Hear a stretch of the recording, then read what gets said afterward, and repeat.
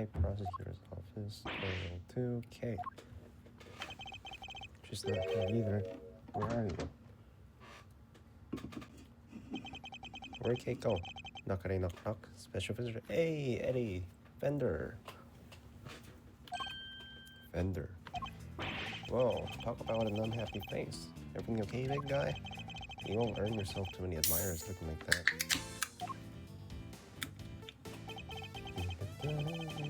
Something happened? Has something happened, he asked. I'll say. It's been all over the news. A murder in the community, sheriff? Well, I call that a happening, alright.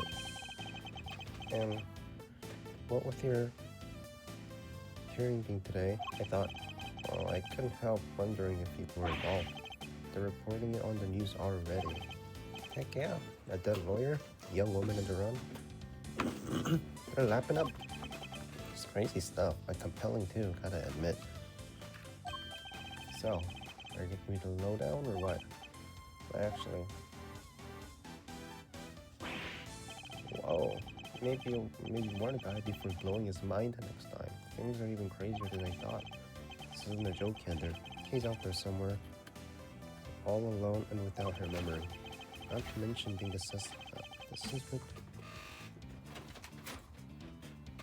the suspect in a murder definitely doesn't make things easier. Where the heck could she have gone to? You're sure she doesn't remember Zip? I thought she might have come here, but no luck, huh? Can't say I'm surprised. Sounds like she thinks she's done you wrong. She wouldn't want you to cause you even more trouble by rocking up on the doorstep. You don't think I know that? But I'm out of places to look. Take a chill pill, compadre. This isn't like you. You round up tighter than a clockwork monkey, which isn't a bad thing necessarily. After all, it's not even you running from pillar to post looking to save an innocent from jail. Act like a lawyer I know you're going to be. Look, Fender, I may have given up my badge earlier, but that doesn't mean I've decided to become important. However, she isn't just some suspect in the murder to me. She's somebody I've come to know very well. Even if we've only been acquainted for a short while. And she's never harmed a fly, let alone another person. Blown on money twice in 5 minutes, why don't you? She's lucky to have you in her corner, champ. Hope you don't mind me saying this, but that's quite the bond that's sprung up between the two of you. In 1 year, too. Like, how many days? Enough to give me you and your old man's rent for his money, even. It's nothing like that, really. She just likes to involve herself in my affairs. You can say that again. From what I've seen, she likes to charge into things, no holds barred. She's done you some good, I can tell. You two make a great team. A little thief, man. Can't say I'm not a little jealous, seeing as my partner in crime is no longer around. Anyway, you need to track her down. Connections like that don't grow on trees, I should know. Alright, how about this for fun? If Fresh have ideas about where she could be, and you can't just walk the street shouting her name, so why not go back to the source? Look into how she lost her memory in the first place. You might just turn up some clues that'll help you narrow things down. Not a bad idea. Based on what she told us, sounds like it's all started at the big building. That's where we're headed. Next stop, the big time. Maybe you should give your face the good news underway. Kay won't come frolicking back into the fold if the first thing she sees is you scowling like that. Very funny. Fender is truly a force of nature all on its own.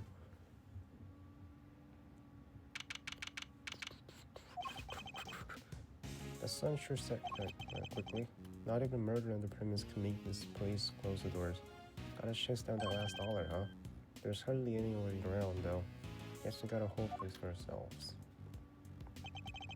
The first step towards proving Kay's innocence is to figure out how she lost her memory. Earth to Miles, we got sleuthing to do. The rooftop paradise is all ours, so let's focus up and do what we're good at for Kay, alright?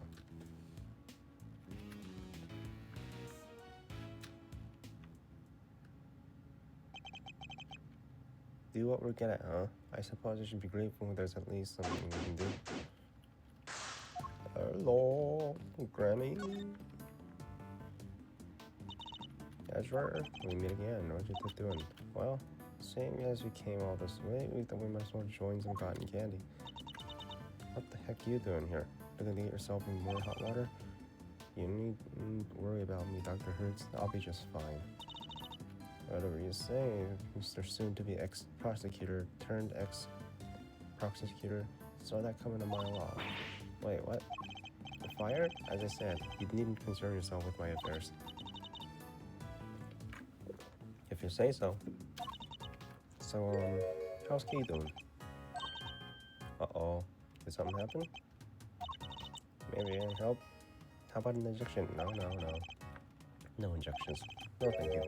Unfortunately, a Javanade does not keep the world's troubles at bay. Yeah. It did get kind of chilly, huh? Come on, let's head back home. Right then, let's catch you soon.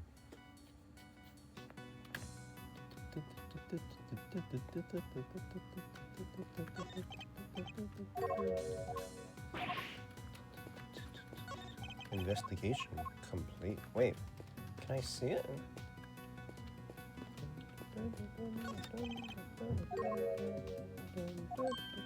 It's like a unicorn, bro.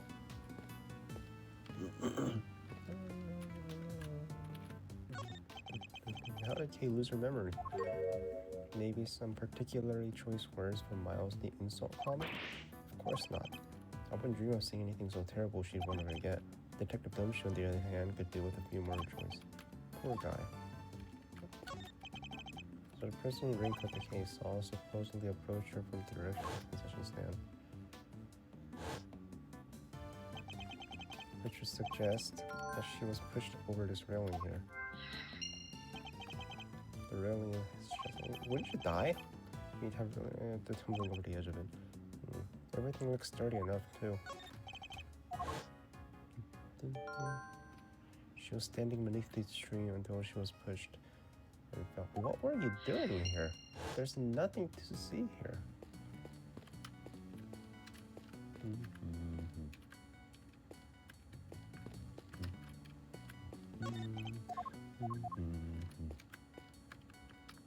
What is it? Eek. You were on the tree. Okay. Don't mind me. I was just lying in wait. That would make you a criminal, Kay. Perhaps she meant laying low. What did she say? I was just lying in wait. Oh, yes, that.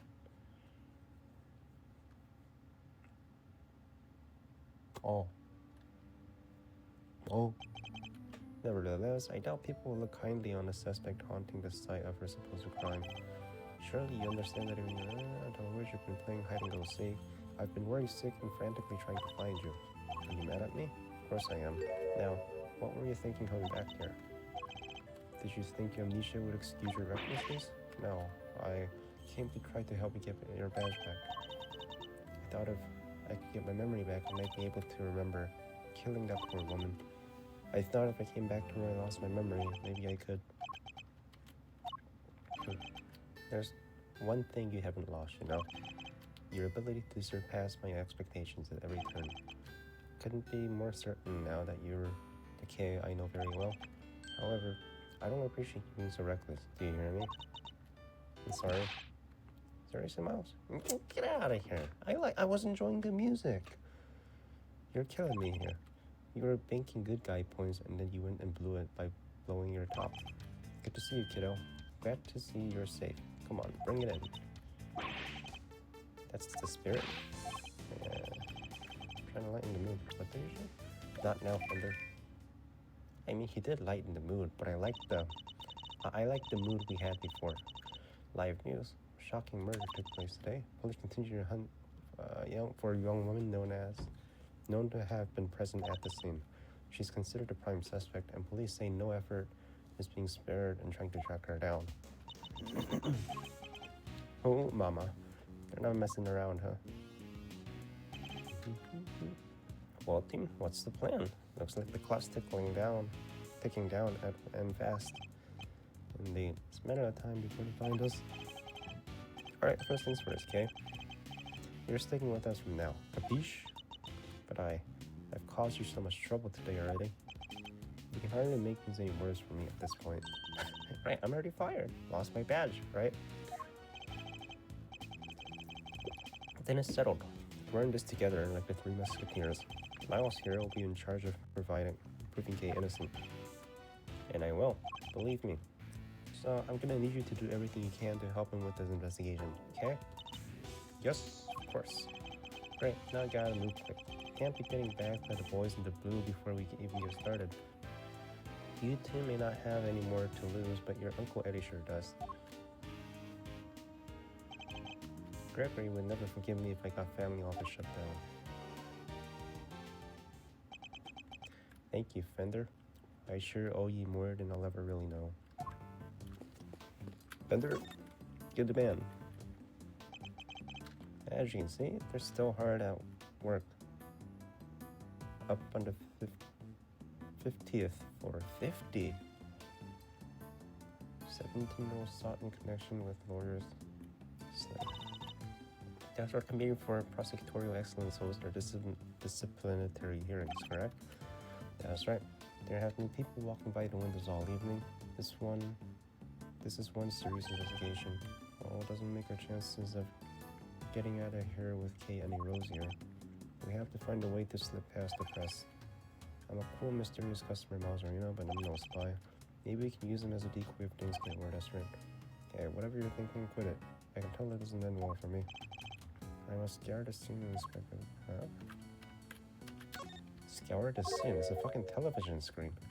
What scene?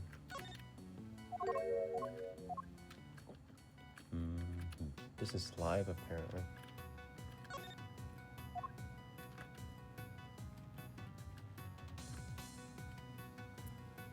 What?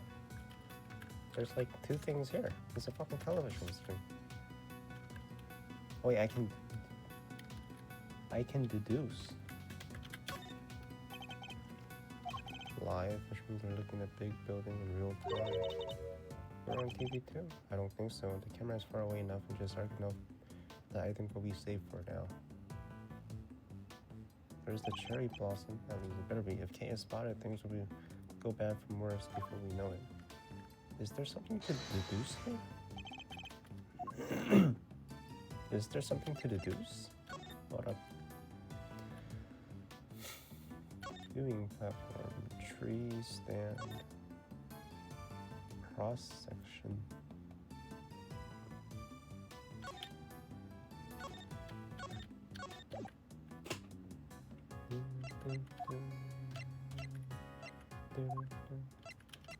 Is there a contradiction?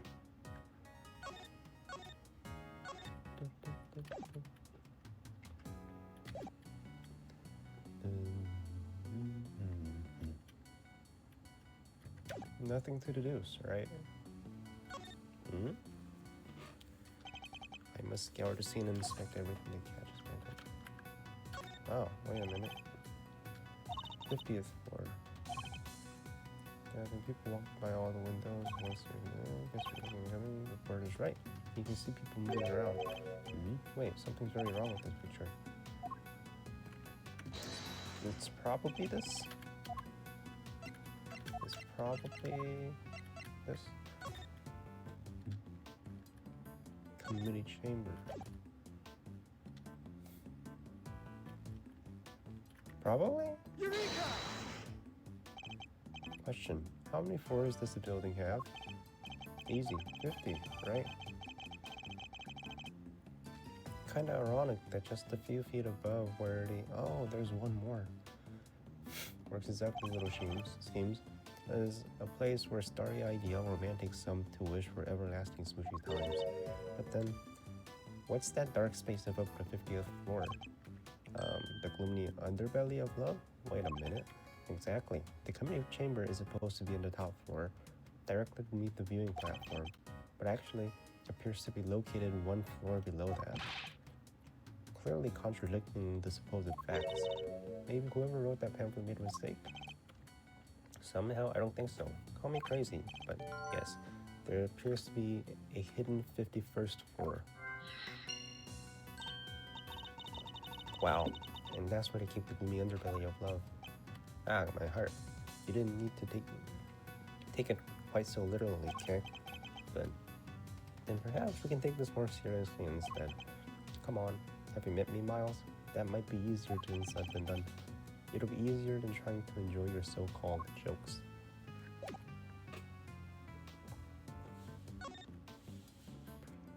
I don't know. Alright, we're done here. Logic time. All that stuff is logic. Railing pushed. Where was Kay standing? Kay was pushed by a person in red raincoat who had walked toward her from the concession stand. Remember standing beneath the tree? There seems to be an extra floor between 50th floor and the roof. Standing beneath the cherry tree.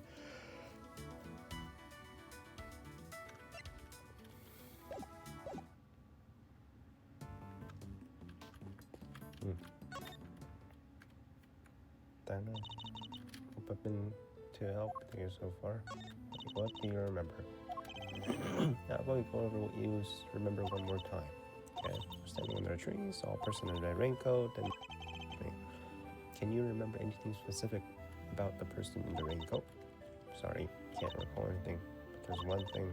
I can see the moon over the shoulder as they came closer and closer. Over their shoulder, so that side, right? The moon.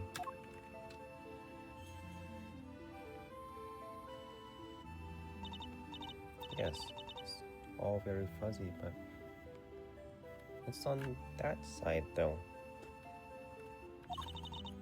In the exact same place it is right now, floating up there above the cherry blossom, so the moon was visible over the mysterious figure's shoulder. That's new information. I should keep it in mind. Other recollections. I keep feeling like there's something just on the edge of my memory. There is. Could be the clue we need. Alright? Let it float to the top of your head and say what comes to your thoughts. Alright, I'm seeing it's very faint, but I'm seeing a small restaurant. Just a corner and some seats. And there's just incredible smell. You talking about the concession stand? Beautiful, golden soup, not too thick, and it tastes just right. It's filled with delicious noodles. They're firm, but not too firm, and that's when a thought crossed my mind. I'm going to order another bowl. Captain memory, but sadly doesn't have anything to do with the case. Are you sure? You used to say you were the second-rate thief, Yatagarasu, noble outlaw dedicated to stealing the truth. Do you really not remember any of that? I think you're right. I was a noble. No, you weren't. Not a noble K, a noble outlaw. Still, I suppose you got halfway there. There was a moon over his head. She says there was a moon on this side. But the moon's over here. The moon. Where was Kay standing? Where were you standing?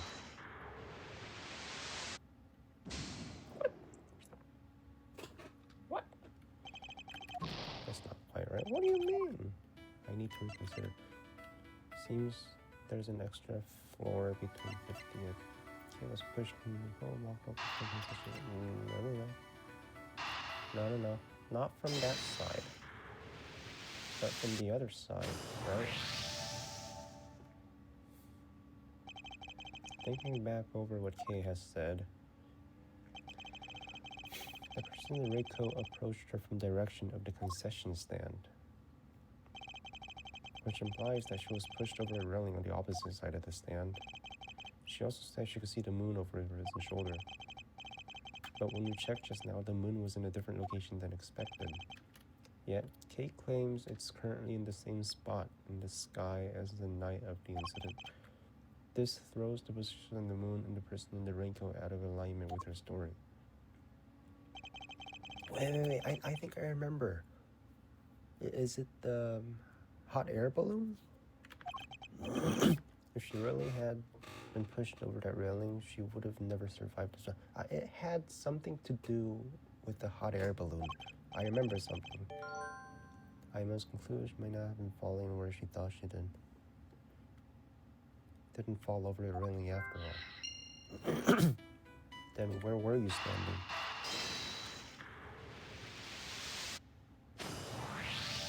Where did you fall? Yeah, hello. You may have fallen, Kay, but it couldn't have been over that railing. Because if you had, you wouldn't be alive now to tell the tale. But I definitely remember standing under that tree. If I was pushed, the only way I could have fallen is over that railing, isn't it? Not unless the ground opened up and swallowed you whole. The ground can just open up like that? How? My bad. Not a joking matter. Sorry, kiddo. But it may also be closer to the truth than you think, Ender. Let's take a look at the ground in the area. There's a chance you might have missed something.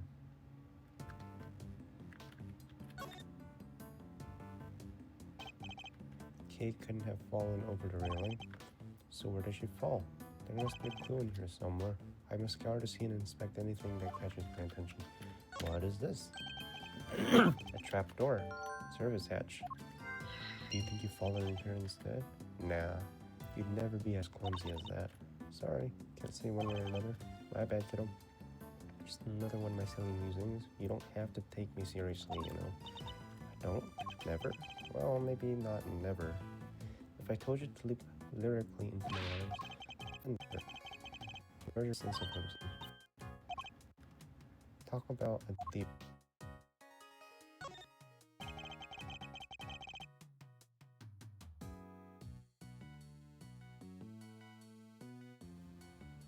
Hello.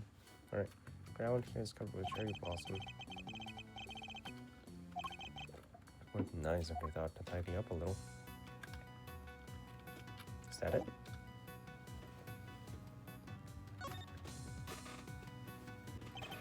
I don't believe there's any more. Oh my god.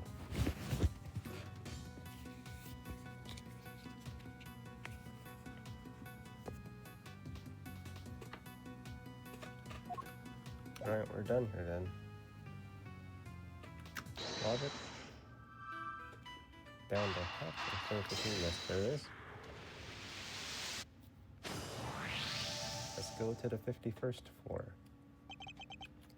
How has no one noticed the floor between the 50th floor and the viewing platform just now? Got me there. Kinda hard to hide a set of stairs going up to it if you ask me. That's precisely it.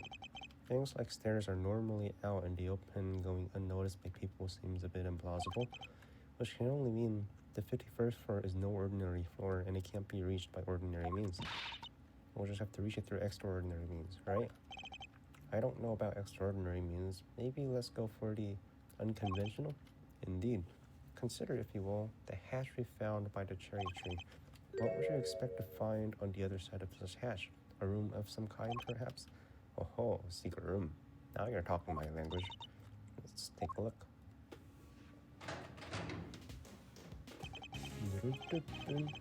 There we go. What is this place? Look at all that stuff down there. It's a storeroom? Whatever it is, I don't think we can safely say that this is where you fell. Go team, strike one mystery off the list. Yes, but the greater mystery of Kay's memory loss remains unsolved. We have a red raincoat figure who can walk on air to account for, among other things. We found a hidden storeroom. I vote we scooch on down and check it out. We have pretty much exhausted everything up here, and it can't hurt to take a look. Alright, let's go down.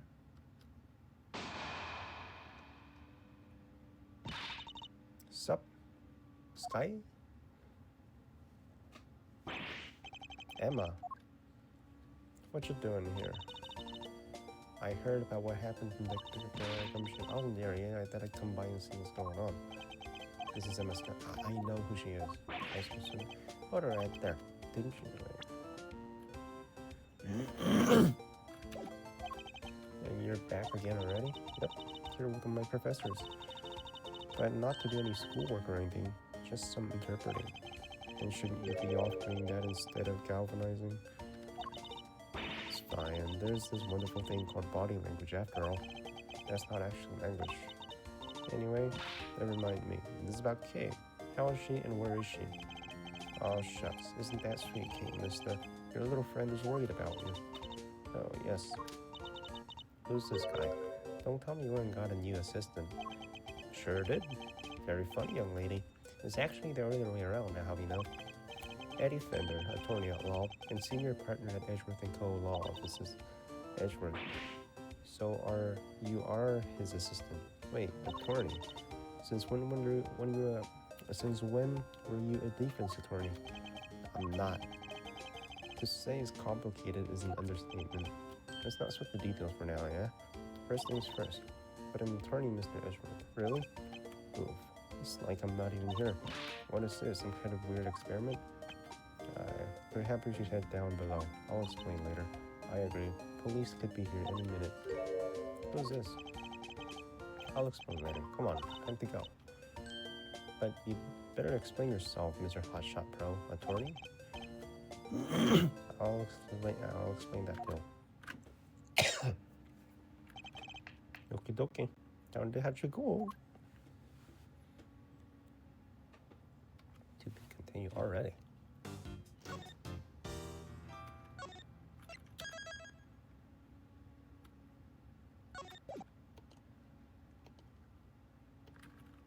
Don't know how should we go?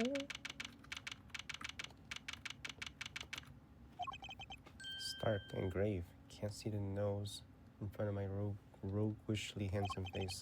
Watch your step, Emma. Ouch. Hit my head on something. Make your way down slowly, Kay. Don't want you to slip. Yes, Mr. Edgeworth. There's gotta be a light switch somewhere, and bingo. Oh? Oh? This has been smuggled.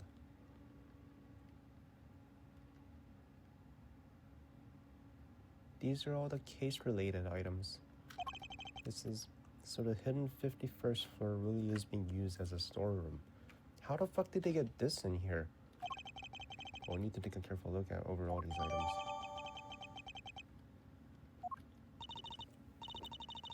Alright, Mr. Edgeworth, you promised me an explanation.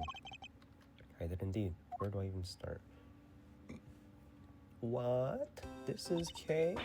Wow. Oh, that's been happening, huh? What a case. It's not supposed to fill you with excitement, Emma. Seems you've gotten yourself into a real pickle. I'm not an attorney or a prosecutor anymore. Well, whatever you are, I think it's time for science to lend a helping hand. Don't worry, I brought my entire kit with me. Well, I feel sure. You kidding? I live for moments like this. Here, let's make this all official. Good working with you again. And you, Miss Sky. And then there were 4. Right, everyone, let's get to work. I want to know where the elevator goes. I don't think it fits, though. Right? I don't think this block fits in the elevator. Well, looks like it goes down. Something we'll certainly want to investigate further, but we should look around. Aye, Captain. Let me know if you find anything juicy. I'll keep trying to see what I can remember. I'll let you know if anything comes to mind. Thank you, Kay. Emma? Ready, willing, and able to investigate, Mr. Edgeworth? Very well. Then let's begin.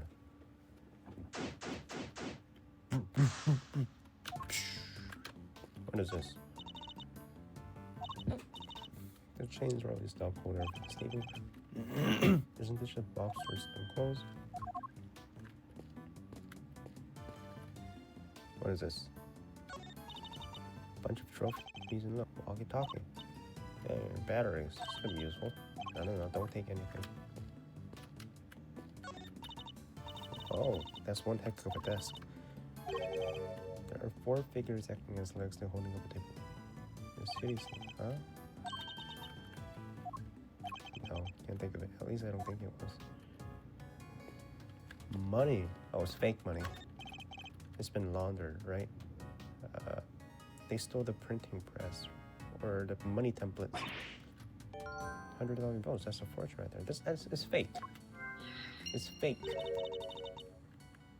It's been used with Japanese ink, right? What is that? Giant head thing. It's the head of the great Mrs. Monkey. I remember this case well, but how did it say here? Mrs. Monkey? Are you sure I didn't get the name wrong? I misread it somehow. Don't be ridiculous, as if I make such a mistake. Huh?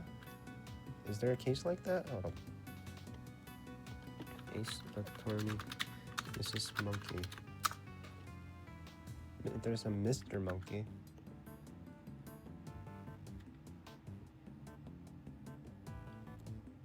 Jack Hammer's murder at Global Studios. What game is this from? Turnabout Samurai. Maybe I've forgotten about it. It says sold. I remember this case. Statue.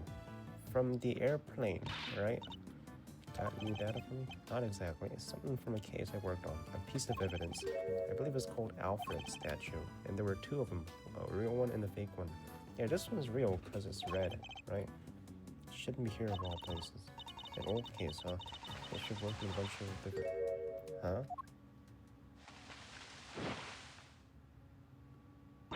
Oh my god, dude.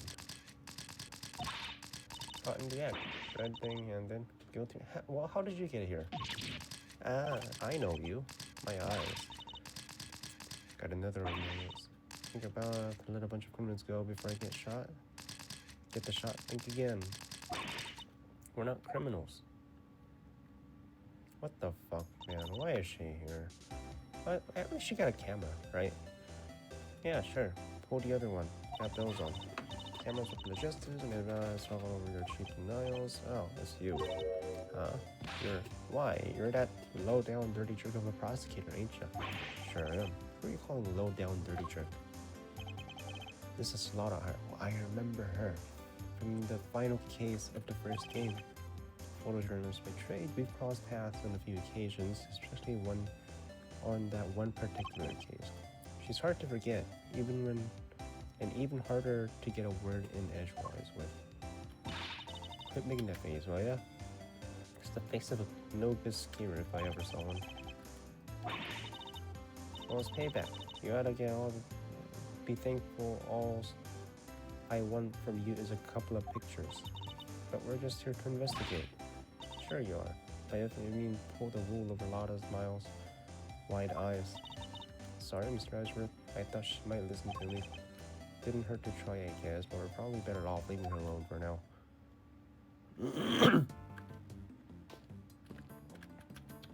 I don't want to talk to her. Huh? Oh. I can just deduce right here.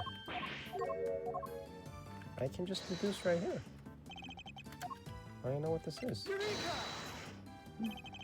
Kate was carrying a gem ninja when she was found. But it looks like it might have originally come from this hook.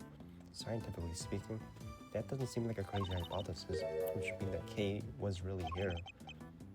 As you put it, it's not a crazy hypothesis, but why? Did she come to steal something, maybe? There's all kinds of stuff here.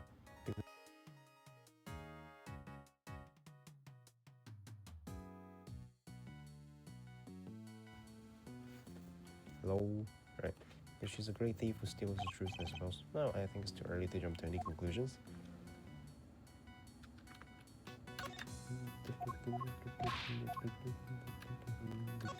What is this? Case files. Wait! I think that might be mine. Something very suspicious. We need to find out more. Fishy, fishy, fishy. Everything has a price on it. Somebody's smoking something. They all have a price tag on it. What is that about?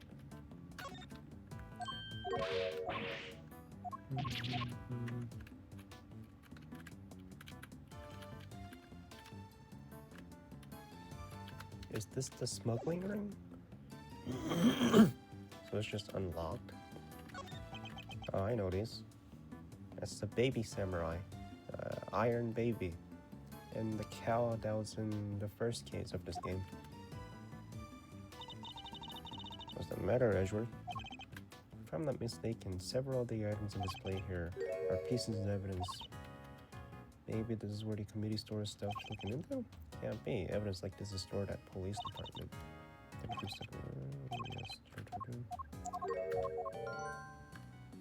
Evidence all have price tags attached. high price tags. Prices. Put in there to guess that. This is the Babylus ink.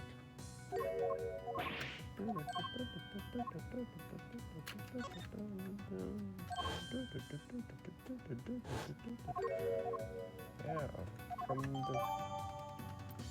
from Mr. Rook and Knight, right? So the storeroom, more of a stock room, it seems so.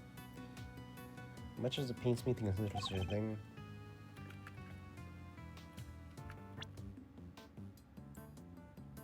stock room. Who would even want to pay for all this stuff? Somebody clearly. The price tags are proof of that.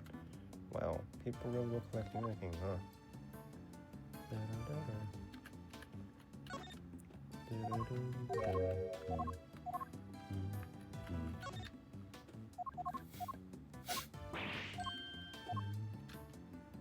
I can deduce something. Hold up. Small bottle. I've seen it before.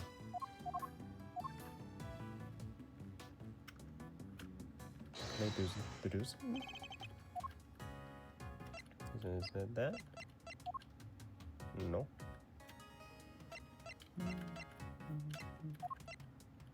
I'm supposed to deduce something apparently. There's this lock here. Can't open it.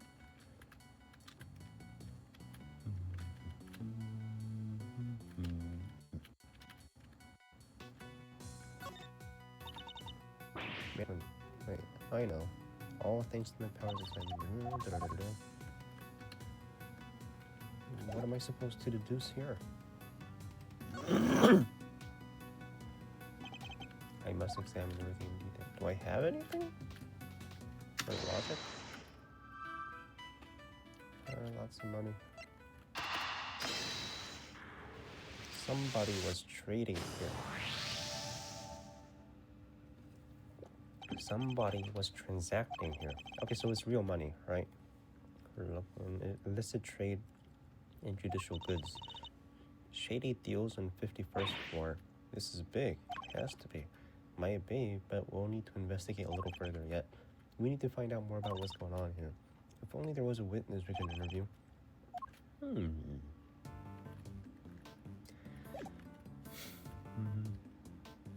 You. Alright, now we can interview you. You got something? Me?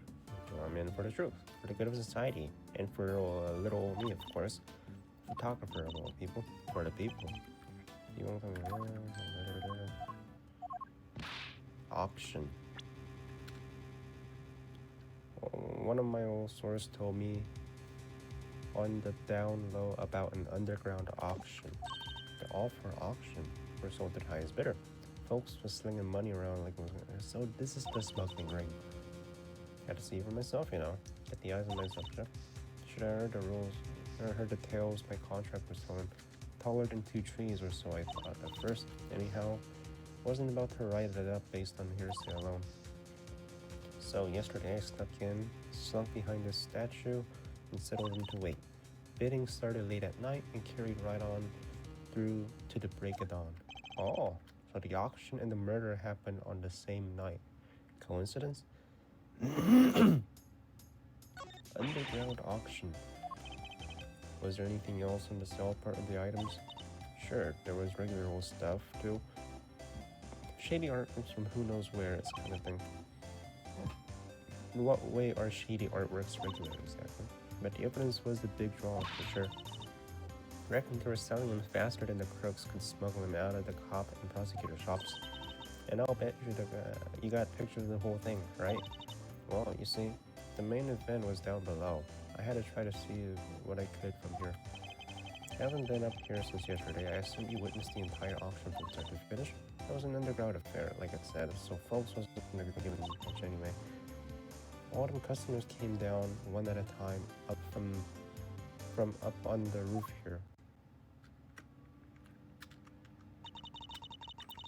Threw on masks just as soon as they got down to the ladder, and that ain't all. They had voice changer and doodads on them. Teeny tiny ones, lingered in the bugs behind. Wait, what is C? Is that her name? Not hard. What is C? You mean surreptitious, right? I don't know what the fuck that means. Surely do. Sweet, sweet. Surreptitude. Also not a word. Okay, it's not a word. Anywho, once they get their gears on, they went down the elevator. But I just fucking missed it. God damn it. When it came time to leave, they all done the same but in reverse. They went up the game again one by one. Mask back on the hook, up the ladder and away. Where the fuck was she hiding? Whoa, that's serious operation. And how many participants were here? 11 altogether. I counted them when they came down the ladder. Oh, damn. She got a big scoop. I didn't just hide behind a stupid statue the whole time, you know? You didn't? Then where were you? I first got here, you know what? That ain't important right now. And you were hiding behind the statue from the very beginning. Well, I watched all the folks come in from my spying spot there in the shadows. I see. So you were watching from behind the statue. They used that there elevate to get down below. Once they was all down there, I snuck up and took me a peek at what was going on. Can you not use this accent? You mean the elevator remained in the room beneath? Nah, they sent it back up. But there's a little peeky hole if you know where to look. The elevator don't quite sit flush with the floor, see? And if you bend down and squint just right, you can see the whole shebang. Did you catch sight of who was in charge? Sure, I guess I did. Yeah, so good a story if you don't get a glimpse of the evil ringleader after all. I wonder who this ringleader is. I have to ask her. Dude with the long hair, right? Eustace's dad. You mentioned a ringleader. Can you tell me any more about him? Y'all should know I came here to get me an exclusive. An exclusive ain't much dang good if you done spilled the beans already. I see. So you don't actually know anything about him.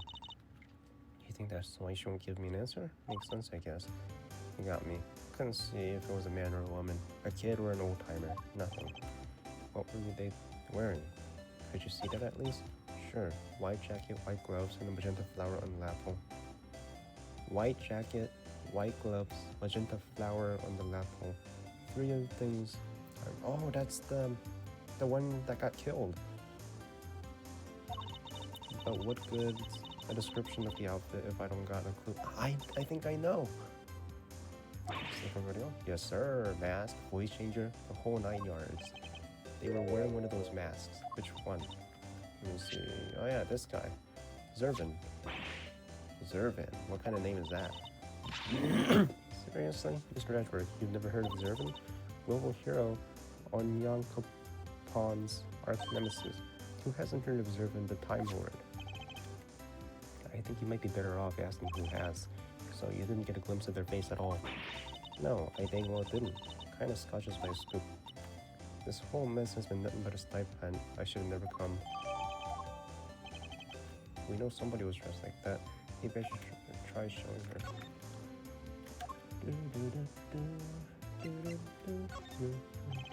You said that the ringleader is wearing white jacket, white gloves, and magenta flower. Don't ask me why they dressed up like a peacock on the parade day, but they was. Is this the outfit you saw? Holy smokes, it sure heck is. But wait, so the big cheese is dead. All we know is that the victim in the case we're investigating, her name was Rosie Ringer. Rose around the ringer. Do you know her? Nope. So the ringleader was a lady. Why didn't that just slip her in a danged eel? Throw me off with a man's jacket like that.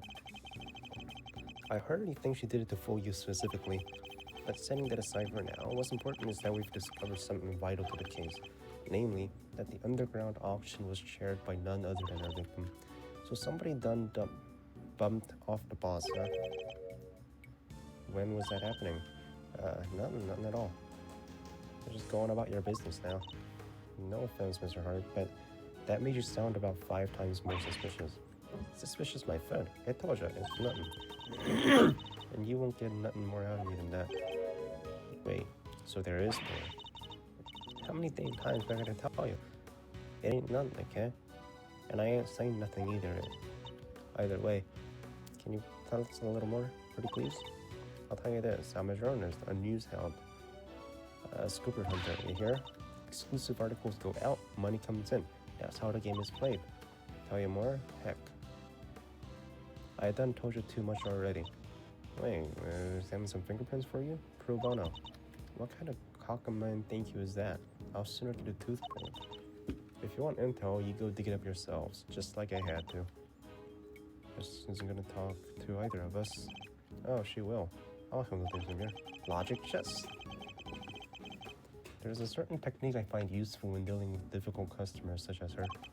She may not give up the information voluntarily, but that doesn't mean she can't be persuaded to. Logic chess? Commensurate. Let's start by observing your opponent. Great. I ain't telling you nothing yet here, but quit wasting my time before I really blow a fuse. As you've seen, she's very quick-tempered. She'll try to cut the conversation dead whenever possible. I won't have much time to think, so I need to be swift and decisive. She's definitely hiding something from me, so my first move is to discover what that something is. Commence. Let's talk about this reason.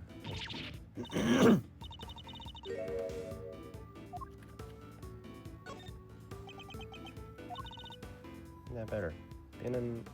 Been a news house all about keeping a cool head. Speaking of news house, this might be interesting to you. I met one a few days ago. She was a hungry young reporter indeed. Reporter with a particular turn of phrase similar to her own, in fact. Yeah, she spoke like me? Guess that could have been somebody I know. She was your apprentice. Her name is Tabby Lloyd, and if I had closed my eyes, I could have believed I was listening to you. She told me about somebody called the Chief. She was talking about you, wasn't she? Oh, so you met Tabby, huh? That ain't something. Wait, oh no you didn't. You ain't good on my side, can you not use this fucking accent? You ain't getting on my good side, bring her into this sneaky snake. You nearly had me too. Interesting. Talking about seems to make her lower her guard a little. You should tell me everything you know, and don't you dare leave anything out. Go jump in the creek, you big bully. Why should I tell you anything? You don't got nothing to do with me, nor me with you either. I know your apprentice pretty well. I don't have anything to do with you? That's a little unkind, don't you think? After all, I know your apprentice. I know her pretty well, in fact. Yeah, well, guess it goes kinda cold for me to say that if you know her pretty good. Wouldn't want the poor kid thinking I don't give a rat's behind. Good, then you'll tell us what you know? Fine. Can't let him bamboozle you that easily. What was it about a scoop? What did you say? Scoop?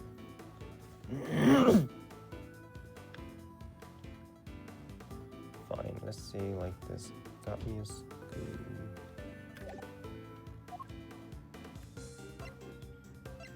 You have a scoop of some kind. How embarrassing. Professional journalist making a careless tip of a tongue. You have a scoop, don't you? Tell me what it is.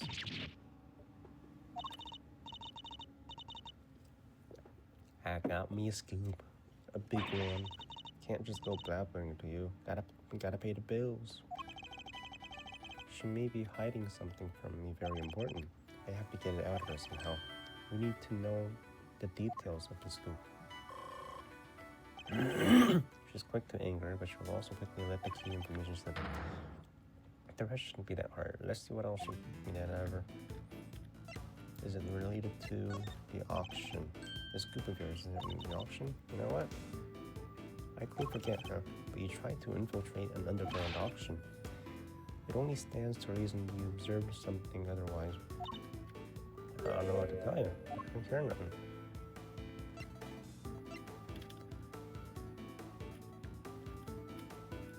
Did you hear something from Miss Lloyd? What the fuck?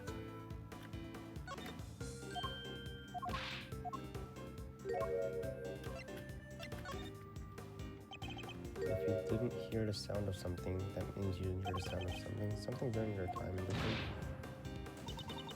Well, say well, it's not really, just a little noise. So something happened during the auction. That might be a clue. Your scoop involves something criminal in nature, doesn't it? Maybe it did, maybe it didn't. Which is it? This is important. It ain't done. No. Fuck. Huh? Hey, you did the exact same thing, genius, but let's not mention hand them the badge, shall we? Still, it didn't amount to a whole lot of things. Next to murder, trespass, hardly nothing. From your murdering about murder just now, I gather yours has something to do with a homicide? Nah, I was just talking hypothetically, like. I snuck the doctor, called it that from the murder? No. But you did hear something. Oh, that was so close. You heard something during the auction. You claimed it wasn't important, but it must have been. Otherwise, why remember it? I think it was something very memorable indeed. In fact, I believe it was the cry of a murder victim. How do you keep doing that? Alright, it's true.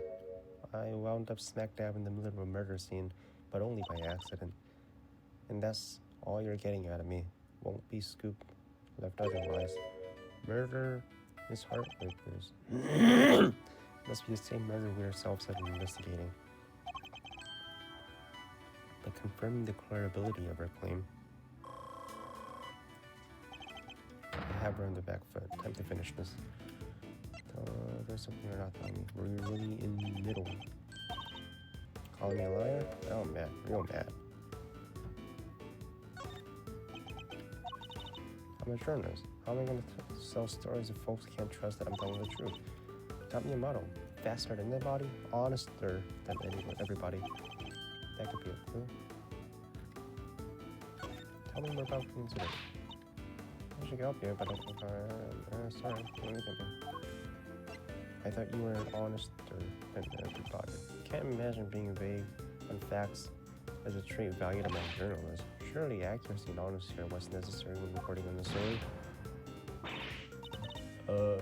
See, seems your so-called information is not credible after all. Look, there was a murder, and I was there. I can even prove it. You can prove it, can you? How? I got it. Wait, you heard that? I was talking to myself. Don't think of nothing. You're still hiding something. There's something you're not telling me. I've done one of us already. I'm to the make clue. I know you've been keeping something from me, and that something is proof. Proof related to the murder you witnessed. Proof enough to form the basis of a story you've hoping to tell. Dang it all, dude. Give me a break, will ya? Come clean, okay? That's what you want, right? Here, I done snapped me a photo. Happy now? You better be. And that's checkmate.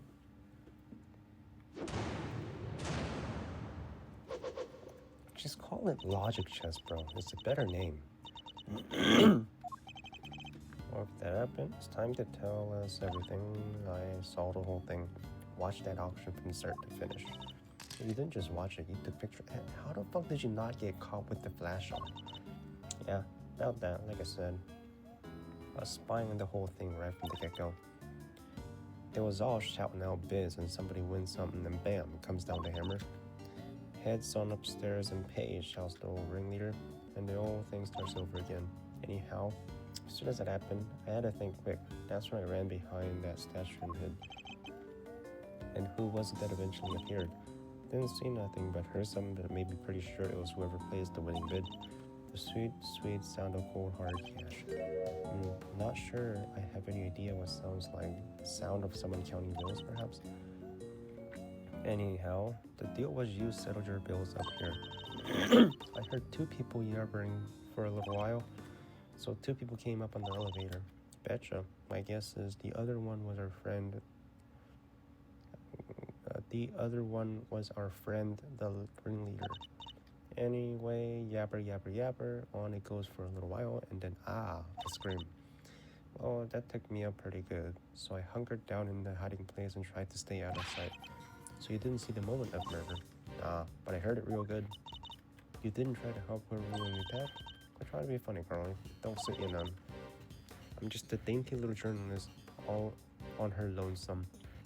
You think I was expecting to triumph and save the day? Dainty. Anyhow, then there was a bunch of rustling sounds. Right about when that was happening, I got a feeling pretty bad about what I've done. That makes sense too. After all, I didn't remember to get out my camera and snap even a single picture. I didn't remember to get out my camera and what the fuck does that mean? Did you take a picture or not? A scoop like that dropped right in my lap and I miss somebody at a 10 my height. What the fuck does that mean, bro? Anyhow, then a little more time goes by and there's kind of this clatter and noise.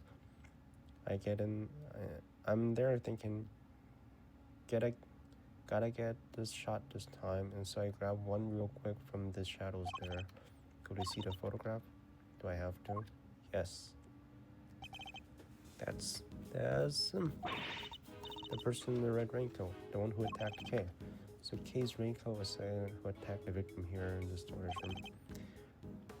Then proceeded up to the roof where they assaulted Kay. There's one person. Where's the victim? Weird, huh? I wondered the same thing. I heard two people, but there was only one in the shot I got. I didn't see nobody, nowhere else in the room either.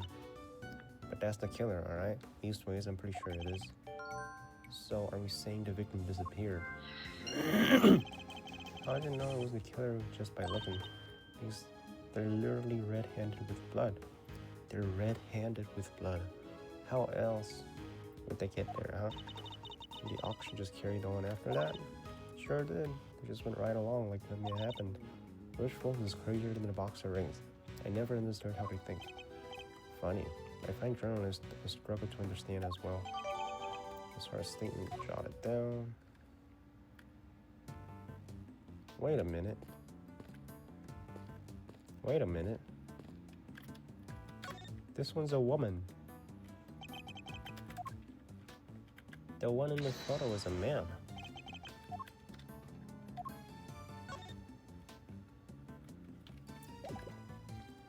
Where's the photo? Oh, no, never mind. During an auction, Timmy came up and over. Wait, look at the pose.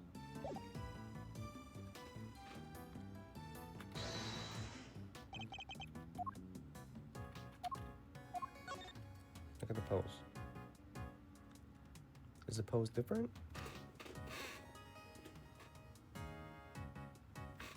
The hand is a little raised, isn't it? It's lowered here. Is that supposed to be the difference?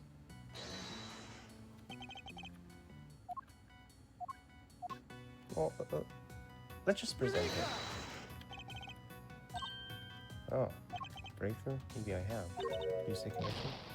Alright.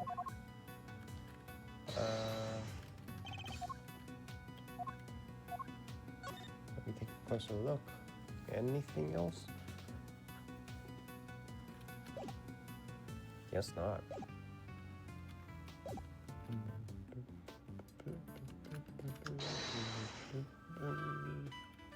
Occupation, exit, disappointing victim.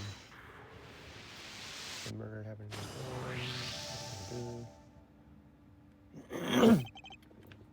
if the storeroom was the actual scene of crime, then you'd expect a body to have been up here at some point as well. Yeah, but think back to what Ms. Hart told us about how the customer left the auction. Do you remember? Of course. They came up from downstairs back through the storeroom.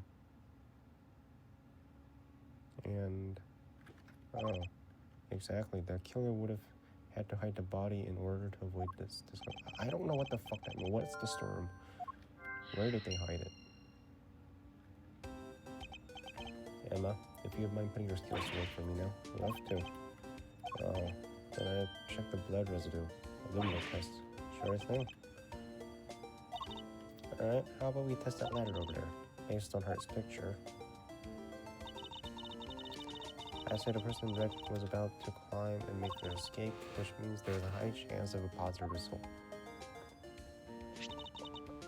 Testing area, press A. Spray. If it happens to land on some blood, you'll see it react like this. Anyway, that's a positive. It's still fake. Spraying it a couple more times would be enough to make it really stand out. Yeah, that brought it out nicely and made it feel that much more real. Anyway, I think you got the gist of how it is. I know. I get it. Thanks for playing the game for me.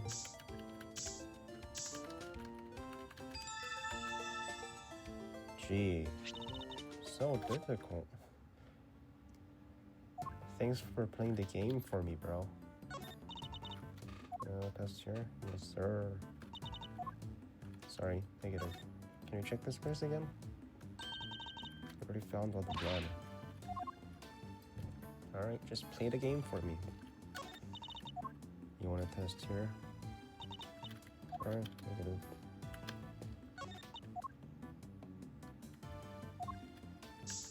Jeez. Oh.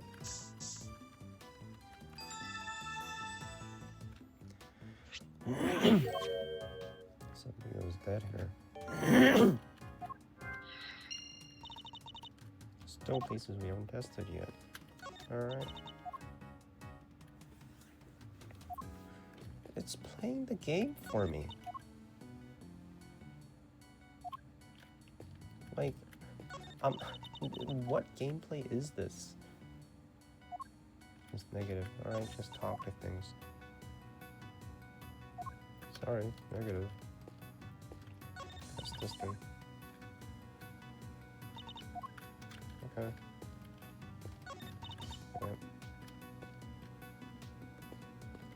You said this is negative as well? And what else is there?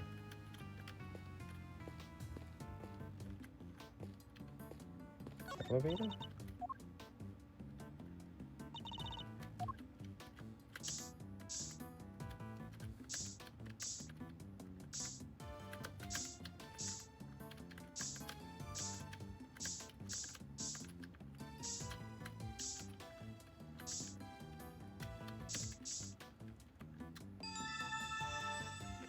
So fun. Wow. I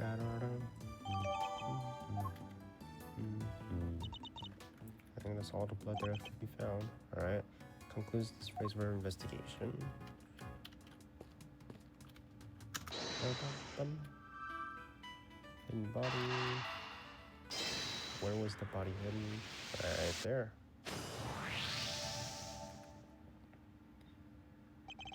Blood in the clothes box can only mean one thing, that this is where the body was hidden. Sure of it. I wonder if who won the box in the auction happens. I haven't the foggiest. Still, very hopeful discovery. Now you just hold your horses there. There's no way the body could have been in there. What do you mean? I took a look at the box when I first got in here. It looked to be just about the perfect size for a little hide and go seek beneath a rose. And maybe it would have been if I could have opened it. But it was wrapped in chains and locked up tight. And I ain't no escapologist. The murder happened just a little after I scoped it out. So I can't nobody have put no body in there. Can you not use this fucking accent, bro? Shut the fuck up, man. Huh? Well, slap my head and call me silly. Could have swore it was, though. Closed box. Shot it down. The box in which the killer hid the body. Traces of blood detected.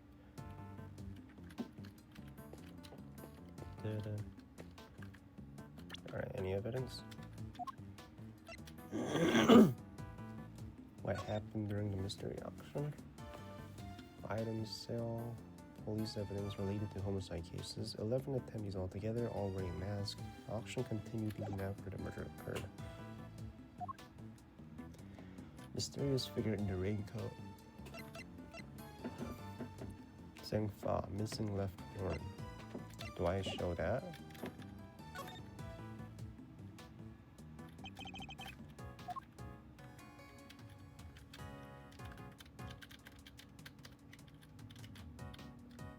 I mean, like, what is there to deduce?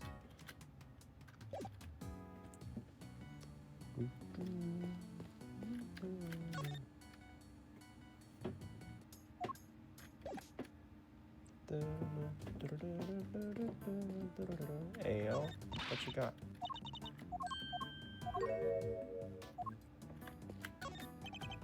Oh boy, so experience going on out there. Okay, remember anything?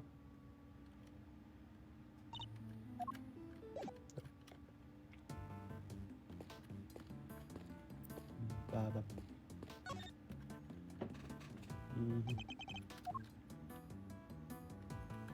But there was nothing here before, right? From the photo here, it doesn't look like there's anything, right? Or it could be just the angle.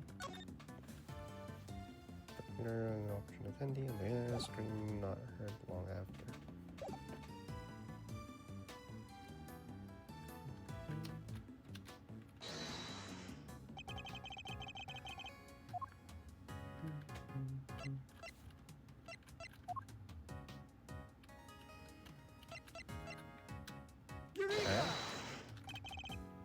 Alright, guess not.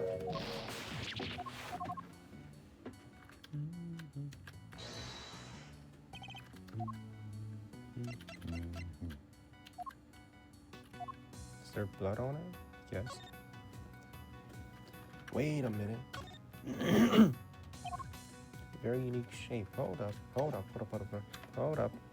Hold up. Yes. The shape. Eureka! Look closely to see. Oh. I may have. Look at the piece of evidence. Do you see the connection? No. What? What? What the fuck, man?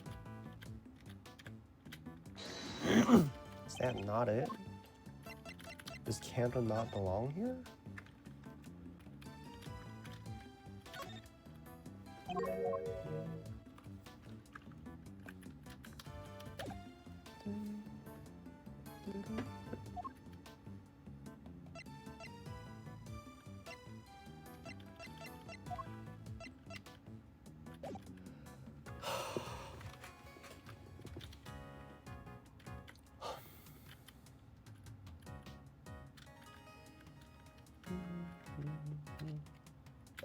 I feel like that's all we got. Mall. Notice anything?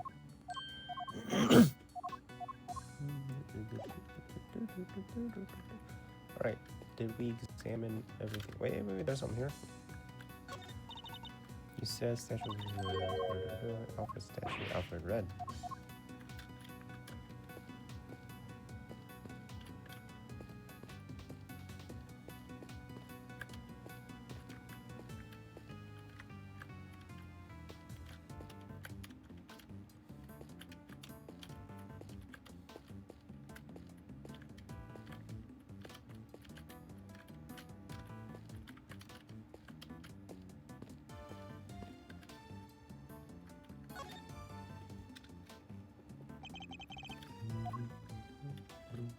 Maybe the flower?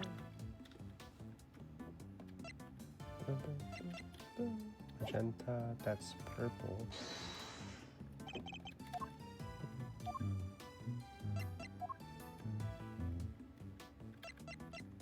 It ain't that.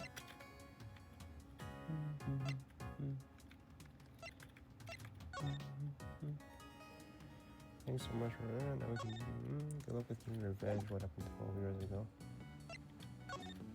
key card record, gavel rarity, coroner's findings, 3 puncture wounds,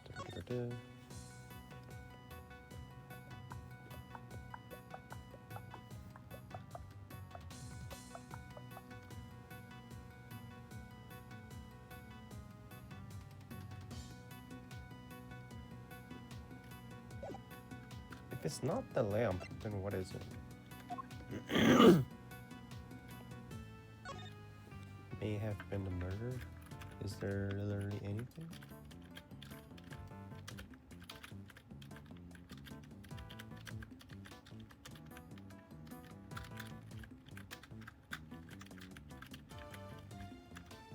Anything? It's a star shape. Okay.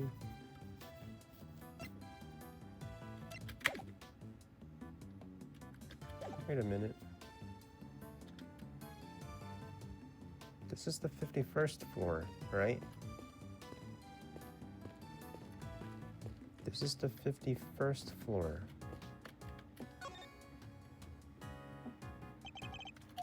Can we look at the blinds? Like, look at this thing. And then look at the building layout. It's supposed to be windowed like all throughout, right? The windows are different.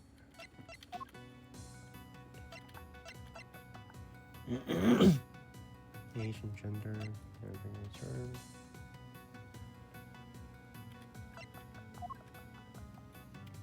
Variations. Auction continued even after murder. Items so many items of police evidence related to homicide cases.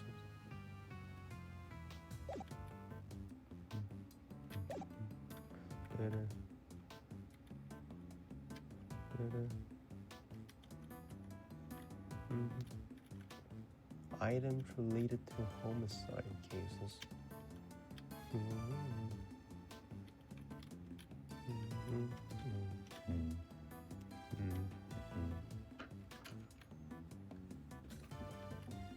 Like, is that not it? Can we try again? This is star shaped, right? Look at the bottom of it. Like, clearly it's a match.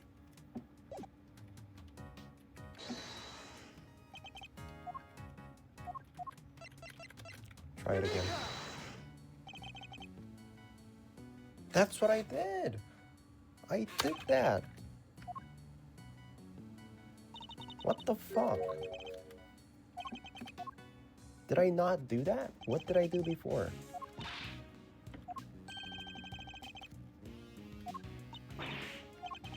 I'm ready to move out. Wanna stick with me?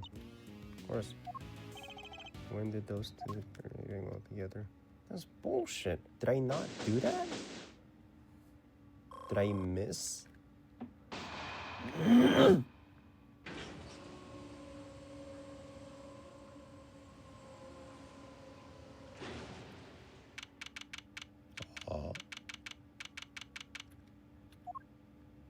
Sup? Ooh. Ashworth. Sup? Hope I'm not in trouble.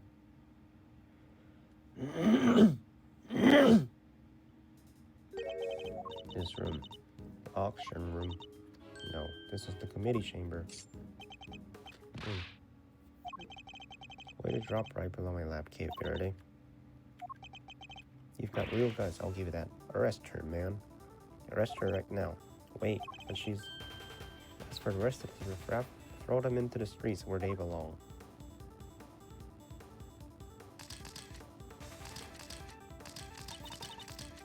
Can't do this. It's gonna be way overboard. Yeah, what she said.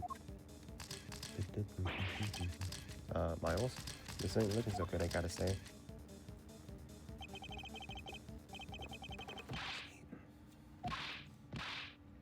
Damn, everyone's getting whipped. You'll have to forgive me. I meant to hit a certain cowardly ex-prosecutor. You weren't aiming for him, you were aiming straight at me. Something keeps getting in the way. No. Right there, Franziska. So, what are you doing here, Mr. Ex-Prosecutor? You still believe Kate to be innocent? We're supposed to care what you believe? You no longer have the right to an opinion. Franziska von Karma, I have no intention of stopping here right now. But you chose to stop and give up your badge, and so the game has already come to an end. A badge was an obstacle proceeding along the road I've chosen. I haven't stopped. I've simply cleared the way ahead, and now I'm free to follow that road all the way to the truth. So don't you think for a second that my conviction has changed? I'm every bit as dedicated as I ever was. You seem to think you know what lies at the end of this road to truth. Show me. I'll explain my current theory first, and if your road fails to lead anywhere, my whip will happily guide it. Whoop, whoop. The victim used her key card to enter the chamber with her killer. She was then stabbed with the candelabrum by the culprit and subsequently died as a result. We know the identity of the murderer thanks to the letters she exchanged with the victim, and we know the location of the murder is here in the committed trial chamber. The blood on the floor of this room proves my theory. Game, set, match, Miles Edgeworth, QED. What is QED? Wait.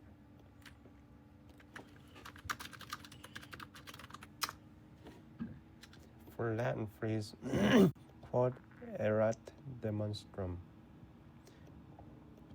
That which was to be demonstrated literally means what was to be shown. Alright? She seems pretty confident, huh? She doesn't lack the courage of her convictions, that's for certain. I gotta say, I can dig the vibe. I could even give her a hug. Pathetic. Oh, Miles Edgeworth, do you think you can bring my case crashing down in my ears if you really have wrote the truth? Perhaps. Happy to. I'm about to pave that road with incontrovertible evidence.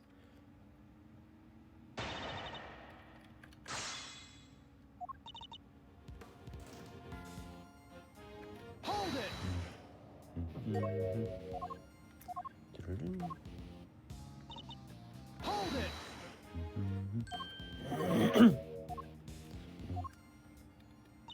Hold it!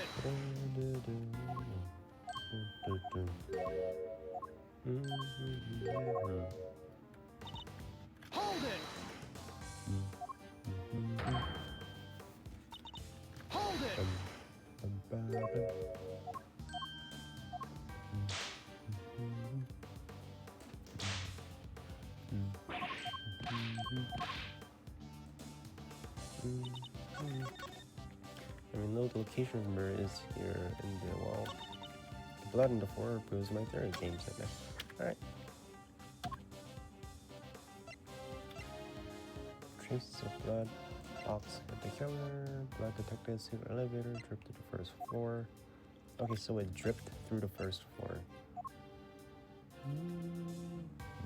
Photograph of the mysterious figure in the raincoat.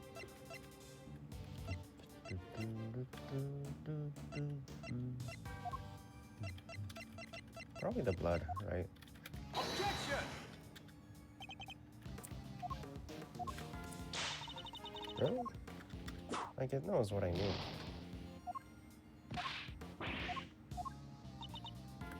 We know the location of the murder is here. We know the identity of the murder thanks to the letters she exchanged. Hold it! Let's press right here. We managed to prove conclusively. Are you saying they found Kay's prints? No, only the victims. Well then, how can you say for sure Kay did the deed? Hold it!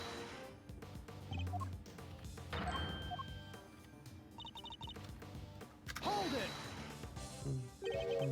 The blood. And it has occurred that you found. How quickly you forget, Miles Edgeworth. Evidence is everything. So please, present your proof. Or kindly stand down. This isn't a courtroom, but it doesn't mean they can't give her evidence.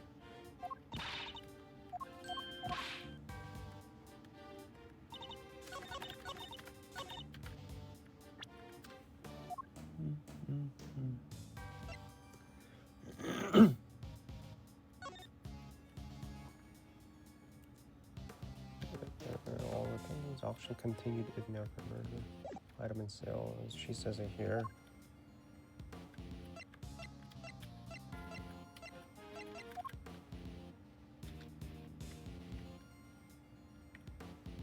Okay, where do I present this? Is here in the trial chamber. Is it here? Her statement. She said that auction continued even after murder occurred. There it is. Objection! If you want to take it. Alright, man. What the fuck is this? It knows what I mean.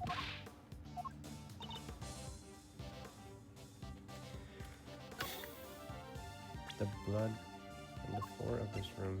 Well, that's the blood from this elevator. Like what? Like, there's like 10 different ways to prove it. If I remember correctly, the blood discovered in this room was located in murder under the gaze of the divine. A brazen act, even for a cold-blooded killer. Except that may not be true at all. Take a look at this if you would. Its blood stain was discovered in the court directly above the committee chamber. As you can see, the blood we found looks to have dripped through the room below. And the elevator it dripped down descends directly to the foot of the statue. Ah, so you noticed. Then you will agree that the murderer cannot, in fact, have been in this room. I put it to you that the victim was killed in the room above, and only afterwards was she moved down here. The Court of Justice did not witness the murder. She witnessed the killer trying to cover their tracks. Why is she smiling? Sorry, I was just thinking back to the very similar situation. Well done, Mr. Edgeworth. You've proven yourself to be more foolish than I thought. Mr. Edgeworth is anything but a fool, sir, and you know it. Youch. Have you forgotten the picture you showed me, or are you really that airheaded? Even a cursory glance shows that there was far more blood in here in the committee chamber than upstairs. Ouch, whipped again. Oh, you're trying to tell me that all the blood dripped down from above? If it had, your storeroom stain would need to be 10 times as big. I say the murder happened down here. There's no way it could have happened anywhere else. What do you mean it couldn't have happened anywhere else? As insightful as ever, Francisco, but you played right into my hands. How so? You're correct. There's far less blood upstairs than one would expect. The question is, why? Trifling detail in the face of my previous explanation. Alas, your explanation doesn't account for why there was blood in the storeroom in the first place. Surely you don't think some splatter managed to shoot itself all the way up there, do you? Whoa, like some crazy fountain of blood? No way. No way indeed. It's completely impossible. So how about this?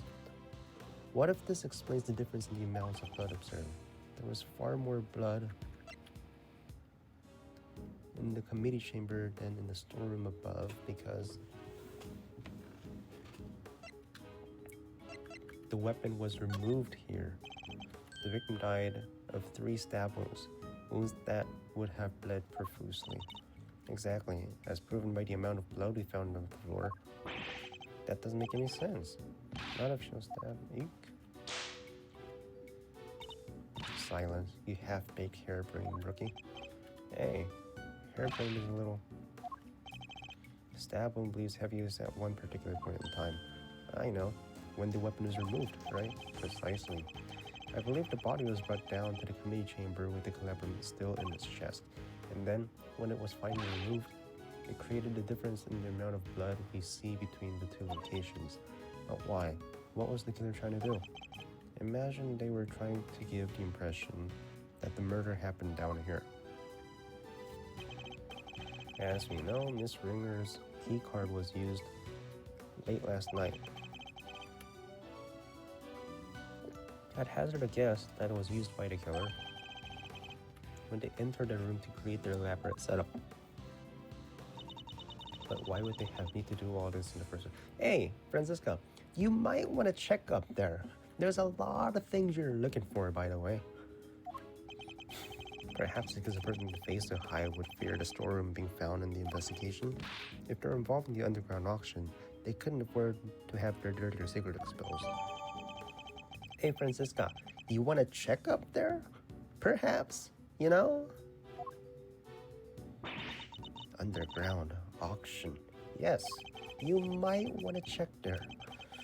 You should take a look. And yes, that's what I'm saying. The items up there tell quite a story. One that should explain what was going on here last night. It's almost endearing, Miles Edgeworth. How desperate you want to protect your friend. Alright then, don't look. There's something just beneath the surface, something bigger than all of us. And Kay's only crime was to have bad fortune to fall right into the middle of it. That's quite the Miles Edgeworth. Hyperbolic to me. I just missed that. Surely you're the one making a mountain out of my perfectly reasonable mobile. You could just check up there. I'll tell you why, because this case has something to do with the smuggling ring you've been chasing. You followed the trails of items being smuggled by the ring and wound up here. Tell me I'm wrong. Tell me that the something I sense isn't related to any of this. I'm very happy to learn that you giving up your badge didn't completely relieve you of your senses. Scruffy here told me of the circumstances that led up to that, by the way. Sorry, sir. I just thought it might help, you know. You did the right thing, detective. I'm right, Franziska? Is this incident part of the broader case you're working? Was the underground auction already on the Interpol's radar? Wouldn't you like to know? But you don't need to. And so you won't. Then you knew, didn't you, that the auction was being held here in this chamber? Hey, you mind if I butt in for a second? Go ahead, man. Your rectum over there, the lady in the white. You. Sup? Let a gal finish, will ya? No good button the pain in the you know what. Ouch. Well, this lip assuring changed their spots. Your testimony is not required, and neither is your presence. Kinda true, right? What you mean? I'm a journalist. You can't. Ow. You're a liar, is what you are. You lied under oath at one time. Seems like Miss Von Karma's none too fond of. That might be the reason she lost her case. I'm not sure. I don't remember the details. I don't think she's her biggest fan. No. What's she called? Ringer, right? She was a member of this committee here. Well, she's dressed exactly like the ringleader. Stop it. What is the meaning of this interruption? Miles Edgeworth, explain. Miss Hart, here, helped us out by describing how the auctioneer was dressed. It seemed they were wearing the exact same outfit as the victim, Miss Rosie Ringer. But that would mean that the victim was also the ringleader. No, not quite. Now, how about we calm ourselves? It seems we have a new information to consider. It's true that I came here to investigate the underground auction and to arrest its head operations, the auctioneer. But if Miss Hart is to be believed, the ringleader is dead. It's not her, I don't think. I guess that means your journey here today was wasted. I suppose it does, nonetheless. I, Franziska von Karma, I refuse to leave empty-handed. Time for a rematch, Miles Edgeworth. Fine by me, but you may find that your whip will go sorely underused this round. Fine, I accept your little explanation. That will make the storeroom the actual scene of crime, yes? In which case, the murderer is someone connected to the auction. If the photograph is to be believed, the victim was the auctioneer and the culprit was the attendee. The killer lay in wait for the victim in the storeroom, where the exchange of illicit goods was to take place. They then stabbed the victim in the chest with a piece of merchandise, the candelabrum. There, does that sum it up? Because I won't be accepting rebuttals. I'm afraid you might have to. There's a serious hole in your testimony. There is. Didn't spot any. Fight back, and I will. Time to take Franziska's testimony to task. Rebuttal.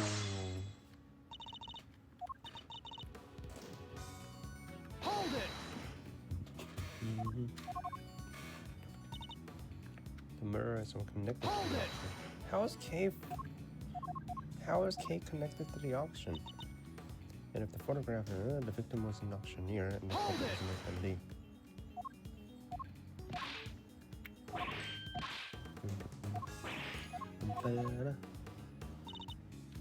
The killer lay in wait for the victim in the storeroom where the exchange of illicit goods was to take place. Objection!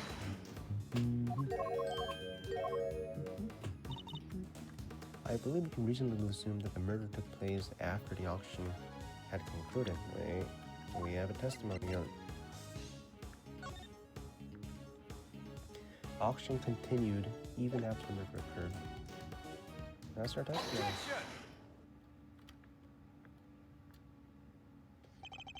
It seems you're one step behind yet again, Franziska.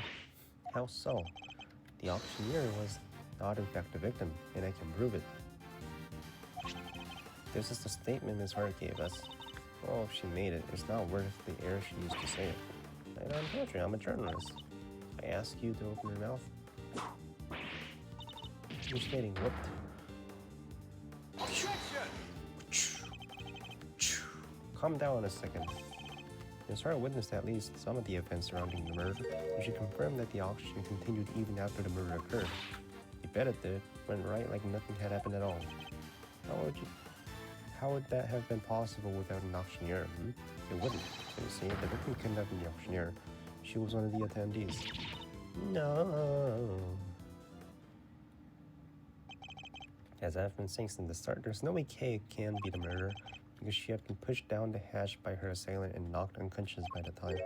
So then, who was the victim, really?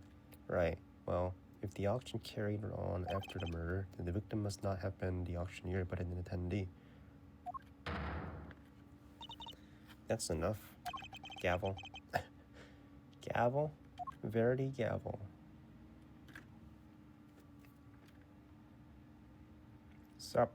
You been hearing all this? Order in the courtroom. All rise for the chairman. Sup? It's you. Oh, there's no need for all that pomp and circumstance, Verity.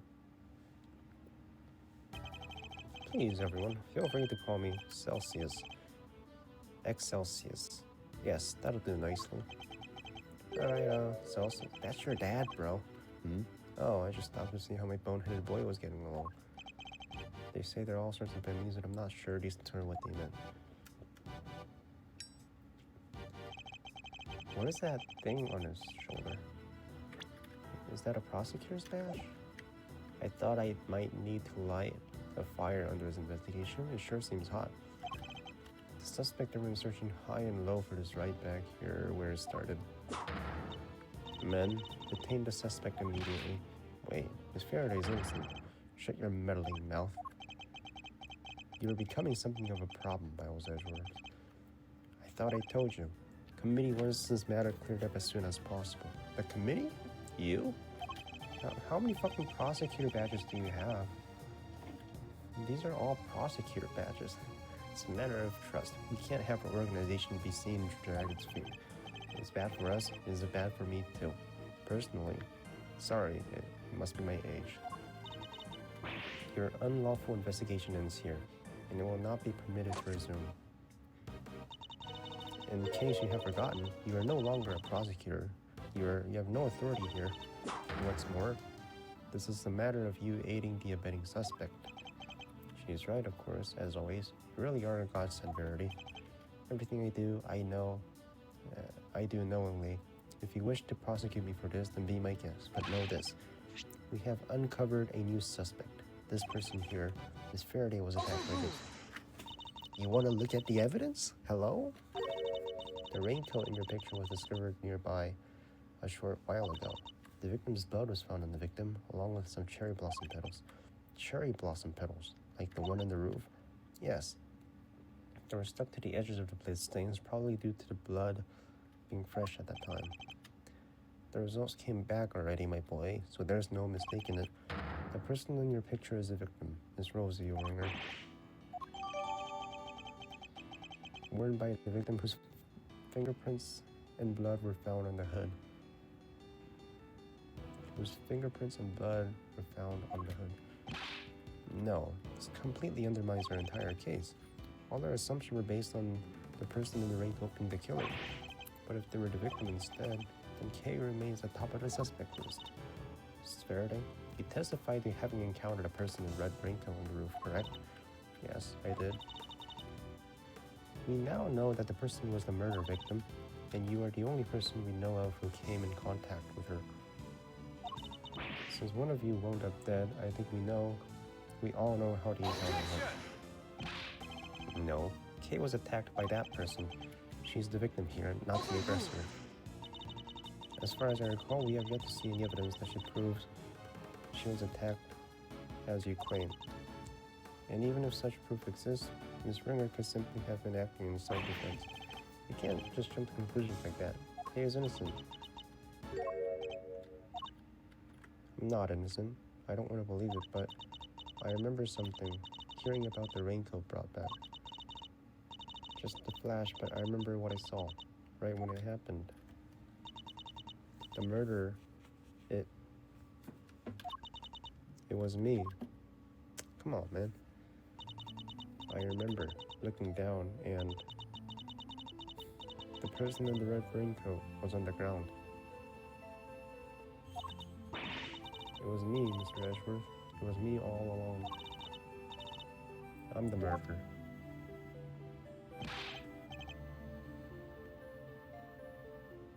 No, you're not. Can't be.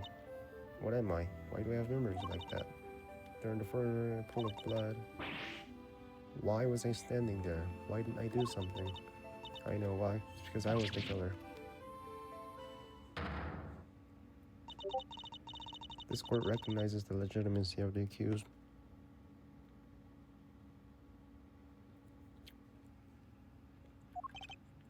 What? But you say you didn't believe her like 5 minutes ago. I commend you on your bravery, Miss Faraday. It will not go unrewarded. Praise be to the goddess of justice for her many blessings. As an official representative of Interpol, I hereby request that the suspect be... We don't have time for this. We must arrest Kay Faraday this instant. How dare you take that tone with me? This is a gross overreach of authority. I demand that you give us more time to investigate. You say my investigation is unlawful? What could be more unlawful than this? Unfortunately, you no longer speak for the law. It's corruption, man. And they don't, but I do. And while I can't help but be moved by your dedication to your friend, I have to agree with Verity. Speaking of the law, it seems there's one other we must arrest. Yes, almost forgot. Miles. What is he burning? What are you talking about? He was just doing his job. He didn't do anything wrong. He wasn't doing squat. By which I mean to say, unfortunately, Miles is no longer serving in any kind of official capacity. You went too far this time, Mr. Ashworth. You conducted an unlawful investigation. Worse, you aided and abetted the flight of a suspect. You are no longer even an ex-prosecutor. You're a criminal, nothing more. That reminds me, there was supposed to be a hearing today, wasn't there? Concerning your conduct. I'll make sure it's officially rescheduled for tomorrow, although I fear I already know the outcome. Make this as an opportunity to reflect on reactions, Miles. A chance to really think long and hard. This court is adjourned. These two gotta be locked up, man. This is corruption at its finest.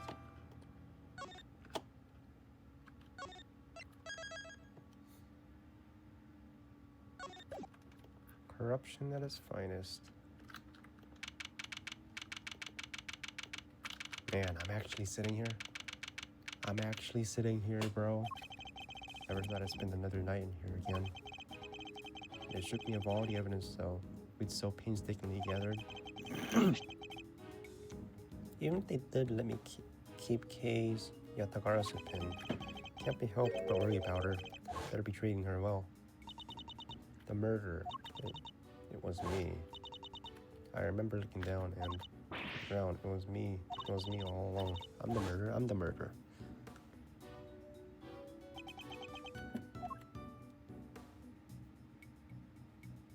Sup? Come on, let's go. Got a visitor. Betty? Or Eddie? Fender? Dick company, never mind. Okay. I'm not sure what I want to say to him. Wait there. They're leaving me unsupervised. Forgive the intrusion. What you doing here? Judge Gavel. Please, Mr. Edgeworth. Take a seat. What are you doing here? I was told it was Detective Gumshoe. I imagined you wouldn't come if you knew it was me. I suppose I better find out. Your visit. You may not be aware of this, but you're only permitted to meet with especially approved visitors. So I'm to be treated like a dangerous criminal, am I? I suppose my reputation has rather plummeted. It has indeed, for you, of course, and your friends. That attorney and the other girl was raising quite the fuss earlier. Fender and Emma. I saw them launch some extremely heated words at some of ours. No, I didn't. You may think the goddess in that regard, even she is too busy to deal with each and every interaction. They will not be punished for their bad behavior. Did you come here just to chit-chat with? Hello? You must have a lot on your hands. Speaking of which, Miss Von Karma is continuing the investigation where you left off. I just thought you would like to know. I figured you would be worried about how they were all doing. What are you doing here? I had to admit, but she read me like a book. What you doing here? Why are you really here? I'm here to talk, nothing more. There is something I wish to know about you. Me? Yes, who else? You are highly intelligent and quick-witted, and born prosecutor at that, is Judge Gavel.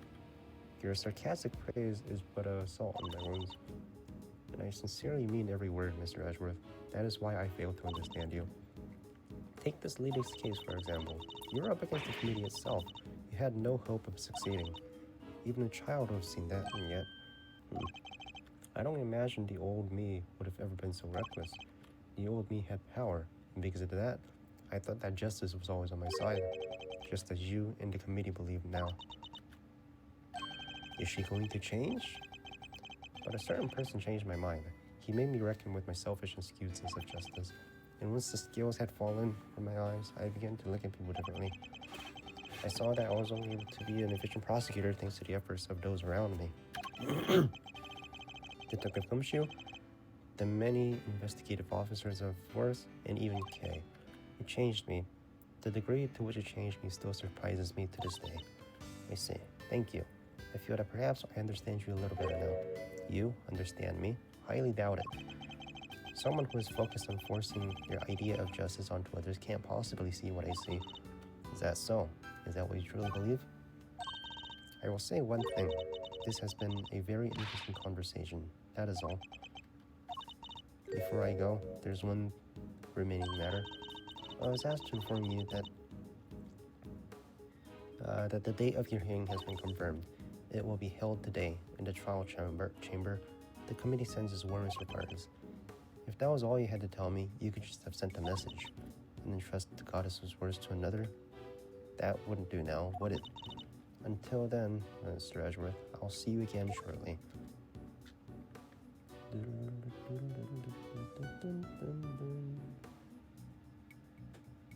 Okay.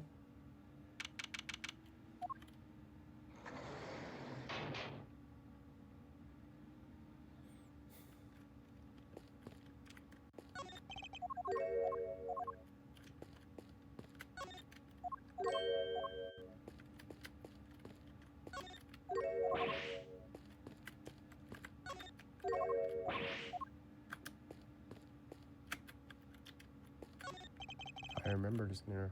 There's a camera, right?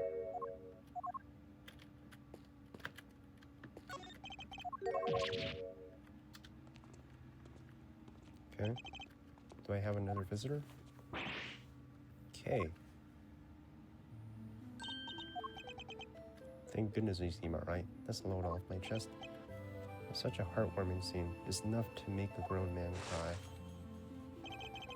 But you're still not your usual cheery. I mean, you have to stay positive, Kay.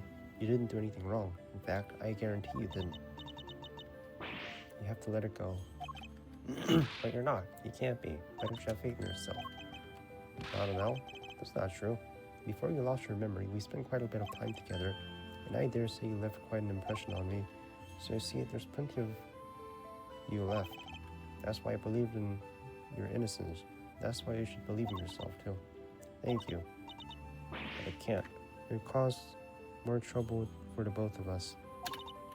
Please, you have to forget her. Forget that Kay. She's gone. No.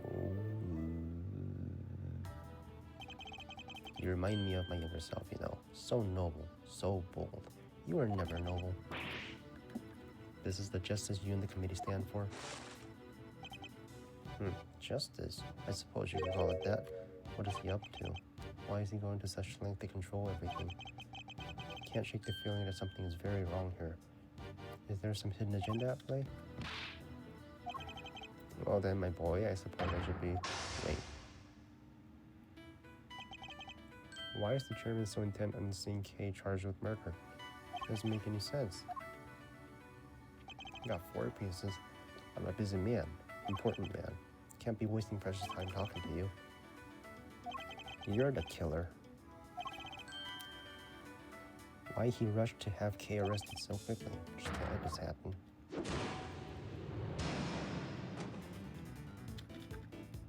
Why the rush?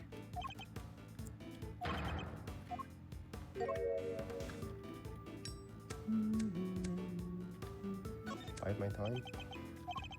I suppose we didn't let your friend go free. What then? What do you mean, what then? And who would have me? That's who. You're right to keep your mouth shut. That way you won't say anything foolish. Sorry. You're breaking my heart. Please, just leave her alone, will you? You're just along nicely. Coming along nicely. Coming along nicely. That's a pretty strange way of putting it. It's almost as if you wanted to arrest wanted Kay's arrest to happen. It certainly doesn't seem like the statement of an impartial representative of the law. You think so? Well, that wasn't my intention. Occurred to you that things might just be overthinking things a little? Chairman Winter certainly knows how to dodge a question, but it doesn't change the fact that serious doubts remaining concerning Kay's arrest. Next, we need to press him on whether he really believes the investigation is sufficient. Can't allow any of his statements to go to examine, no matter how trivial they seem.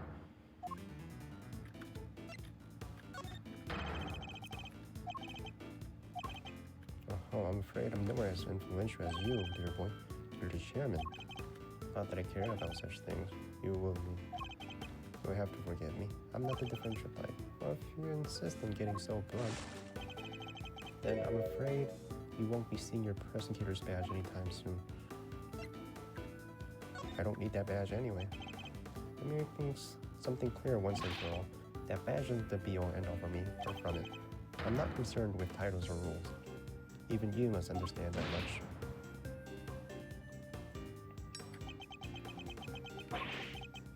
So young, so very young. A word of advice, Miles, from somebody who's been around the block. You're hopelessly naive, my boy, ideologically so. Well, that certainly got under his skin.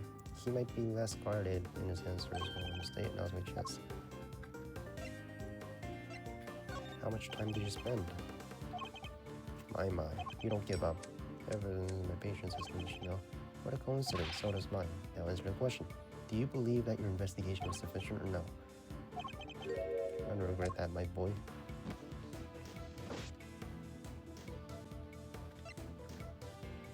I'd like to see you try it. Huh?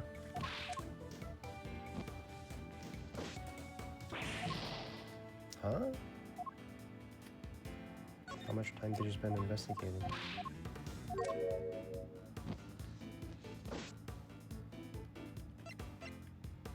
No, I'm putting you in your place. What?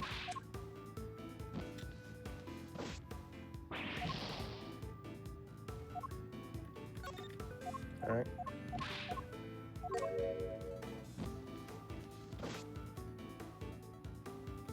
Bide my time? Well, maybe you do know your place after all. What's the matter, scared? Hardly. You have no common sense to understand. Bide my time? say you do manage to get some answers from me. There's nothing you can do with them. Why not give it up, my boy? No, and why not? Simple, because I'm not allowed to let the truth escape me. Interesting. I think I'm beginning to see what makes you tick. But what you're doing is pointless. Please, just give up. She's guilty. The decision has been made. The decision has been made. Your choice of word intrigues me. It's almost as if Kay's guilt has been already determined before her arrest. What are you trying to imply? That you planned it. In fact, everything is proceeding as if Kay's arrest was the end goal. Right from the start. Well, Chairman Winter, was it? That's certainly an intriguing theory. But it's also a complete work of fiction, and I'm afraid I don't have much time for flights of fancy. I think it's time we brought this shady little farce to an end. He's trying to make an escape. The legality of his arrest. It's faint, but the truth is finally beginning to emerge. I still have questions. I'm not done yet.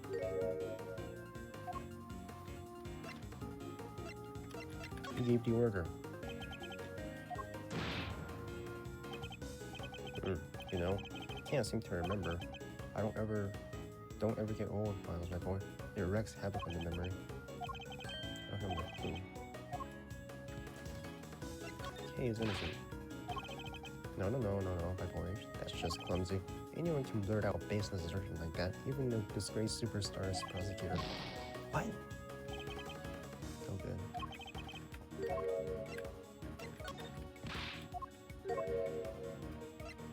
What grounds did you have? This queer of Kay's arrest is entirely unfounded. Yes, I think we're all familiar with this particular refrain. But I'm afraid it doesn't matter either way. You don't know what it takes to secure her release anyhow. My, aren't you a little rude boy? But my fuse is only so long. Honestly speaking, I don't have time to waste another minute. I have to respond to they go. I am quite the busy man. Or are you pretending to be busy? That's an awful thing to look out a man. I ask my boy, what could I even hope to accomplish by putting up such pretense? You obviously don't want to talk about the case anymore. That's why you're so keen to get out of this conversation. It's just so tragic. It really is that you would suspect me of such things. Not a suspicion, it's a certainty. There were no clear grounds on which to base Kay's arrest from the start. Let's not get carried away. There was plenty of evidence to support her case. The mask, the letter, corsage. These were all in her possession, and of course, her confession. But those are... What's the matter? Struggling to come up with a way to explain things a better way? Well, there we have it. Your silence speaks volumes. Let's try I can't counter them right now. Suspiciously detailed knowledge of the evidence. I think that may be a vital clue. Kay is innocent. No? Still have questions. What grounds did you have?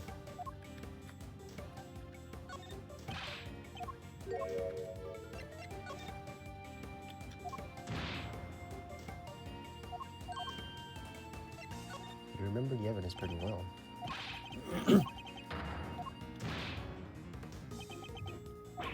So, let me ask you again. Who gave the order for Kay's arrest? Sharp one. My son could learn a thing from you. He sure could, man.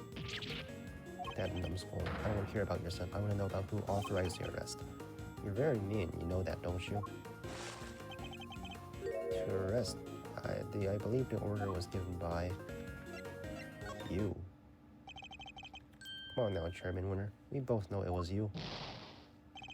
Because you did it. You make it sound like it was somehow a bad thing, though.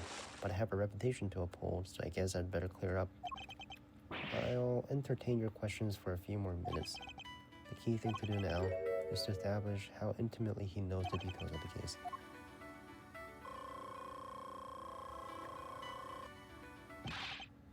The end game is at hand. You seem to know a lot about the case. I know a lot of things. Too bad the same can't be said the way you handled his arrest.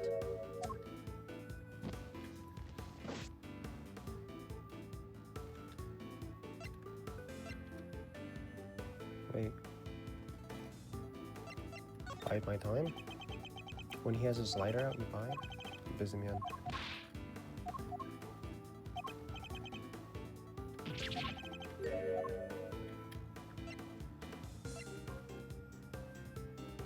But you keep saying how busy you are. I'd say that perhaps in front of the show, wouldn't you? If you're so keen on an upstanding leader, you can start by releasing Kay, you know. You really don't give up. It's a moving sight indeed, my boy. Tragic one, too, after all your efforts are for naught. I'm afraid your little friend was found unconscious near the scene of the crime. Did you see exactly where she was found? She was lying unconscious in the storeroom, correct? In the storeroom. That's right. Although I'm not at liberty to tell you how I know that. He knows things even we didn't. In fact, he seems to be aware of every tiny detail about the case. You seem to know a lot. Tell me what you know about Kay. Kay Faraday. How much do you know about her exactly? She's a suspect. Not much. Ah, he knows a lot about the details though. So for one thing, you know the details that even those investigating the scene were not aware of. Why is that? Just how much do you really know, Chairman Wing? There's that intimidating face you like to make again. Well, two can play at that game. How do you like me now? I do have to commend you on your doggedness. Really is something. This is a wrap, will you? I just don't have the stamina anymore. Who's the culprit? How much more evidence did you want us to take a load her down with? Load her down with yet another interesting turn of phrase. One that makes it sound like the items Kay was carrying might have been foisted upon her. Impressive. You really do pay attention, don't you? It's no wonder they used to call you a prodigy, Mr. Ex-Prosecutor. I think you know the answer to your own question by now. Why don't you go ahead and say it? I wanted to hear it from you. Kay's innocent. No, my boy. It's just clumsy. Except I know it wasn't her. Kay was framed. The true culprit set her up so she would take the fall instead. And that is my answer, and I won't let you deny it any longer. Is this recorded? Oh, my. You're a sharp one, It's a bit of a shame you chose to hand in your badge. I admit it, you're right on all accounts. And that's checkmate. So he knows. And I know. You knew Kay wasn't the real murderer, and yet you still had her arrested. What's worse, you thought you could get away with it. Well, you won't. Not if I can help it. There you go again with your naive again. I guess that was always your problem. With the girl arrested and the conviction secured, this whole mess goes away. That's what will happen. But whose interest does a conclusion like that serve? The committee's, I suppose, and mine. You know, listening to you now, well, it really got the tears flowing, I have to say. It was pregnant and heartfelt and sincere and utterly infuriating. He can just say anything now. He's just admitting it. Look, I'm not perfect, I know that, but your lack of sophistication in these matters is beyond the pale. You insist that the truth is more important than anything else, but would you say the same if you knew that the real value of truth is? What are you trying to say? When you get to my level, you don't uncover the truth. You make it little by little. Kay Faraday? Murder. That's the truth. The truth I created. Yes, my boy. That's what I like to see. You're so sincere sometimes it's painful. It just makes me want to put you in your place. Knowing the real truth will get you nowhere. Because that's how much it's worth. Nothing. Shocking, I know. But why not go after the real killer? How much do you know about what really happened? Because he's the killer, right? You're still not getting it. That's your truth. And it is worthless. Mine is all that matters. Do you understand what I'm saying, don't you, Mr. Ex-Prosecutor? I have all the power here. Well, aren't you menacing? And you and your little friend are just as bad as each other. Violent criminals who deserve to be locked up. You'll pay for this. With that, yet another person disappears from my life. Oh, it just makes me want to cry and cry.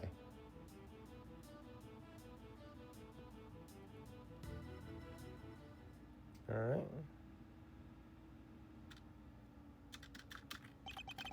I'm not planning to disappear just yet, Chairman Winter. There's still the hearing. Just you wait. One way or another, I'll prove Kay's innocence to the world. And we can prove his guilt, right?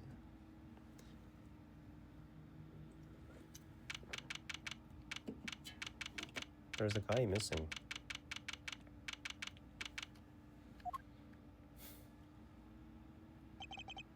Ten members. Over a majority are present. Oh, right, she's dead. Right. Who's this? Oh, right, Rosie Ringer. Yeah, she's the one that died, right? We are gathered here today to assess the professional competency of Prosecutor Michael Edgeworth. Here, in the sight of the goddess, we do solemnly swear to pass fair and frank judgment. Don't make me laugh. Verity, if you'll be so kind as to summarize the case against Mr. Edgeworth. By the way, you got 3 cases in a row wrong, and I helped you out on those. Illegality of an investigation he was conducting, the accused refused to desist and even eventually had to be detained by myself and Chairman Winter. His actions compromised the investigation into the murder of a certain defense attorney. Despite having been present with copious evidence of her guilt, he continues to insist that the suspect, one, Kay Faraday, is innocent of all charges. Perhaps you could look through the details of the murder. Of course, one morning of 5th, the body of the victim was found here in the committee chamber. Further explanation will be provided by me, Eustace Winter, Premier Prosecutor. The floor is yours, Mr. Winter. The murder itself happened late on the night of 4th. The victim was Miss Rosie Ringer. That same night, an illicit auction was being held here in this very room. Ringer took part in that auction, I think. Yeah, meaning that the murder took place sometime during the auction. When she was found, Ringer was dressed in an outfit that matched the description of the auctioneers. However, due to the fact that the auction carried on after the murder occurred, I deduced that Ringer was not in fact the auctioneer. Yeah, you're fucking welcome. You deduced nothing of this one. That was all me, bro. And what about the basis on which the suspect was detained, Mr. Winter? Yeah, I got this. So Faraday was overcome by crushing remorse, Eustace.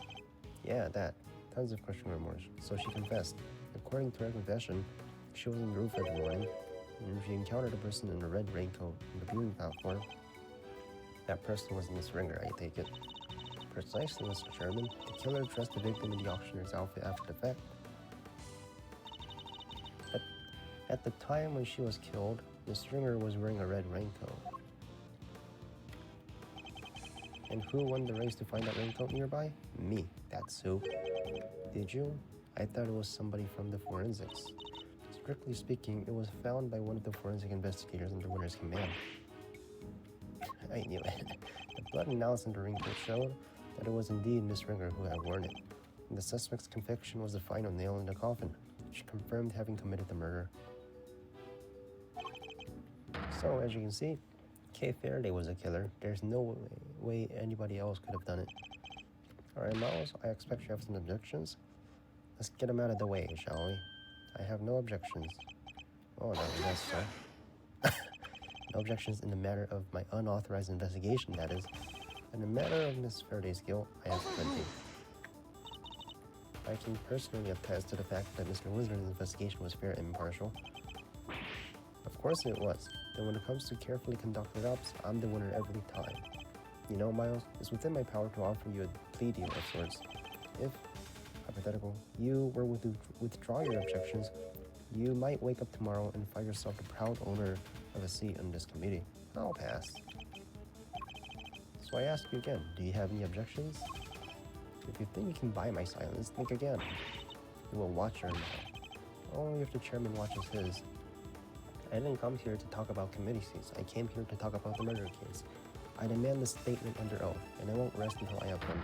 I want to know exactly what the committee's view on the incident is. You want me to put us on trial, my boy? Very well. If it will make you happy, Verity, please provide Mr. Edgeworth with the materials pertaining to the case. Really? But sir, this will be his last hurrah, so let's humor him with the send-off he desires, if you say so.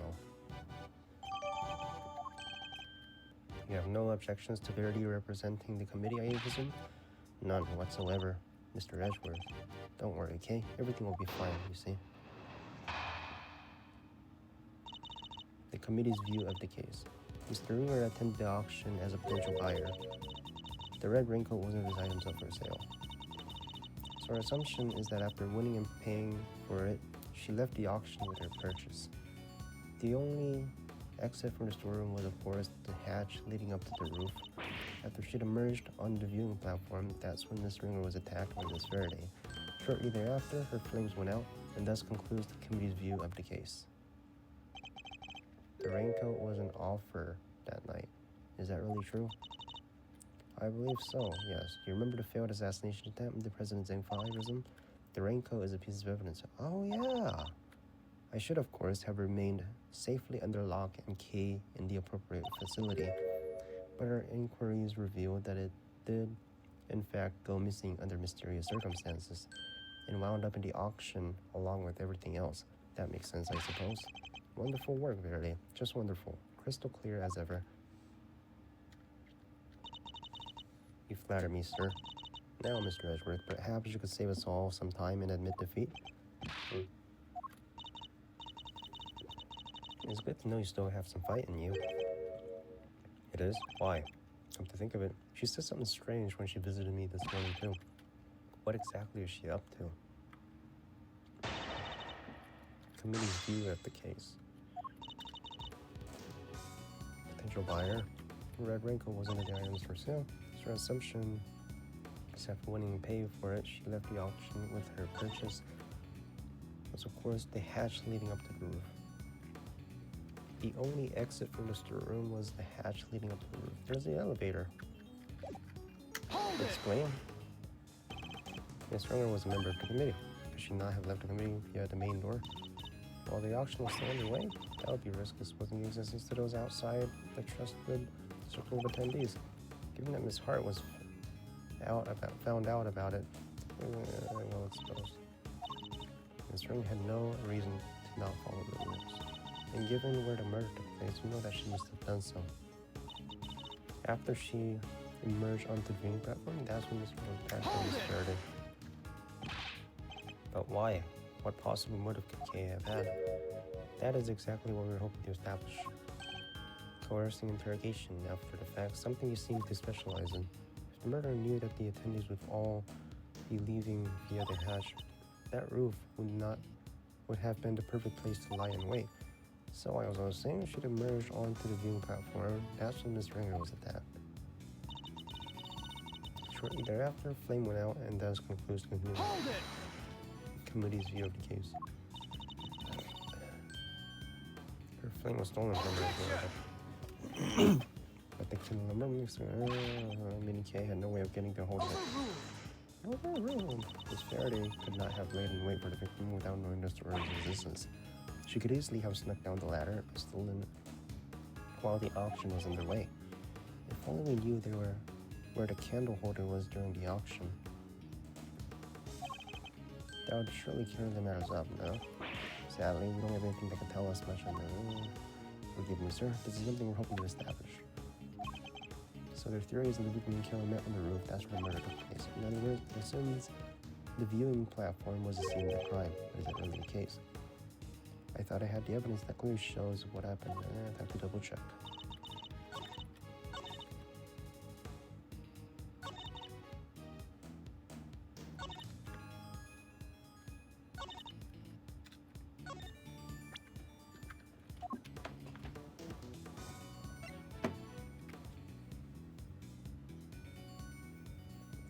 I mean,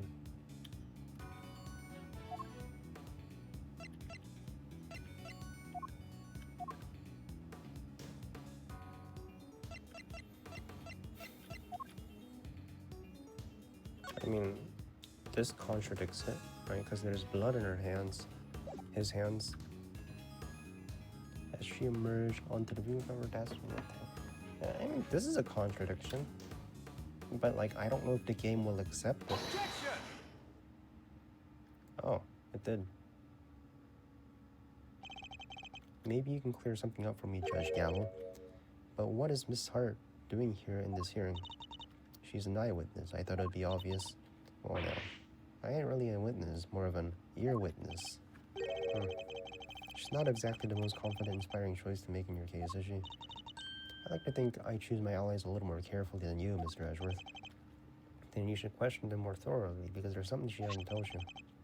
Take a look at this. It's a photo taken by Miss Hart. Yes, in the storm. What of it? According to your theory, the murder occurred on the roof. But according to Miss Hart's testimony, she happened to witness the entire incident unfold in the storeroom, just before she took this picture. Wait, you're saying Gavel got it wrong? Exactly what I'm saying. Miss Hart, if I may confirm your account of the events you witnessed that night, you saw the person in pictures, correct? Sure did, clear as day, and with my own two eyes to boot. And what were your impressions at that point? My impressions? This right here is a scoop of century, something like that. Yeah, that makes sense. I was hoping for more for your impressions of the person in question. That makes a walk-in meal ticket. Seriously? It's a little joke. No need to look at me like I done sat on your lunch. Old red wrinkle, right?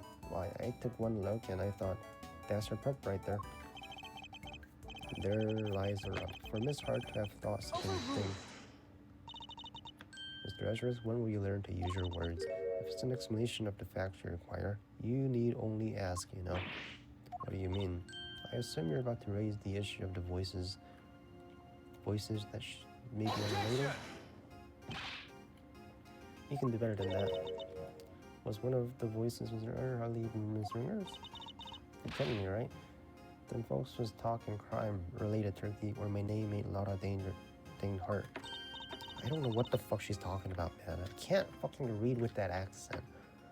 But you did hear them clearly. Well, can't rightly say for sure, but can't rightly say nothing. And you know it. They was using voice changers. I done told y'all that. Precisely. But those voices were disguised, which means we cannot even be certain that whether she did overhear anything. Objection! The blood on her hands. His hand. His hands.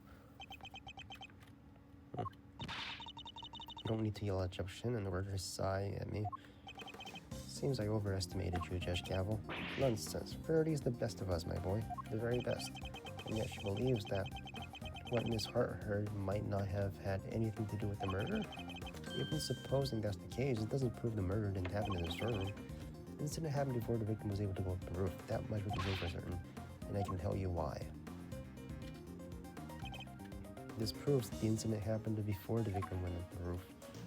Blood on his hands. Take that! We initially thought that the person in the raincoat was the culprit. Yes, because Miss Hart says so. Indeed, she told us about the blood she saw in this person's hand. I doubt many people would have thought differently given her testimony. Ergo, this person is a killer, then blood we see would be from when they attacked the victim. But knowing that we know now, this person is in fact a victim, it recontextualizes everything. The presence of the blood still shows that the picture was taken after the attack. But now, it tells us something very important about the victim too. The pictures of the victim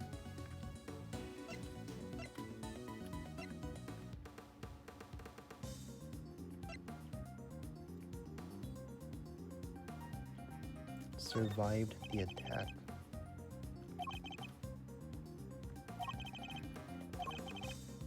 Survived the attack. The blood in her hand is from the wound she had sustained. What are you talking about? The wound wasn't on her hand, Miss Winter.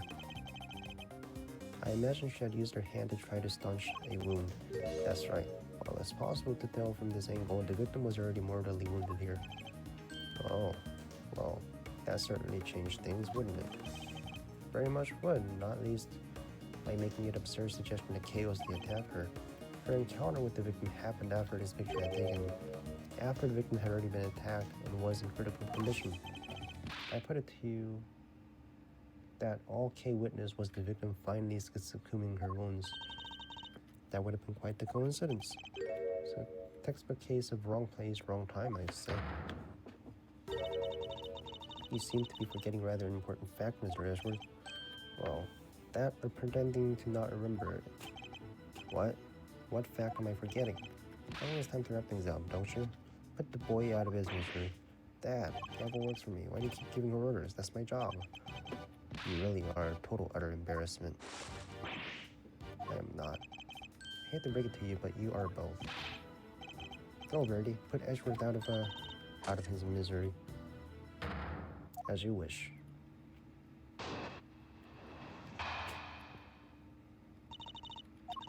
He was found 3 wounds in his chest. And we know that the wounds are from, don't we? That's right. They're from when she was stabbed in the chest by a 3-armed Caliburn. I doubt anybody can survive such a brief wound. If you cared to read the coroner's report, I'm sure you would change your time. Nicely done, Gavel. Make several objections? Yes, I'm afraid I will. Why? I was listening. Hence my objections. That's never my intention, I assure you. Because you do it so well to yourself every time. Of course it isn't. Yeah, need that. Do some. Please, Eustace, just stop for goodness sake. You already embarrassed me enough. What do you mean, Dad?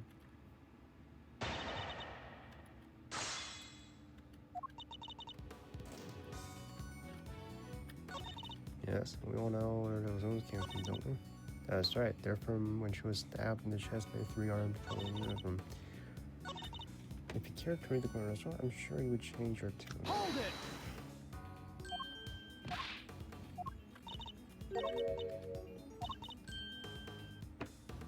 Only in solidly grounded deductions.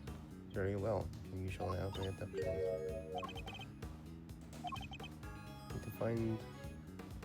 To find something to prove that the victim was still alive and breathing immediately after the attack of the cat.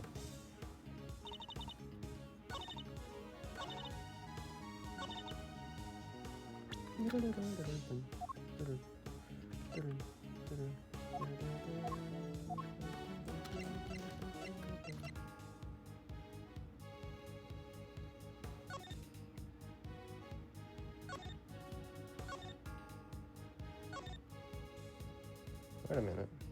That's her hand right there. Preliminary findings: place time of death at some time last night. Cause of death: suffered head injury. Prominent burn marks in the back.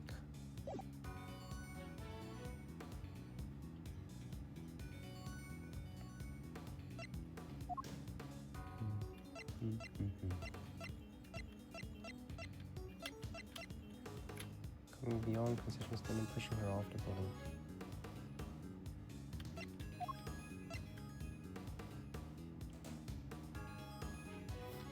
Stab wounds to chest, head injury sustained. I guess this. Objection!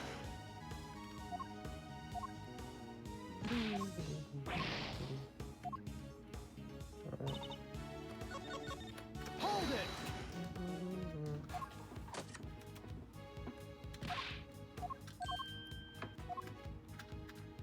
Hold it!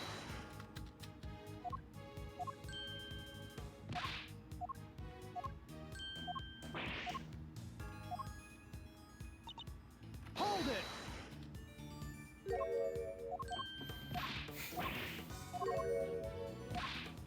What did you say? What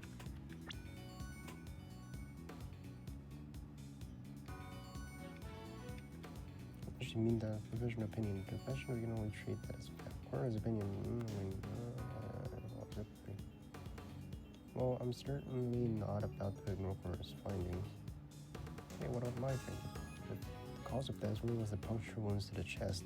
That would contradict one of the pieces.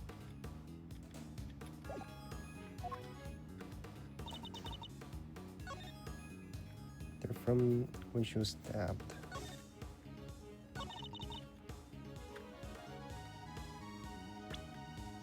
What about it?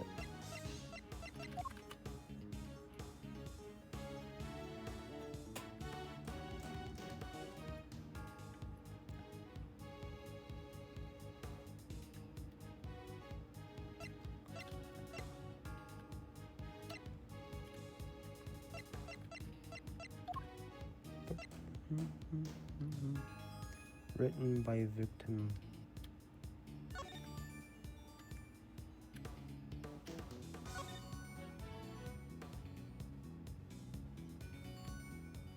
What happened 12 years ago?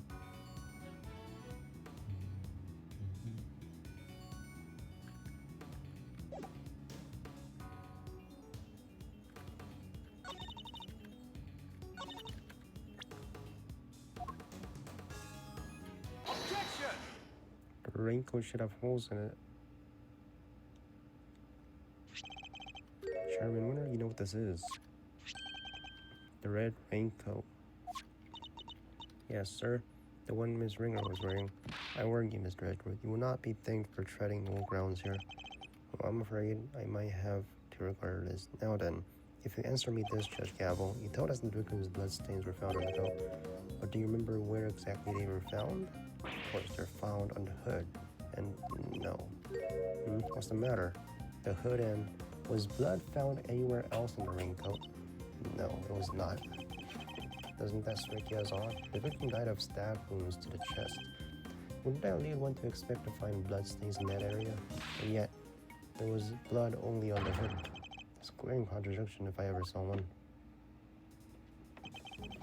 The head wound the victim suffered wasn't just an incidental injury. It was inflicted before the stab wounds to her chest. Perhaps you're correct. Perhaps the victim did sustain the head injury first. I just said, if she had been stabbed first, there should be blood in the chest area of the raincoat. Therefore, Miss Ringer could not have been stabbed before the head injury could have inflicted on her. But even if we concede to this point, that head injury came before the chest wound. What difference would it make? I'd say it changes things a great deal. In fact, it raises an even more fundamental contradiction. That is quite the bold claim, Mr. Edgeworth. I have to admit, you have me intrigued. Perhaps you could show us the fundamental contradiction?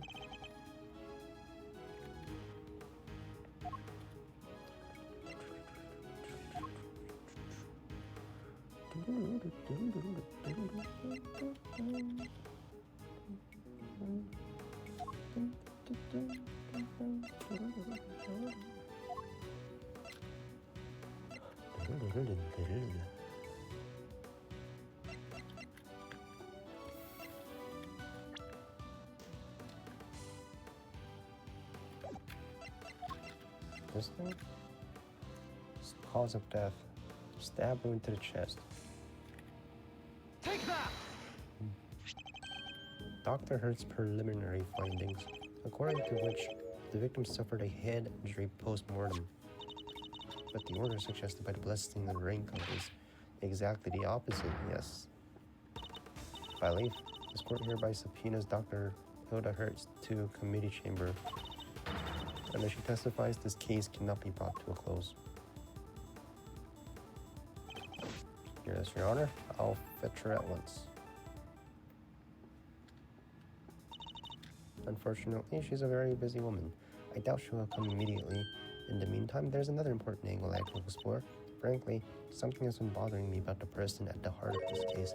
So-called ringleader. Who exactly are they? Yeah, good point. We never looked into that, huh? Despite having been mentioned repeatedly in this hearing, we still don't know even the most basic facts that might help us uncover your identity. Well, Mr. Edgeworth, do you have any thoughts on the matter? We've seen nothing that may serve a clear evidence. But there is someone involved with the case that I can name. I suspect that at the very least, they might be able to point us in the right direction. And that's Chairman Winter. I demand that you testify as to what you know. What? Are you crazy? Why would you accuse my dad? He doesn't even love you, bro. Would you cast doubt on the integrity of chairman of the committee? Do you understand the implications of such an act? I don't care who it is. We're walking about the truth here.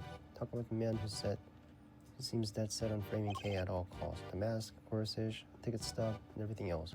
The items Kay was carrying when she was found, They were deliberately placed in her possession somehow by Chairman Winner himself. Shocking accusation and one I find hard to believe, but for the sake of complete, I must ask, why would he do such a thing? To cast suspicion on Kay, of course. Why else? I haven't managed to get him to say something, in fact. You're a beautiful, please. I think the good chairman might be in shock. So, what if I did? Do you hear me, dear boy? I said, what if I did? You say you got to admit as much? But where's your proof? With no witness to speak of, your words alone is hardly enough to make an accusation like that stick. Or deem to tell me that you have something more to base your outburst on? He still has the ignorance he showed back at the detention center, and yet... Mr. Edgeworth? I'm going to have to ask you to explain yourself, if that's alright, Mr. Chairman. Not at all. I'll be very interested to hear this for myself. I'm intrigued to learn where Miles might have gotten the idea that I'm sort of a criminal, because you'll never find a more fine, upstanding citizen himself. He has a lot of nerve acting all this and like that. Right, well, let's start at the very beginning. The fact that the auction took place right here in this hollowed trial chamber is the point of suspicion.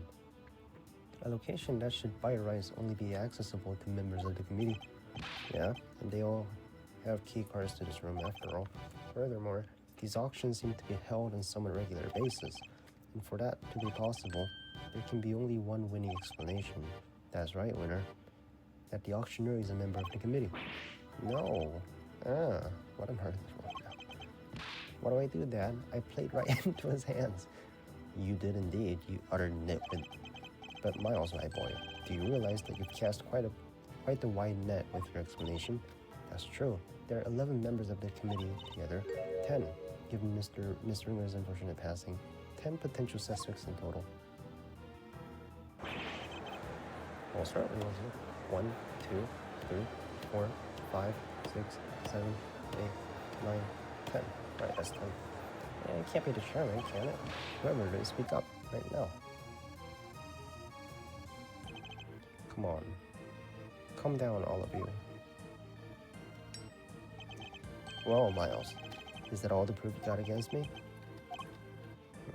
You're very quiet all of a sudden, but it's too late to back out now. You accused a former chief prosecutor and the current committee chairman of a crime. I would tell you to prepare for the worst. But there's no preparing for what you're about to face. You've been forcing us to argue every little detail for a while now.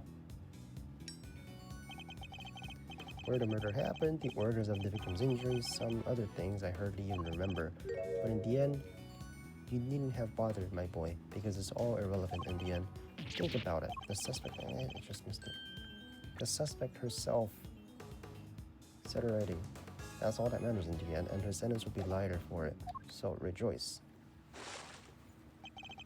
And there you have it. Feel free to pick holes in it as you see fit. How can I? That was barely a testimony. That man, he's a powerful person. It's okay. Just let it go. I did it. I'm the murderer. You saw a flash of something half-remembered, Kay. Nothing more. If you must believe in something, believe me when I say you should believe in your own innocence instead. I'm up against the head committee here. This is gonna be easy. Seems to think he's already won. Perhaps I can use that against him.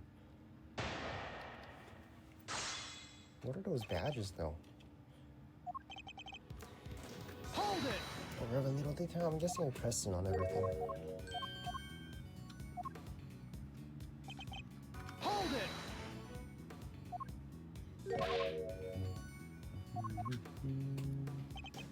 Hold it! Hold it! Objection!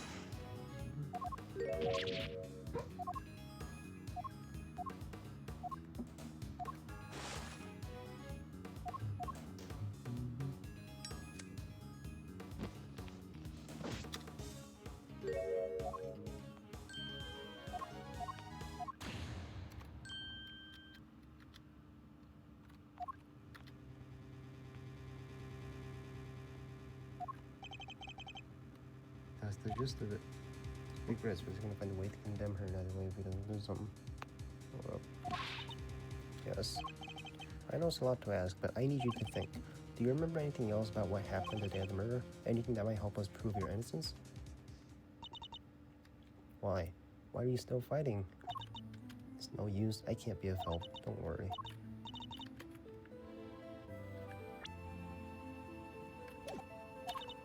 And if I did, just be making more trouble for you. Please, just accept it. The Kay you thought you knew is a dangerous criminal. Criminal who let you down and betrayed your trust. Don't worry, Kay. You have nothing to be afraid of. I may not have known you for very long, but I know you well. Right now, I'd say I know you better than you know yourself. Never, because this is who you are.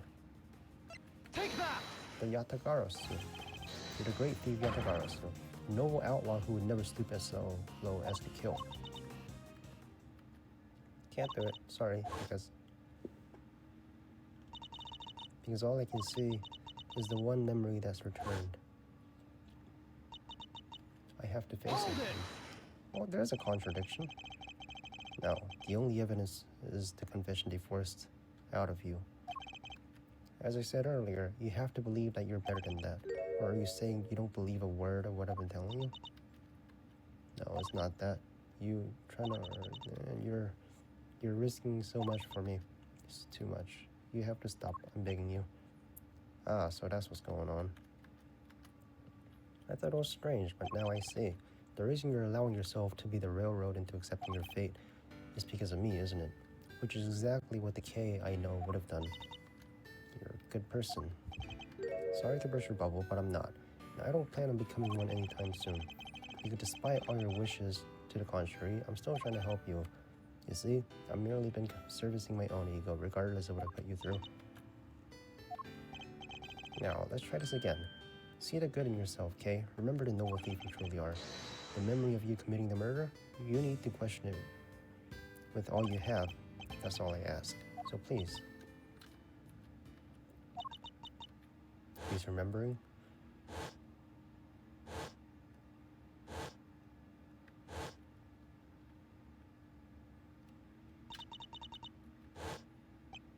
Okay.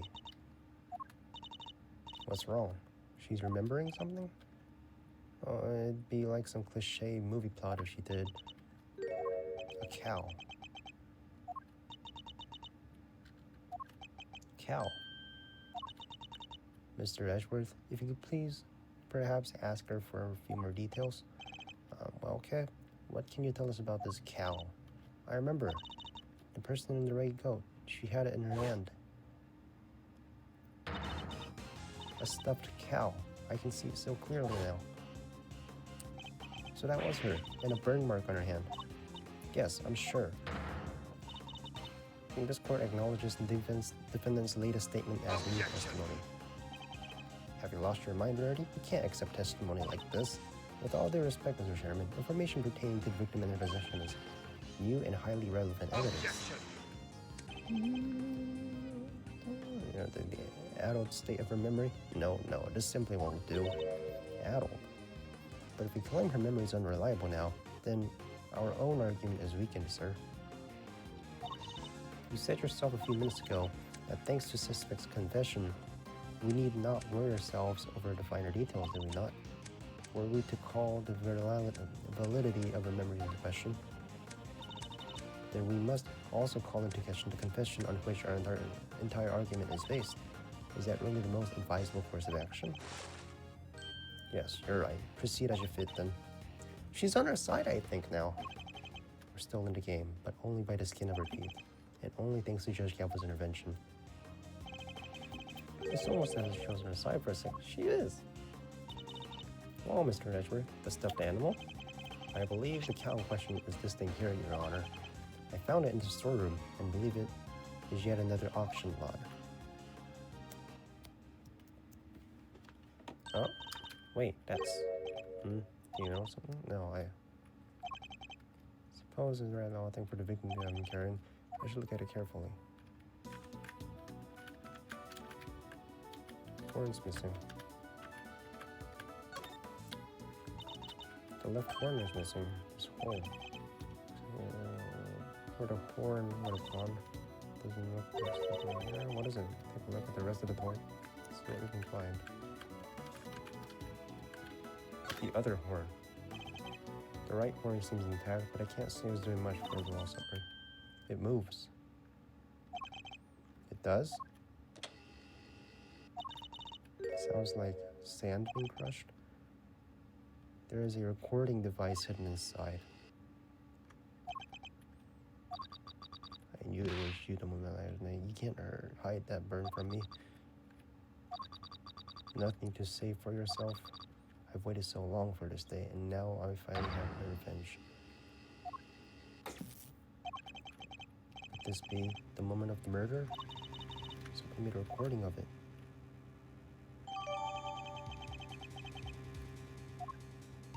Aw? That's them right there. That's the voices I heard. Sure as eggs is eggs. Unfortunately, we have no way of verifying when these voices were recorded. It's possible they have nothing to do with the murder. If only there was some accompanying video footage. You got bugs in her or something, lady? I done told you. Them voices I heard. I am the victim was hiding that thing, right? So it's gotta be from one scratch. Got it. Possibility, but a weak one without more than your word to back it up. We need something more credible.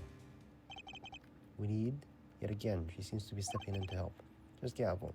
I think we all know the voices are from the moment of this murder. Consider for a minute the words we heard the speaker say. Idea was you can't hide that burn from me. I believe you have something that can explain what these words are referring to. Which piece of evidence? The body! Take that!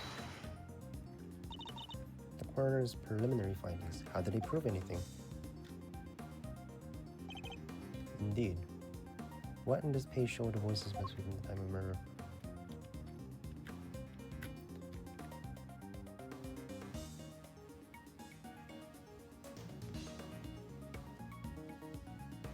Findings. It's either this that talks about burn marks, preliminary finding place of time death, or this. Let's go to burn marks first. Take that! Burn mark from me.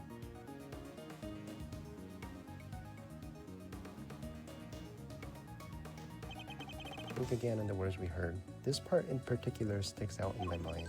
You can't hide that burn from me. The victim had a prominent burn mark on the back of her right hand. And what of it? According to case testimony, the victim was carrying that stuffed cow toy, and a burn mark, an identifying mark unique to the victim, was mentioned on the recording captured. Coincidence. Stuff like this happens all the time, right? I'm not so sure it does, especially not in this case. The court accepts that recording may be from the time of murder, in which case, one of the two voices must belong to the real culprit, and based on the context of the conversation, it seems likely that it's the one we hear the most. But that still doesn't tell us anything about the killer's true identity, or even if they're male or female, due to the voices changer is correct, unfortunately, but unavoidable. One thing, however, has become clear. We are now able to say that the voices Miss Hart heard were those of the Miss Ring and her killer. Just like I said, just like I done told you they was. You can say something else now too. Then let's hear it. Do as you wish. According to Miss Hart, just before the murder occurred, two people came up in the storeroom from the committee chamber on the elevator. The ringleader and one of those auction attendees. Seems this was the point at which money exchanged hands. The murder happened immediately afterwards, and the auction carried on after that, all of which points to one key fact. What else?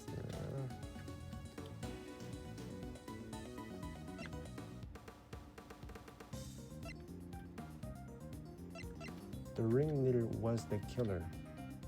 Right? I mean, we established this, right? Was the auction's sole auctioneer. Then follows they cannot be the victim. Hey, gavel. Not right now, Eustace. That's a good boy. And if they weren't the victim, then they can only have been the killer. Overruled. Hardly conclusive. I'm fully aware that, Your Honor, I was merely warming up for the main event. There were certainly traces left in the scene that seemed to suggest that the ringleader was the killer. Then please hurry and show us. What is something that was placed in the scene that points to ringleader have been the killer?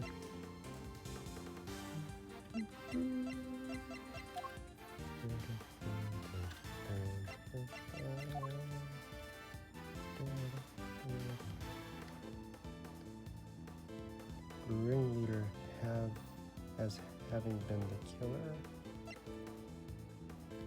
written to victim.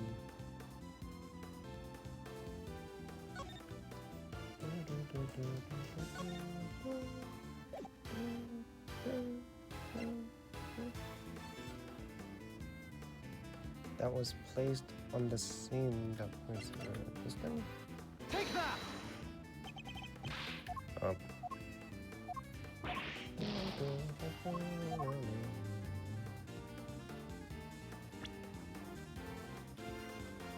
If the rumors were something they would have wanted to hide, 80% of the evidence that suggests that.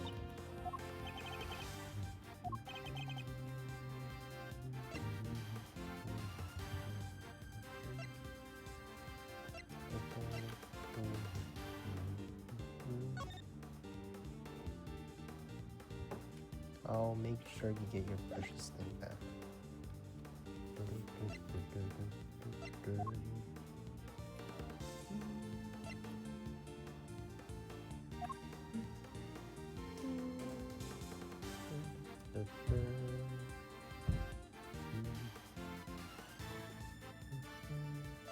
Ringleader.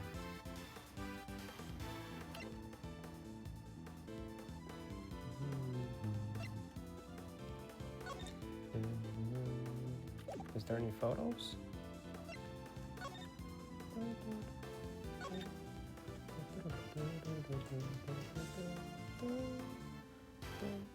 No.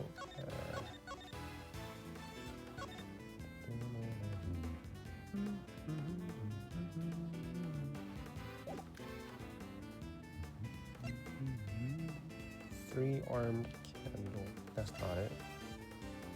Jacket, white gloves, magenta color, and a mask. Gender cannot be discerned.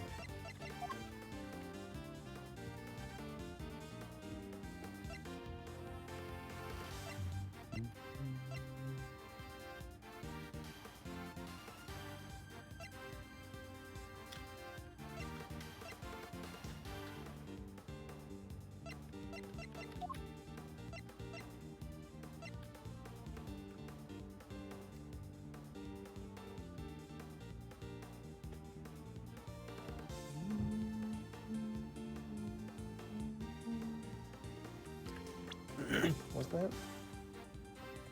If the ringleader was the killer, there's something they would have wanted to hide. I need to present that piece of evidence at Shasta. The clothes box? Blood? Show a little bit of blood. The box, maybe? The letter appears to have been written by to the victim by K. Obviously not. Records of key cards used to enter the committee chamber. Is it the box? Take that! Nope.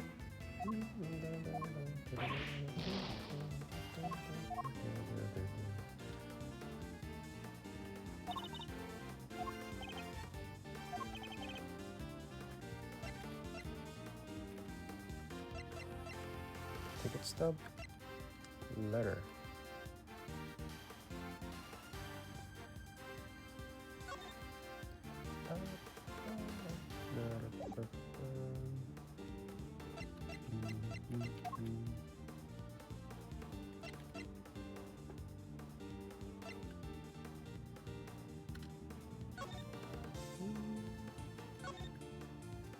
What happened 12 years ago? Placed in the scene of crime.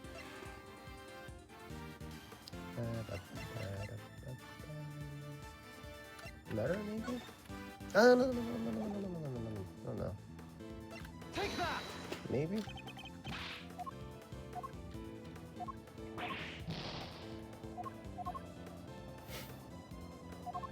Then the victim wanted to hide this thing.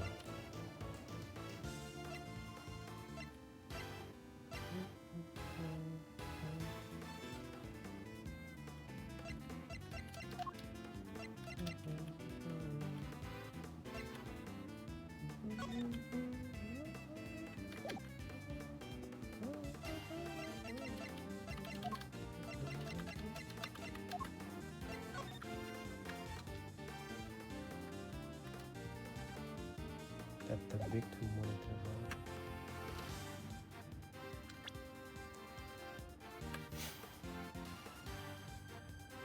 There's something they would have wanted to hide. I need to present the evidence that suggests that.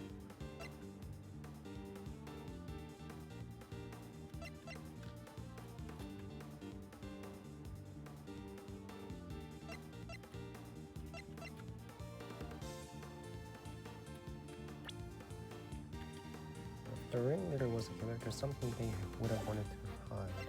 The blood, right? Take that!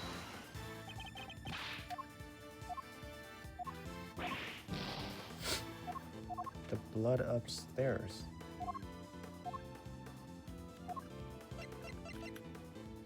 Take that! Blood upstairs. That's what I fucking said. The dripping down, that's the same evidence. The killer literally left a large pool of blood at the foot of the goddess statue.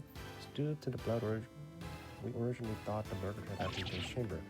It was simply a ruse designed to cover up the blood that had dripped down from this room in order to conceal the existence of the underground auction. Correct. If the culprit had nothing to do with the auction, they would have had no reason to cover up that blood. The ringleader and the killer were one and the same. And as to identify the ringleader, do you have anyone you'd like to name? The auction is always held in this committee chamber, with the storeroom located just overhead.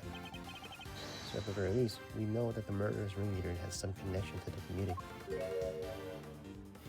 Gonna sweat? Yes, yes, and you suspect me, of course. Of course. That should hardly a surprise, right? You're a fine prosecutor. That much I'll give you.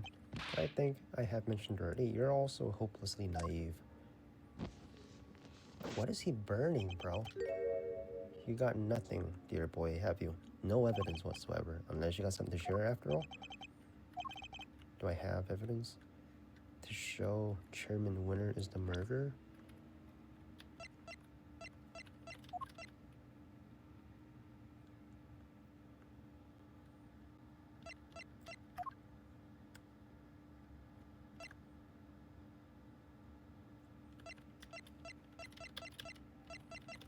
I don't think I do.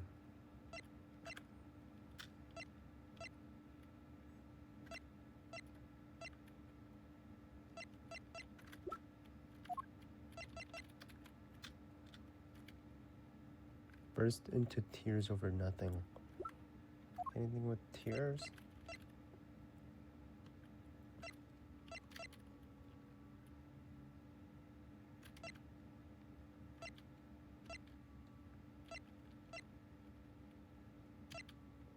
Fingerprints?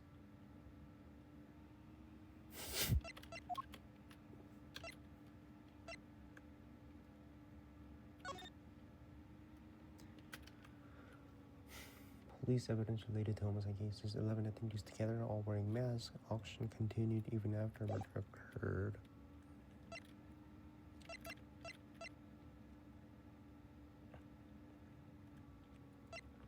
That Chairman Winter is the murderer.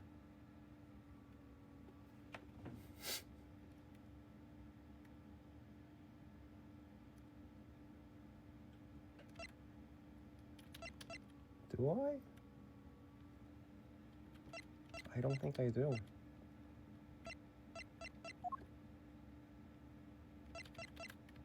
Show. Try the box.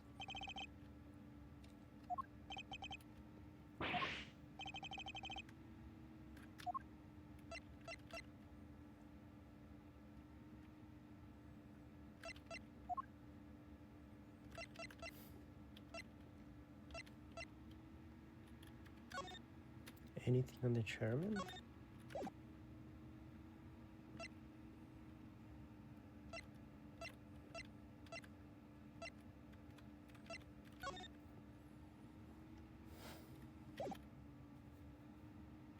Anything on the chairman?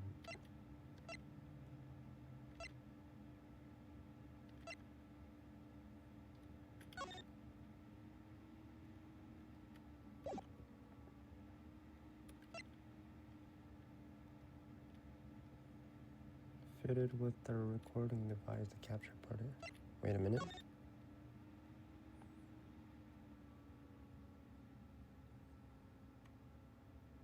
So she died. Then who used the ID card? Right?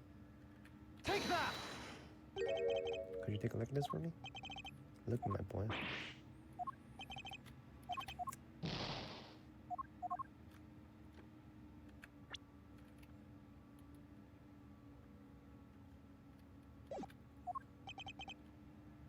I don't. Let's try that.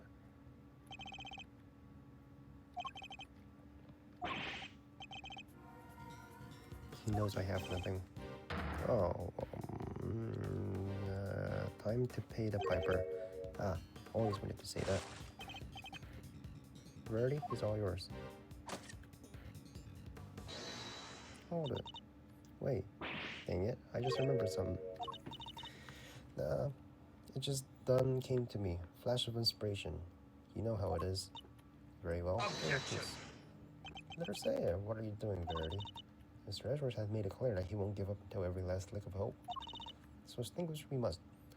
Lest he try to drag us through his excruciating process again in the future. What she said, I don't quite get it, but it sounds pretty cool. Fine, let's hear what the witness has to say. You're determined. Alright then, here goes nothing. Don't you worry. Your pretty little head on that front. I'm a journalist. Truth, my middle name. Color me officially worried. So the ringleader, the killer, which makes the victim one of them auction goers. Thing is, don't add up. I counted 11 people coming down that hatch, you see? The murder happened, and the auction stated back up again. Now, I had me a look back downstairs right after that. No. And wouldn't you know, there were 11 little duckies all lined up in row again. And you're sure of this, Miss Hart? Sure as it can be, Miss. Your gavelship. Some with my own two peepers. 11 before the murder and 11 again after means... Wait, that's the thing.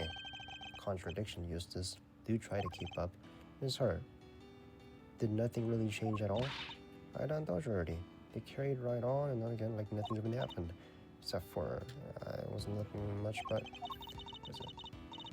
That old mallet doodad. Can't have yourself an auction without one.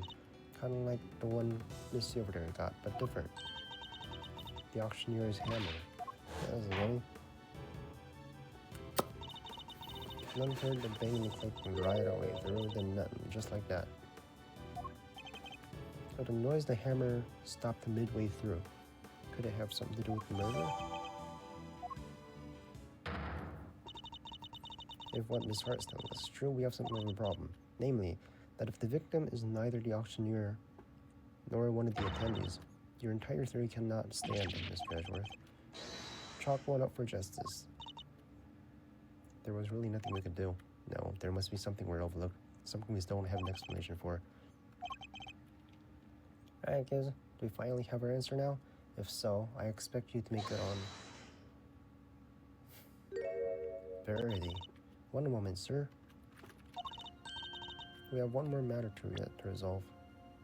Still might be a little early to pass judgment. Until we do, we cannot claim complete and total victory over Mr. Edgeworth. Is that not so, Mr. Edgeworth? Frankly, I expected you to have raised your voice by now. Loud and hold it, perhaps?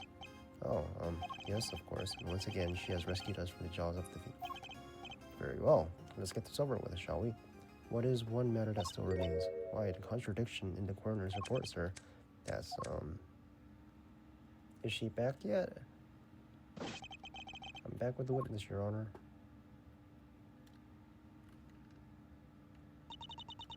What's this all about? As I'm suddenly fall ill, I have compass ready for 2 shakes of ouch. Better be good. Did someone else drop dead? Well, they might soon wish they had. Dr. Hertz, Ms. Needler, thank you for coming on such a short notice. Let me assure you, this won't take long. You're trying to butter me up and cut to the chase, will ya? course, he summoned you here to confirm something. What's Judge Galvin? Dr. Hertz, this court asks that you provide the unabridged truth regarding the following. Do you stand by your preliminary findings? Can you vouch for the complete and total accuracy? That's strange. What do you mean? In the course of this trial, an error was indeed found in her report. And so I ask again for the truth. Did you alter, tamper with, or in any way falsify your findings? That's awful. How can you even say that? What are you asking me for? Why the heck would I want to do that? The true culprit, of course. As if I know anything all about that. I just know I didn't do anything of the sort. And that seems to doubly strange. What other explanation could there be for the discrepancy in your report, Mr. Edgeworth? I wonder if you might have any thoughts on the matter. It's not like you to be coy, I must say. But I happily take what I can get. Everything was recorded accurately, and they handed off to Mr. Winter according to your protocol. The report shouldn't contain any mistakes. Wait, for the record, I didn't do anything, not you. Dr. Hertz, perhaps we could begin with your side of the story? Alright, just get to the testimony, right? Ouch. Would you bring this on this? Can't stress how important this is. Make it quick. We'll let you go as soon as you can, I promise. Assuming you tell us the truth, that is. So-called mistake. There's no way, never. You're dealing with dead longer than you're alive, Sonny Jim. Me writing something wrong was like, ouch. And what the heck I think again, my doctor the file. Yeah, I was just saying, nothing funky here. Alright, let's just get to the chase. Somebody else falsified it, right?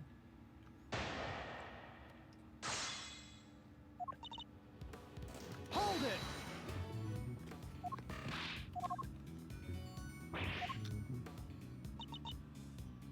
Hold it!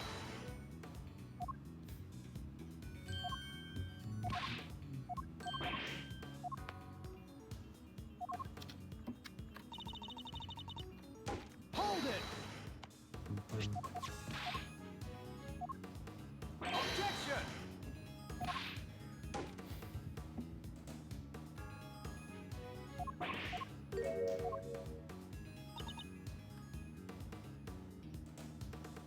To Florence. Anything after that, we're nothing to do with me. Who's Florence?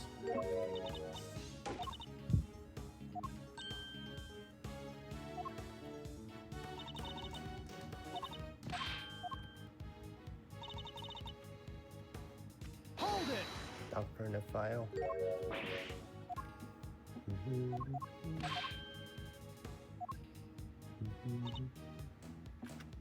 That's all she has to say.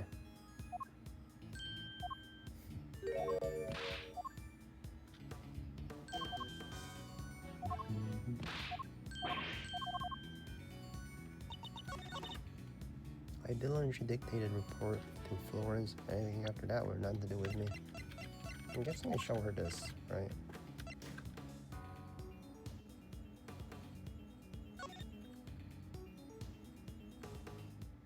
Signed, Hilda Hertz. Hilda Hertz. That's her, right? Dictated that report to Florence. Anything after that were nothing to do with me. Who's Florence? Oh, her.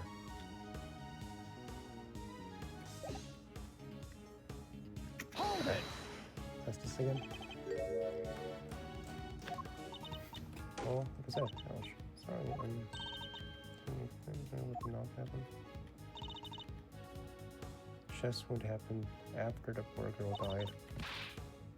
Throw it down, so that's what I mean.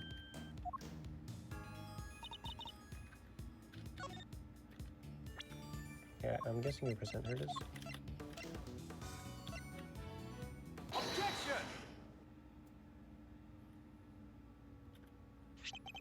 Dr. Hertz, I'd like you to take a look at the report for yourself. Alright. Shit. There's a fucking bug on me. I read it to you. Ouch.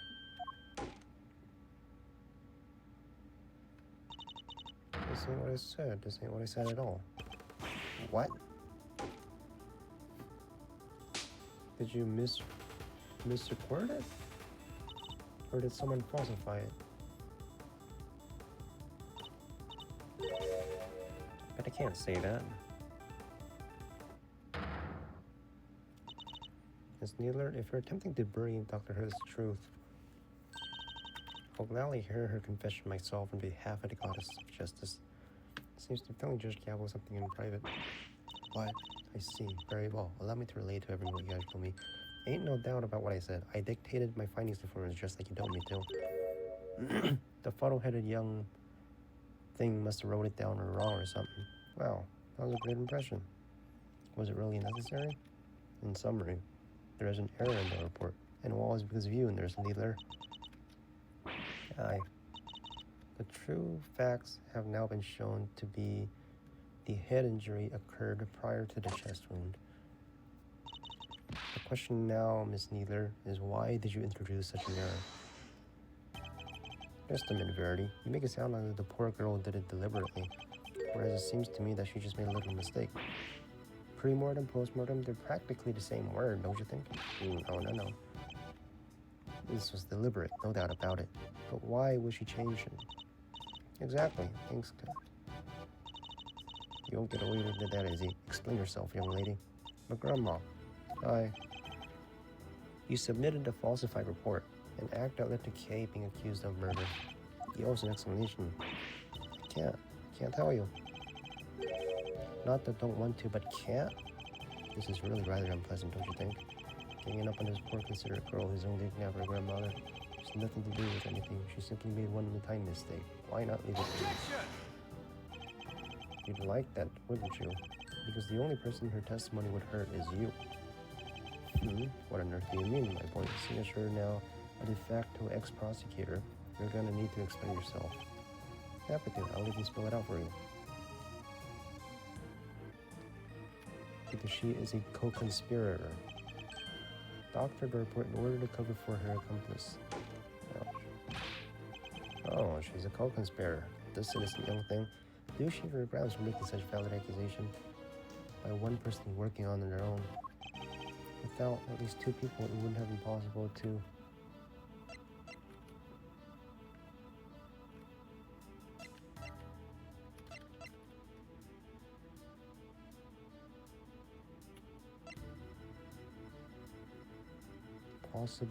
maintain attendee numbers. Auctioneer was a murderer, and the victim was one of the attendees. The fact that the witness falsified to there being 11 attendees even after murder doesn't make sense. But watch it. You gotta call it go. That's not what I meant. In fact, it's quite the opposite. I'm taking you at your word, which means there must be a co-conspirator. You know, I know it's hard, my boy, but sometimes you just have to accept that you were wrong. I wasn't wrong. I just hadn't considered the possibility of a killer having an accomplice. But as soon as you do, things start to fall in place. The killer's accomplice returned to the auction room in place of the victim. There would indeed have been 11 attendees both before and after the murder. Well. So that's your thinking, is it? Certainly an intriguing theory. But surely the imposter would have been spotted right away. I don't imagine that Nurse Needler looks strikingly different from the victim in a build and stature. With the help of a mask, she could easily have replaced Miss Ringer without anybody noticing. Oh, Miss Needler, is that what happened? Did you take the victim's place at the auction? Who did you do something? Now tell us, the ringleader. Who were they? Can't tell you, just can't. It hurt Grandma too. But Grandma, don't you worry about me. I can take it. You just tell me everything, child. But...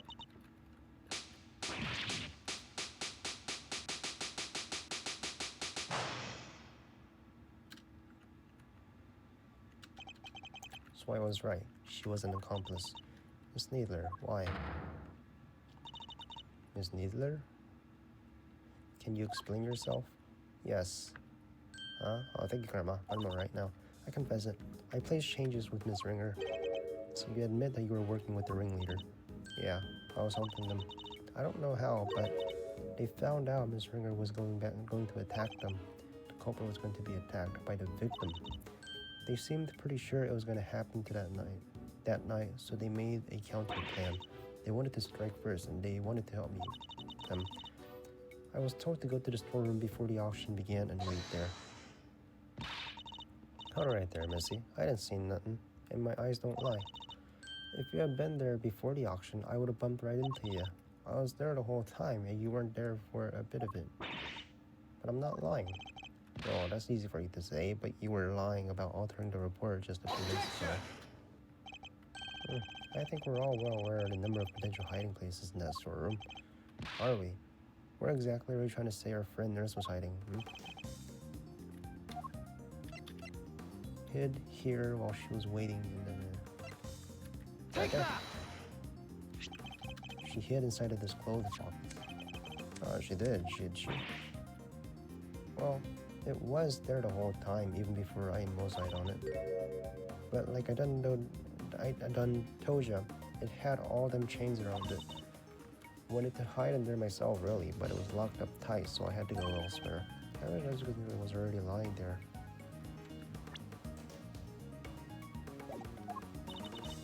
That's right.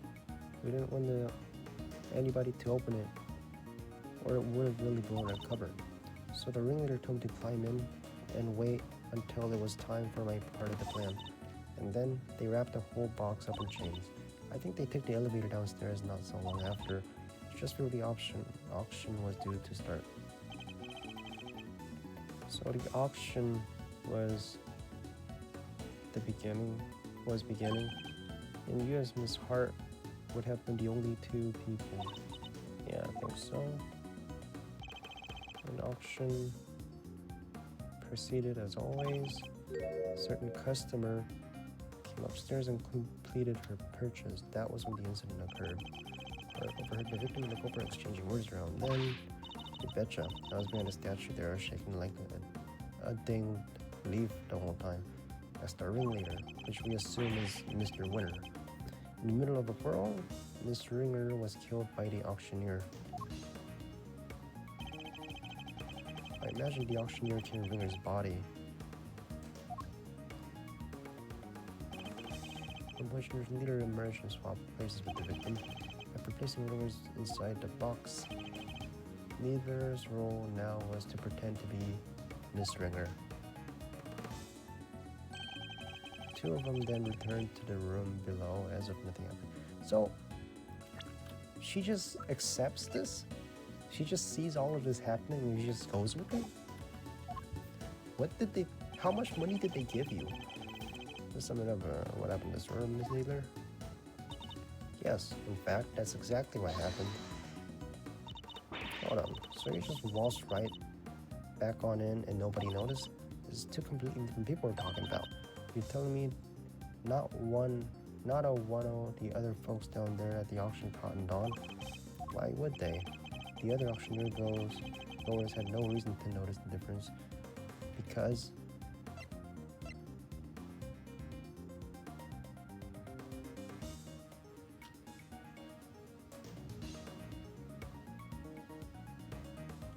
she had stolen the victim's clothes. She was using the victim's name. Both of them stole the victim's clothes. They're about the same build. It was where the auctioneer rules require attendees to wear masks at all times. If Nurse Needler were wearing the same clothes as Miss Ringer, nobody would have had any the wiser. No, they weren't. I borrowed Miss Ringer's clothes and I left the poor child in her smalls. Have you no respect, girl? No, Grandma. I thought the exact same thing. It wouldn't be nice to leave her like that. So the thing was, I put that raincoat on her. So that's how Miss Ringer came to be wearing it. Thus, the auction was able to carry on as before. Because the part where I caught the wrinkle on film came just after. Yeah, it must be. It all makes sense. Right after that was when I went over and looked downstairs through the gap in the elevator. spied me, 11 happy little auction goers back, and then back I snuck in my little hidey hole.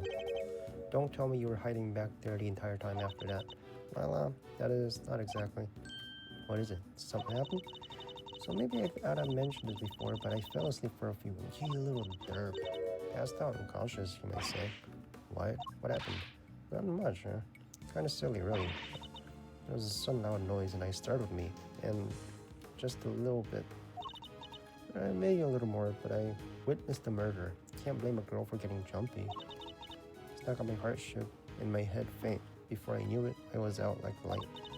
By the time I came to, it was the next dang day, and there y'all were clinking down that ladder. I see, so you were startled by a loud noise and fell unconscious. I suppose that means you don't know what happened after that. Not per se, but, well, after the auction was over, all the masks went back to the rack, and I reckon the guests were done finished and filed out one by one like they were supposed to. Nurse Needler, once the auction had restarted, what exactly were you doing? I was pretending to be Miss Ringer, placing the biz just as a ringleader wanted.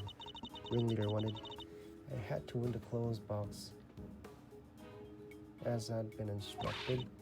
Had a dead body inside after all. I imagine if somebody else had won it, we would have been in real trouble. Why would you go along with it though?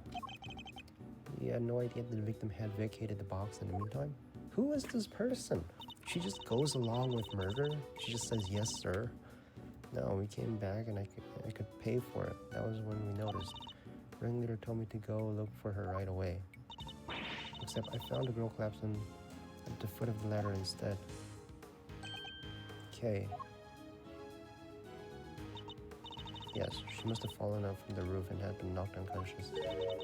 Guess the victim must have left the hatch wide open, huh? That would explain it. Kay would have been so shocked by seeing Miss Ringer fall motionless right in front of her that she wouldn't have seen the open hatch and fallen right through it. That explains the noise that caused you to faint as well. It was the sound of Kay crashing onto the storeroom floor. I suppose so. Can't believe something like that done knocked me out for so long, huh?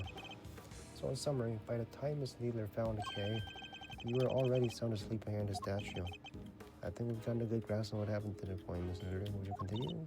Sure. Found Kay, then next I found Miss Ringer, and I put them both in the clothes box. Found Kay, and next I found Miss Ringer, and I put them both? We couldn't risk any of the auction goers seeing them. That would have caused a real hullabaloo. Was that your idea or Ringleader?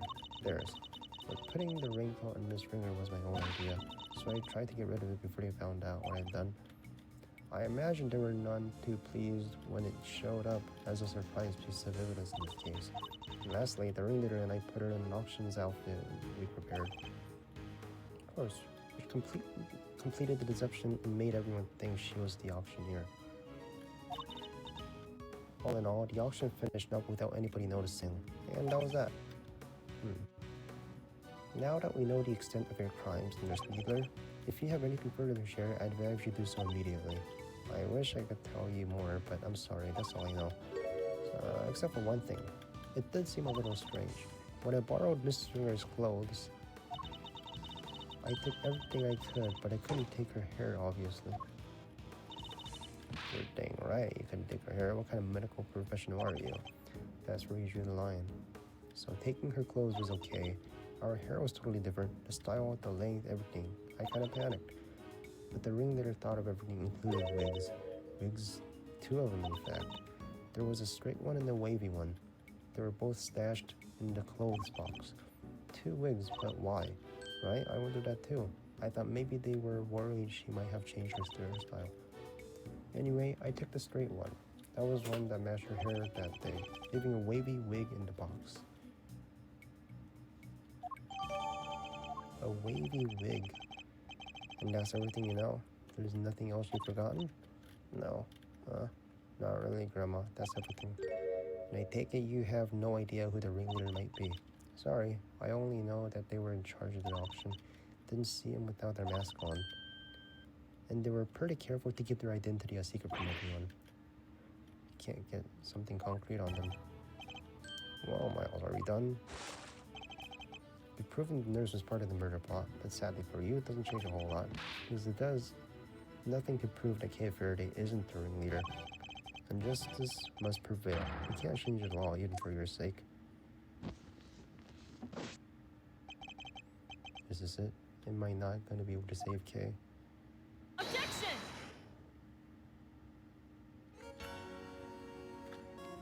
Alright, what'd you find?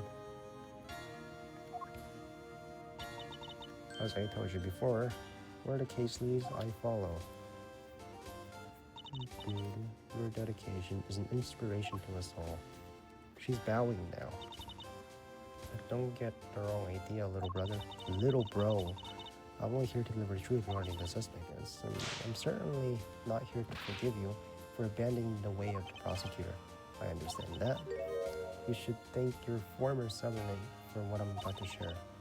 In his desperation to help Cape Verde, he gave me a valuable piece of information. Gumshoe?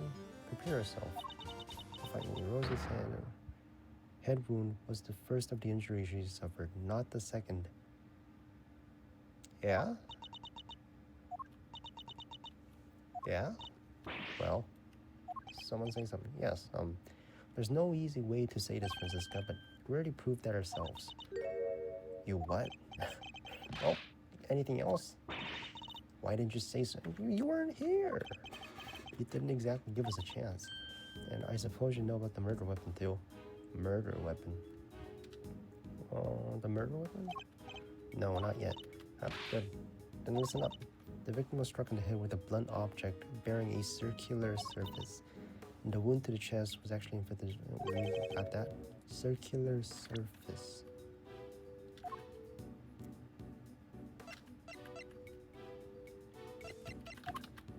A circular surface. Like a ball? Objection! And you're certain of that, I assume? Your sources are above board. To a trusted medical professional who reached the same conclusion independently, you couldn't ask for more. That's certainly good to know. Of what? I am the prosecutor in charge of Interpol's investigation into the underground auction. And this murder occurred during that auction.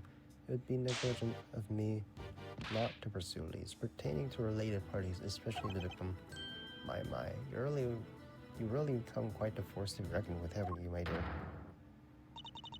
And all parties are in agreement. The victim died from a blow to the head. Sadly, the murder weapon itself has yet to be identified. Based on shape, I might have an idea or two. But guys, I didn't turn up any other weapon during my investigation. Yet, one needs to only think about the setting and auctioneer's tools, and the answer should be obvious. It's the auctioneer's hammer. What would an auctioneer have readily at hand? Auctioneer's hammer, of course, but we never found one of those. The auctioneer was indeed the killer. It does seem a likely candidate for the murder weapon, but without the evidence to support your theory, it remains nothing more than that. Oh, I do have evidence you need right here. That the auctioneer's hammer was the murder weapon.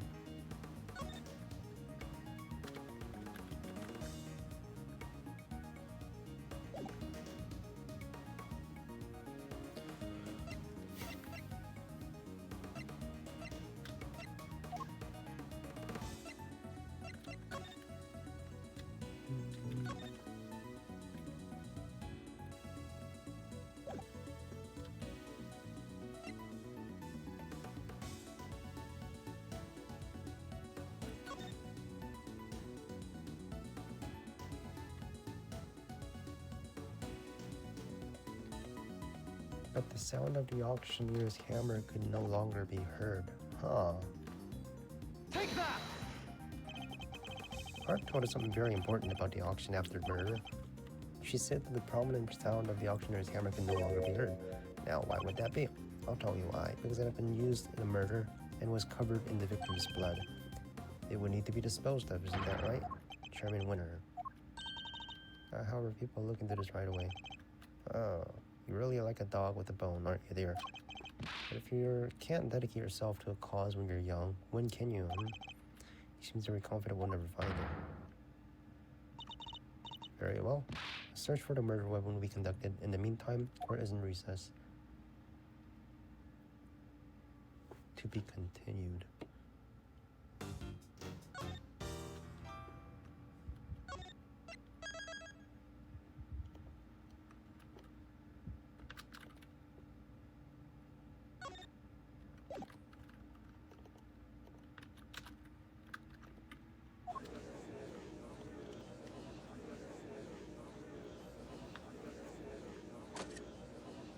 Alright, so now can we agree that K wasn't the murderer? Silence. Karma? What the fuck? What the fuck? What the fuck? How did I miss all that? I wasn't pressing B. On Karma, if you could update on some progress, search top bottom, auctioneer's hammer was nowhere to be found. Bad news. Verdicts was such a shame. Just because you didn't find it, it doesn't mean it's not there. Not enough work here. I can't carry it. Yes, really a tragedy, but life is life. Such is life. I was just thinking back over the defendant I've made pleas deals over the years, people who poured their hearts out to me, who trusted me with every detail of their crime. And then when it came to their sentencing, I recommended life in prison every time, for every single one. Oh, if only you could see them. That stupid dumbfounded look on their faces. The verdict will now be passed. All present will accept the goddess's word as law. Only if I never imagined I would be passing judgment on you under such circumstances.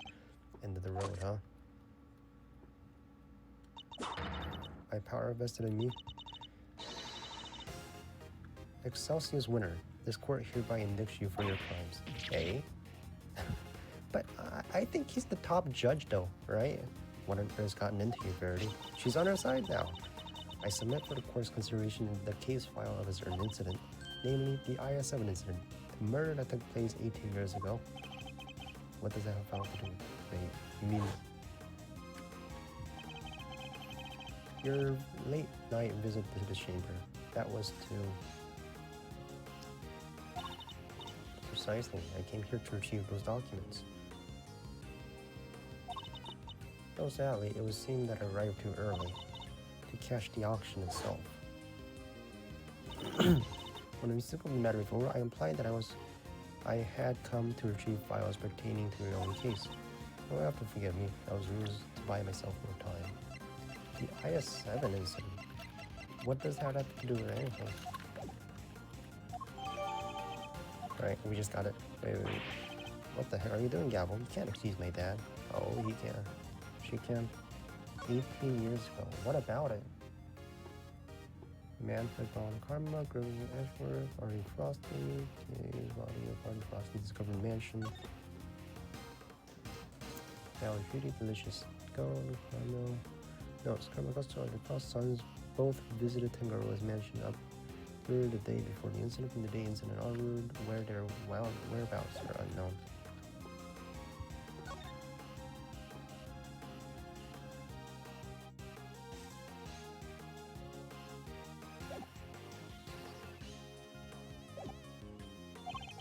Without proper grounds, deformation.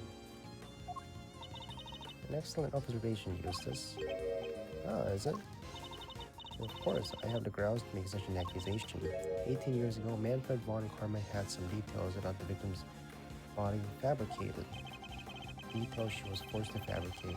He was forced to fabricate when the sculptor Arthur Frost's body went missing. My papa? Fabricating information. What does that mean? You didn't know? What the fuck? Ian Seidman. The detective originally assigned to the case did in fact report that the body had gone missing. However, seeing that a certain someone wasn't very pleased with Mr. Von Karma, and deliberately withheld information in order to bring him down a few pegs. What?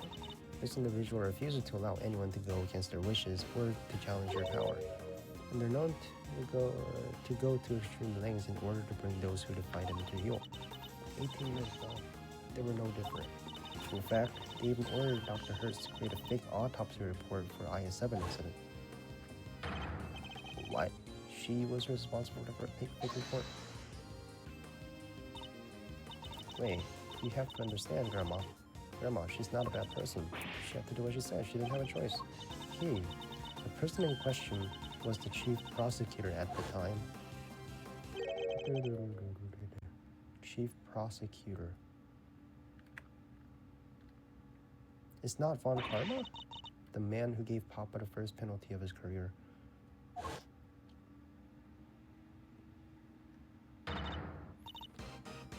Excelsior's winner. It was you. Objection!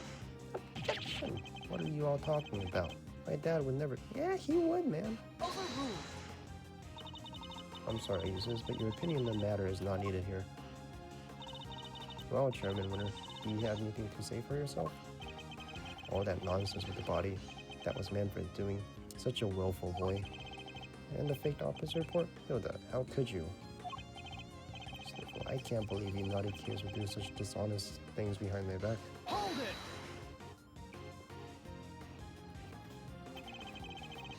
You could just ask her why she did it. She is standing right there after all. Hold it. Wait, Grandma, she can't. Ouch. Tell us. Grandma, I'm sorry. I knew. That's why I... Right, exactly. If they didn't, everybody would have found out about what you did. They said he was going to charge you for no the villain. They said I just had to do what the auctioneer said. You were coerced into it, weren't you, Nurse Needler? And just to be clear, the auctioneer was Chairman Winner. I'm sorry, but I honestly don't know. The person forcing me to help them was the auctioneer. And they definitely looked about the same build as the chairman, but I never saw their face. That must be something. Any detail, no matter how small, will do. Oh, wait. Their mask didn't cover the whole face.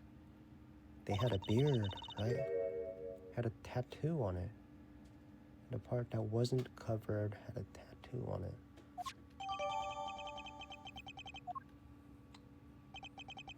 Objection! All sounds dramatic, but I really don't know what you're talking about. Hello? There's no tattoo on my face. I think I'd know if there was one, wouldn't you? Which means I can't be doing there no matter how much you want it to be. Alright, can we see it? Can you lift up that beard? I hope we can figure it out. Who the shameless manipulator might be. Oh, can we see it? Your contempt for this courtroom is an insult to the goddess. Are you sure it's not you who's feeling insulted here? I'm not the only one who's been trying to bring you to justice. Miss Ringer had been trying too. And I refused to let her sacrifice be in vain. Young Rosie looking down on me, you say? But why? I barely knew her. I've always had a certain magnificent charm, but I don't remember ever catching that particular eye. You barely need the victim. Why, I believe this is a new statement. The goddess demands that you offer your false testimony on court. So, that's how it is gonna go, huh? You mean to hound me until I finally break? But if that's the way you want to play it, fine. I'll destroy you all. Every last one of you. Mr. Edgeworth, please allow me to work with you on this one. Of course. I doubt we'll get another chance to put him on the stand. So let's make this most of this opportunity. Of course, Your Honor. Your Honor. Can't have it any other way. Now, Chairman Winner, you will tell us this court everything you know about Ms. Ringer.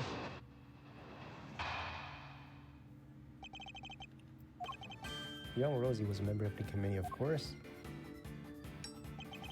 But we never had any personal interactions, at least none that I remember. I had no motive to murder that poor girl whatsoever, and I had absolutely no idea why she was after me. You don't mean to accept your part in any of this? Of course he doesn't. He isn't guilty. How could he? He's my dad, a winner of winners. That's very kind of you, but you need more than mere words to plan to cover for me. Right, you got it. I won't let him pin this on you. I believe in you, Dad. You'll beat Edgeworth. I know you will. Yes, you're You really are such a sweet, simple child. He really loves his dad, huh? But that's no excuse to ignore his father's crime. No matter how much he respects him, all criminals will be made to atone their crimes. It has to be done. Can't let his father get away.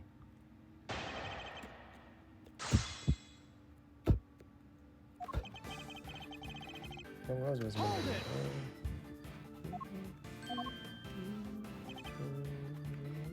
Hold it!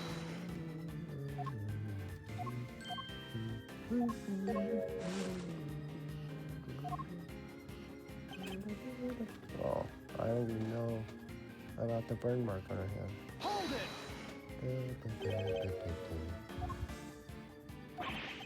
Not having memorizing who has a scar in her hand who doesn't. This was an annual scar. It's pretty noticeable, in fact. Oh, what's wrong with that? I think that ring did always wear gloves. The truth be told, I don't wear the burn mark until after so always covered by acrylic gloves. So it makes sense, of course. People can be very self-conscious about things. You can only sympathize. Being something of a sensitive soul myself, I don't understand. Although I suppose she was always wearing gloves. Perhaps it was to hide that burn. Hold it! Something of a trademark already, yes. Who knew that it was to hide the burn mark? I always imagined it was a fashion statement. Oh, not even just... It's you. And I'll expose that face. Oh, go ahead and do yours. She always wore gloves. That reminds me, I should go for the other skin. The cow? The cow? Objection! She didn't have gloves according to her recording. Always wore gloves. If she did, that raises a rather important question and highlights quite a contradiction. If we listen to again the conversation that was captured by the stuffed cow, you'll soon see what I mean. Yeah, the moment I laid it on you, you can't hide that burn from me. Nothing to say for yourself? Waited for this long, I finally have my revenge. Right.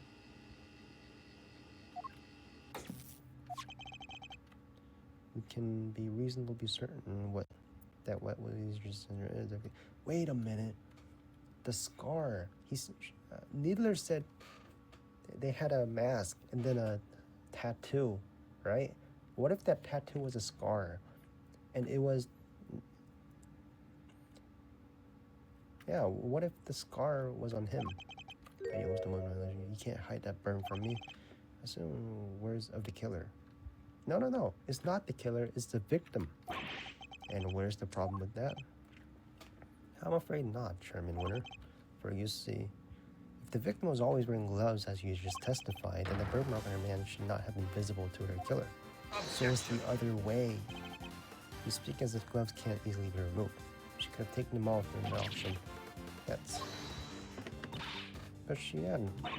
She was still wearing them when I changed places with her. Must have been hands. What are you saying, my dear? You do know how much trouble you're in, don't you? I'm not scared of anyone. I have Grandma on my side now. Now it's time for you to pay the piper, Winter, you dang devil. I see. So you're looking to disappear too. I see. So you're both looking to disappear too. That'll get be arranged. Not this time, Excelsius Winter. The only person disappearing will be you. Hey, you can't talk to my dad like that. Who cares if the burn was covered up? Why does that matter? Oh, it matters. The burn mark is the killer, right? And the one saying that is the victim, is Miss Ringer.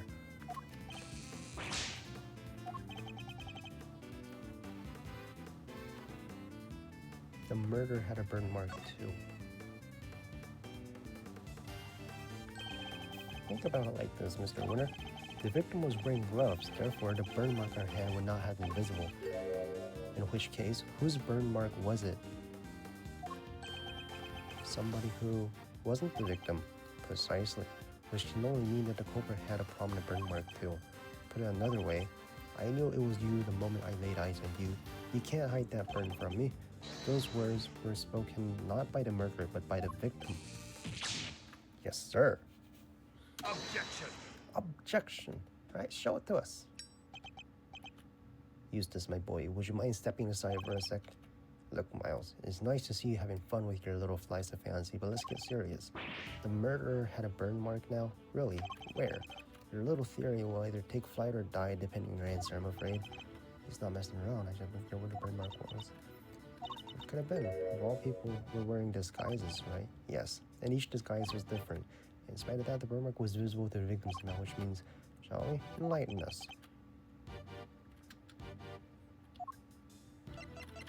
Where's the mask?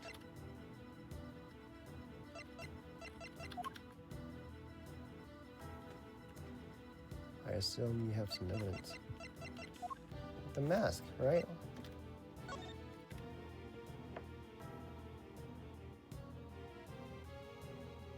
Ringleader prepared wigs in order to enable their accomplice to disguise herself.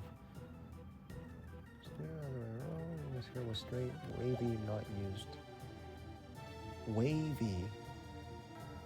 Hold up. His beard is a wig, right? Take that! Here, this other. What? His beard is a wig.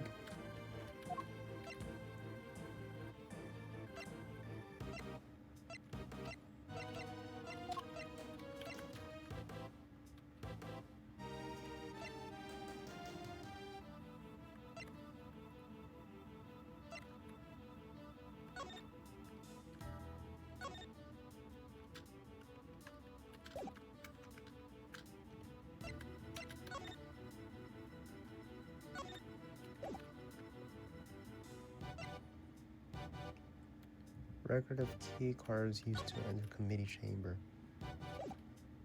I'm looking for that mask.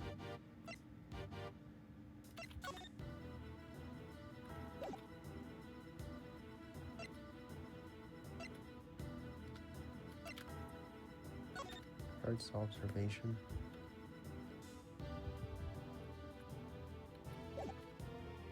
I know it's on his chin.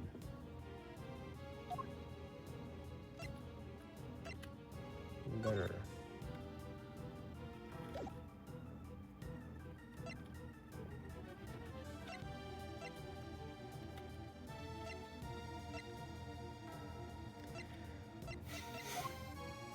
I know what it is, I just gotta find the right evidence.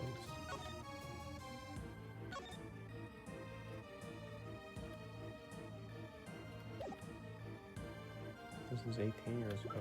Can I submit the profile?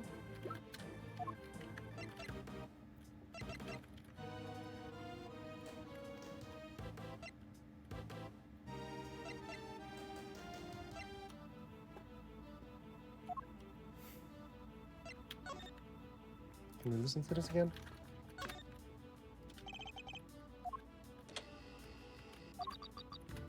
You can't hide that burn from me. I think this Avery. I waited. I finally got my revenge. The case from 12 years ago.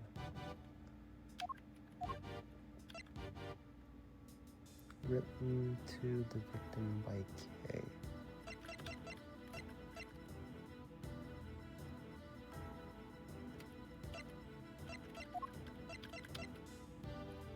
This is 18 years ago.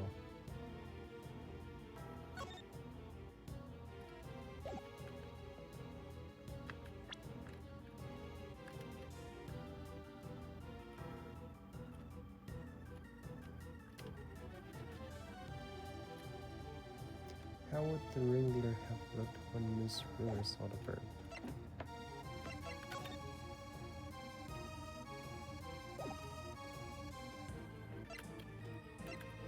How would you have looked?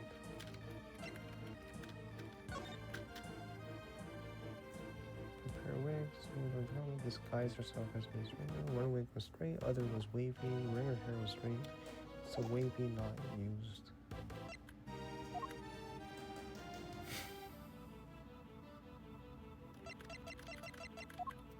I need to see the mask. It's on his chin, I know that for sure.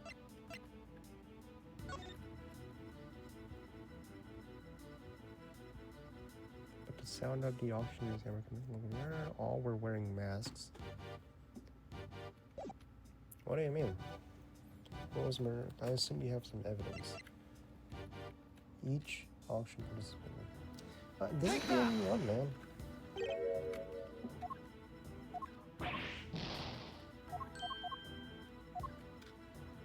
Wait, was it this mask?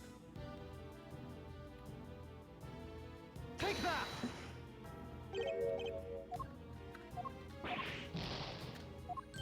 I know what the mask looks like. It's that green thing that covers just the top of the face. Letter. Don't worry, I'll make sure you get your precious thing back. Key card. The young condition pushing off the building contains letter.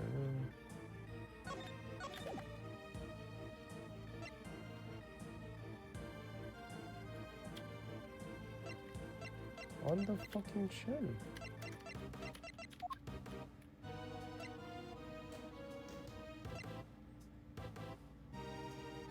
By the victim.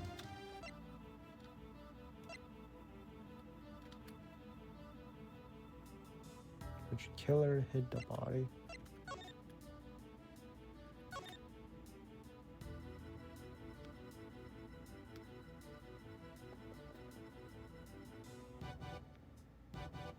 Ringler had an auction to come up in the elevator screen.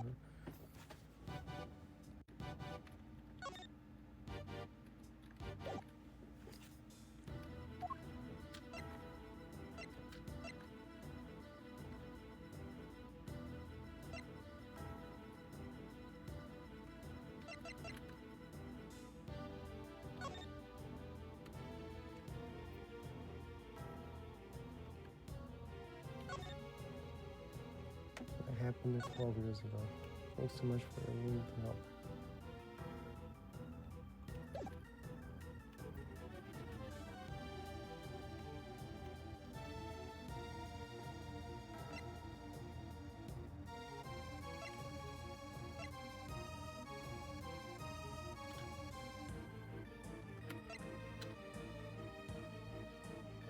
Ringleader wore a jacket, white gloves, magenta flower, and also had a tattoo on part of it. Oh, that's the ringleader.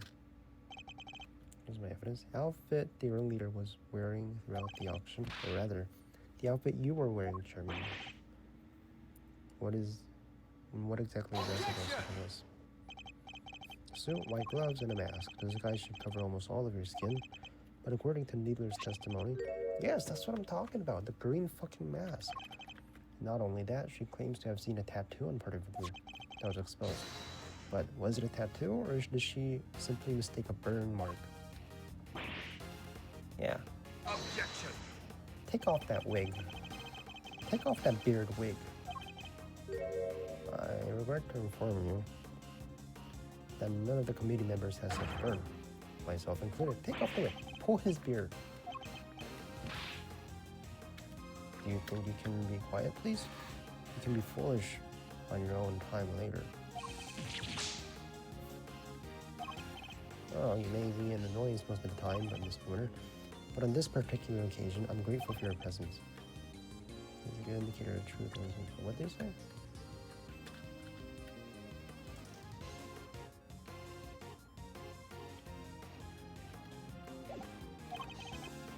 And it gives me a much needed confident boost concerning another theory of life, namely, who that one unexplained item belongs to. What's the matter, Mr. Winter? I think he might be in shock after all. He's usually the last to figure things out, but in this case, he seems to have gotten there all too quickly. He knows that his father is indeed the real murderer, because he knows the truth, so it's better not to know the truth after all. And okay, this is what we came here for. Doesn't matter how we get the truth, the important thing is to find the truth. You yourself told me that once, right when I needed to hear it the most. Time for us to show you the truth of your innocence. I want to know, too, the truth of what really happened. Won't you show me? I very much intend to. Where is the burn? Because it's nowhere to be found, just like your evidence that I'm the killer. Yeah. Over through and through. I understand, Mr. Winter. completely understand why you don't want to believe it's true. But if you ignore the truth now, you will regret it for as long as you live. Dad, what do I do? I just don't understand it. How could I have raised such an utter buffoon? If you really wish to help your father Eustace, you can try thinking your own for once in your life, you useless nitwit. Try all the time. All I do is try. I went to the school you wanted me to go to. I aced every test. Look at my jacket. They only give these to the valedictorian. Did you pay for it? I did everything you told me to. I worked like crazy and graduated top of my class. Did you rig the test? I tried to be just like you and win as many steps as I could. You really are just simpering simpleton, aren't you? Those tests you aced, I had the schools give you perfect scores on all of them. Those debate and speech competitions won, the judges were all friends of mine. I've never even realized that much. If you never even realize that much, there's no hope for you, I'm afraid. None at all. You're no son of mine. Even you must see that.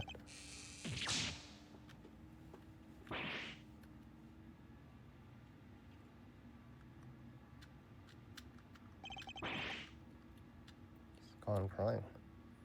Character development. Oh, gone. My own son. They all leave in the end. I mean, boo-hoo. Even when he was trying, he was failing. And he did it all for me. Then he should have just tried harder. You're a disgrace. You don't deserve to be a father, and you seem to be chairman of this committee. Even I feel sorry for the boy now. Poor Mr. Winter. Explain yourself, Chairman Winter. Just what do you think your son is to treat him in such a way? Utter useless pawn, sounds about right. You're the one to talk, Verity. You tried to worm your way into my trust by using Eustace too. Cannot deny it, however. Not be naturally gifted prosecutor, but he tries. In some ways, he tries harder than anybody. That's what I hate during my time with him. Yet, you would call him useless? How could you? Because he is Verity, my girl. He's utterly incapable of doing anything I ask him. Edgeworth, I entrust my offering to the goddess in you, that you may use it to call her final judgment unto Excelsior's Winter.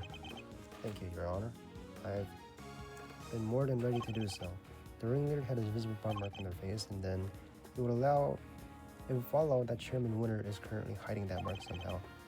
How exactly was he dressed during that auction? This will be key to solving this case at last. Now then, answer, please. Which piece of evidence will help you reveal? There was a wavy wig, right? Wavy was not used. There we go. Take that! Wavy wig. The second wig, the one that wasn't used. I see. I seem to remember it being wavy. What are you two talking about? Nurse Lever apparently found some interesting items when she went to swap places. And what do they have to do with the burn mark? That she found 2 wigs. One was intended to look her more like the victim, but what was the other one for? I don't suppose it was meant to be spare. It doesn't take a huge leap of imagination to see the truth. Compare Chairman Winter's current appearance to that of the ringleaders that was described to us. Stop it. Stop glaring at me, staring at me. One very prominent difference presents itself. His face, or rather what's around it. You mean it wasn't a wig after all? It wasn't a wig after all?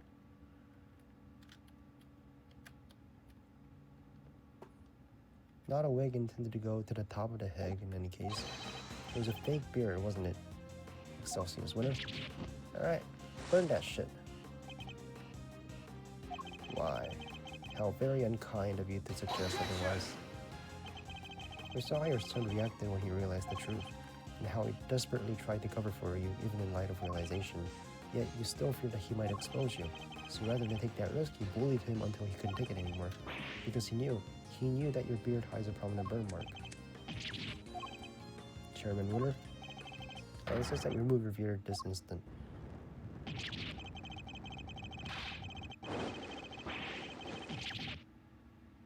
How the fuck did you get that burn mark? There it is, the burn mark. Edgeworth, for bringing evil to justice before the eyes of Goddess, you have my thanks. No, thank you. Couldn't have done it without you. Excelsior's winner, in the name of justice, I hereby pronounce my verdict. Guilty. There we go. Phew. Does she still not have her memories back? Mr. Edgeworth, I can't thank you enough. You never gave up on me, even when you gave up on myself. That was very kind of you. There's no need to thank me. As a prosecutor? No, as a friend, it was the least I could do. Mr. Edgeworth, rejoice. I've learned that Chairman Winter has been safely delivered to the detention center. The search for the mission auction hammer continues. However, we're talking about the Chairman Winter here, so it's highly likely that it has already been destroyed. In addition, there is one other matter I'm worrying with. The chairman made a rather strange statement. According to him, the letters were not part of his plan. Agreeing with my plan. Now we can both get what we want. That's for episode 5, right? I'll make sure to get your positioning back. And that they found a second letter on Kay's unconscious body. From their contest, the letters seemed to ones of correspondence. So he leapt to the conclusion that they must have been working with each other. That's quite the conclusion to jump to. As he read the letters, that's when he came up with the idea to frame Miss Faraday for Miss Ringer's murder. So he decided to place the victims in a very conspicuous place, namely in her left chest pocket. Sounds to me he's trying to make excuses for himself. Yes, I certainly thought the same. Perhaps it was some sort of last-ditch ploy on his part, but it matters not. He will answer to the goddess now. Under their scrutiny, such strategies cannot hope to succeed. He will not escape justice. And with that, one of the duties which I have been entrusted with is complete at last. Judge Gavel, before you go, can you tell us what you know about Chairman Winter, how Chairman Winter came to murder Ms. Ringer? There's more there. There's more there, isn't there? Yes, and I suppose you have earned the right to the whole truth. Ms. Ringer once had a lover, a press photographer. He was investigating the underground auctions as a freelance journalist. But before he could uncover the truth behind the auctions, he was disappeared.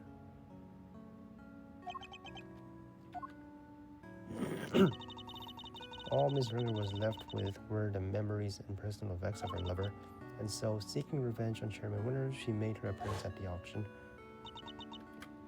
Unfortunately for her, wait, I just missed it. Unfortunately for her, her opponent struck first. That's the story behind this case. While the goddess does not condone acts of wanton vengeance, Ms. Ringer's actions have exposed Chairman Winter's crimes at last. So that was the real goal. You were tasked with exposing Excelsior's Winter and the corruption at the heart of the committee. Does anyone know what happened to Mr. Winter? I'm afraid I haven't been able to get in touch with him. Do you have any idea why? Because I wasn't there for him just now when he needed me the most. I feel bad for him. Well, don't pity him too much. At least he knows the truth now. No matter how hard it might be, he'll need to learn to accept it. If he can't, he'll never be able to move on with his life. Trust me.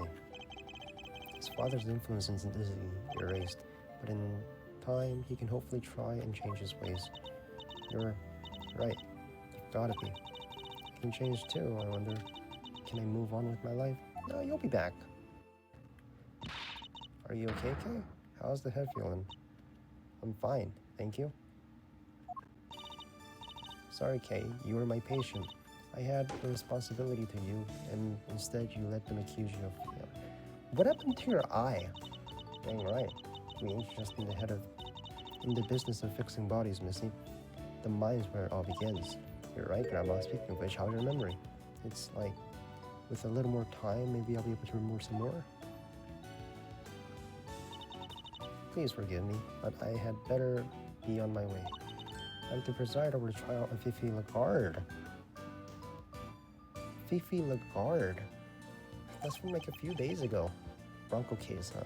Who's the defense attorney? Supposed to be Miss Ringer, but as she is no longer with us. Miss Ringer was a defense attorney.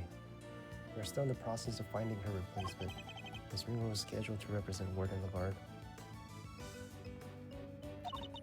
And of course, until we find there's nobody to act. What the fuck? Hello? Alright. Of course, in any case, I must take my leave. Wait, please. What about Edgeworth? What about my badge? With the Sherman and the rest, the committee's activities has been suspended for the time being. So to answer your question, it's complicated. It's all up to the goddess now. But don't worry about it, Kay. It's the consequences of my own making. And I assume you don't mean to change your mind? Of course not. I choose the path of truth, and I choose it willingly. Sherman Winter out of the picture just is in the hands of the righteous once more. If you did wish to follow the path of a prosecutor again, I would be more than happy to facilitate such a decision. Very kind of your offer, but I can't accept your help at this time. I can't ask for my badge back when I'm not even sure if I want it anymore. I see. Seems we are destined to continue on different paths then. Well, I trust you'll keep my badge safe until they converge again with all I have. In the meantime, I have here a token of the goddess's mercy. You may return this notebook to its rightful owner. Kay? Kay's promised notebook. It seems was due to be sold in the auction. With the name Kay written on its cover, Chairman Winter made the connection immediately and knew who it belonged to. It was the same name as the one in the letters after all. The letter he claimed to know nothing about. I suppose he insisted he didn't prepare them? Yes, he also had something to say. Apparently he thought that Miss Faraday was after her notebook, and Miss Ringer was after his life.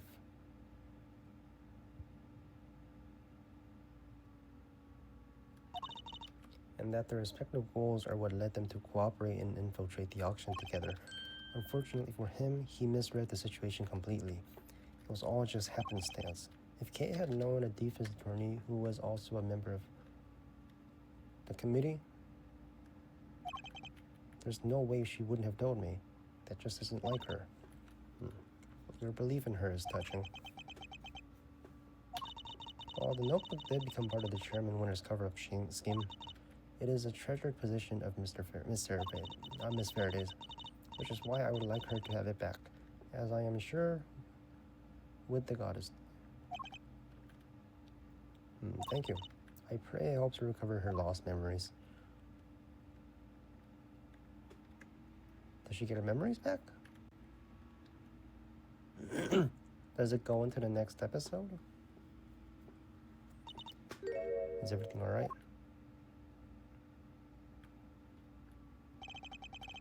Judge Galvin wanted me to return something important to you.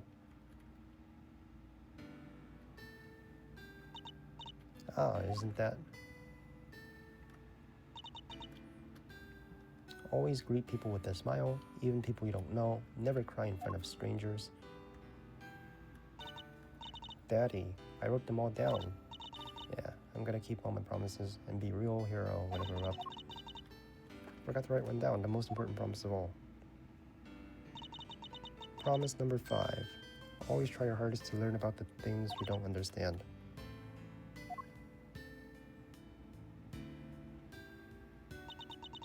Always try your hardest to learn about things you don't understand. That's right, I have to try. Is she getting her memories back? This one's funny. This sprite animation is funny. Kay Faraday, the great thief, will do anything. She's back. Kay, is that really you? Can't say I'm not a little bit embarrassed, but yeah, I'm back. I couldn't have done without you, Mr. Edgeworth. Never stopped helping me, even when I was totally lost. Couldn't remember anything. Thank goodness, you seem to be back. Kay, is this the real you? Welcome back. It's good to know you're better. I can sleep easy now. Now that you found it, don't you dare go losing that memory of yours again. Ms. Niebler, Dr. Hertz, thanks a lot for looking after me. better. The hospital. Oh yeah, wash your clothes for you. Here. Thought they were Detective Gumshoe. Handed them over after they came back. And did he happen to mention forensics found anything of note? I didn't ask. Anyway, never mind that now. Put them on, Kay. I want to see. What about her bandages? Surely it's too soon to remove them. It's probably fine. She may have taken a big old bump in the head, but she wasn't ready for it. Why was her eye covered? Then, why all the bandages? Prevention is better than cure. A stitch in time saves 9. Those are just a few of my mottos. Both of them are painfully annoying practices for your patients. Okay, transformation time. What? So the bandages were for show. That's Miles, so she better. As it always did. Thanks to you, Miss Von Karma. I'm glad you showed up when you did. I simply came when Scruffy asked me to. I'm sure he'll be very happy to see that you're back to your old self, too. Speaking of Gummy, where is he? Who knows? Perhaps the well of his devotion ran dry when a certain someone threw away his badge. Detective Gumshoe. Anyway, I have to get going. And I'll be taking those two with me. Hey, they were threatened. They were threatened, right? They're not they're hostages. Their crimes can't be allowed to go. They were hostages. They were forced to. The fact that Winter coerced them into cooperating, of course, will think it. Alright, so defense attorney? Who's gonna be the defense? Take care, Faraday. Till we meet again. So, okay. I know you only just got your memory back, but I need to ask you some questions. What happened to the day you lost your memory? What were you doing? Let's see. Somebody asked me to meet them at Gourd Lake. Is it you? You. But I didn't know who it was. So there I was looking up at the moon when somebody with a red raincoat started walking towards me. They must have dragged me somehow because that's when I felt unconscious. What? I'm not sure I follow. Kate was at the Gourd Lake, looking up at the moon. Anyways, when I came to, I was on the roof of this building.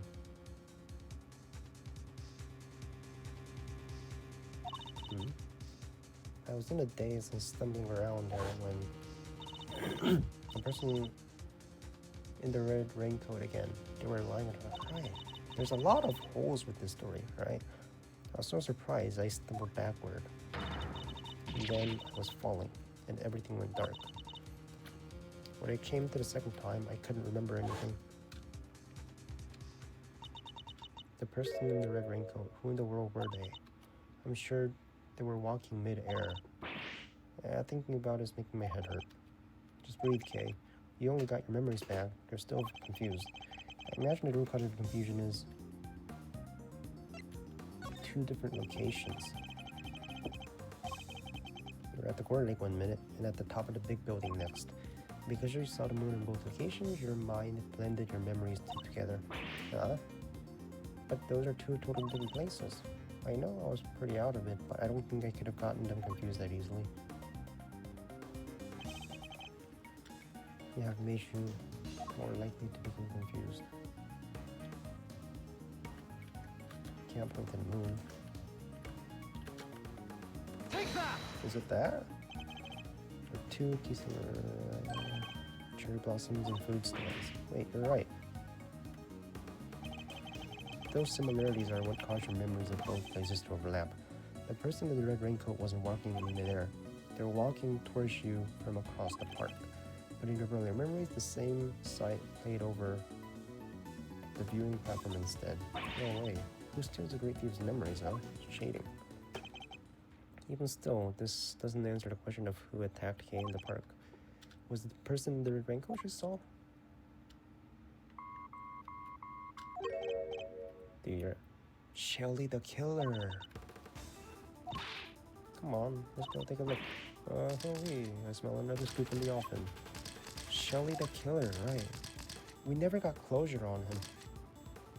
Shelly the killer.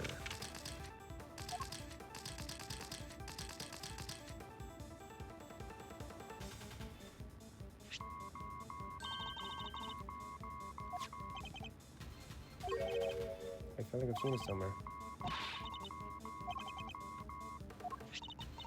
Come on, Kay, you gotta pick it up. You can refrain from answering strange calls. I presume. Shelly the Killer.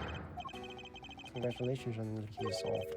Yeah, I can't truly say it's been fully resolved, can you? I'm sure you've noticed by now that there was a mastermind at work orchestrating the entire incident. How could you know about this case? That's not what's important right now. Let's focus on this. Let's focus on this certain individual for the time being, shall we? I have indeed been wondering myself if somebody else could have been involved. If not, how are we to explain the piece of evidence that provided so damning to Kay's case? An evil mastermind, but who? Who indeed? Perhaps you could share your thoughts. What is the evidence in question that points to someone else?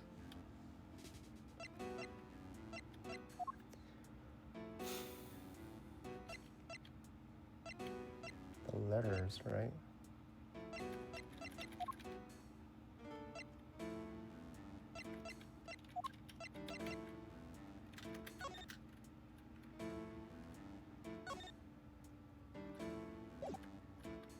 Probably one of the letters. Take that!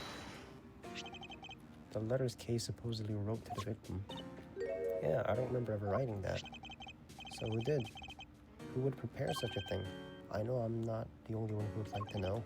And how do we know it wasn't you? Now, why would I do something like that? I believe the truth can be fully come to light in a court of law. But since you've had your badge revoked, that is no longer an option. So, how will it end? I, for one, will be watching from the sidelines with interest. He even knows about my badge. So, one last thing. I do hope you won't betray my trust in you. Now, I bid you farewell. What the heck does it mean he's fully resolved? And why is he so interested in us anyway? Everything's just one big ball of mysteries. Special surface, but even gonna carry you doing again. Never. It's always what they're doing.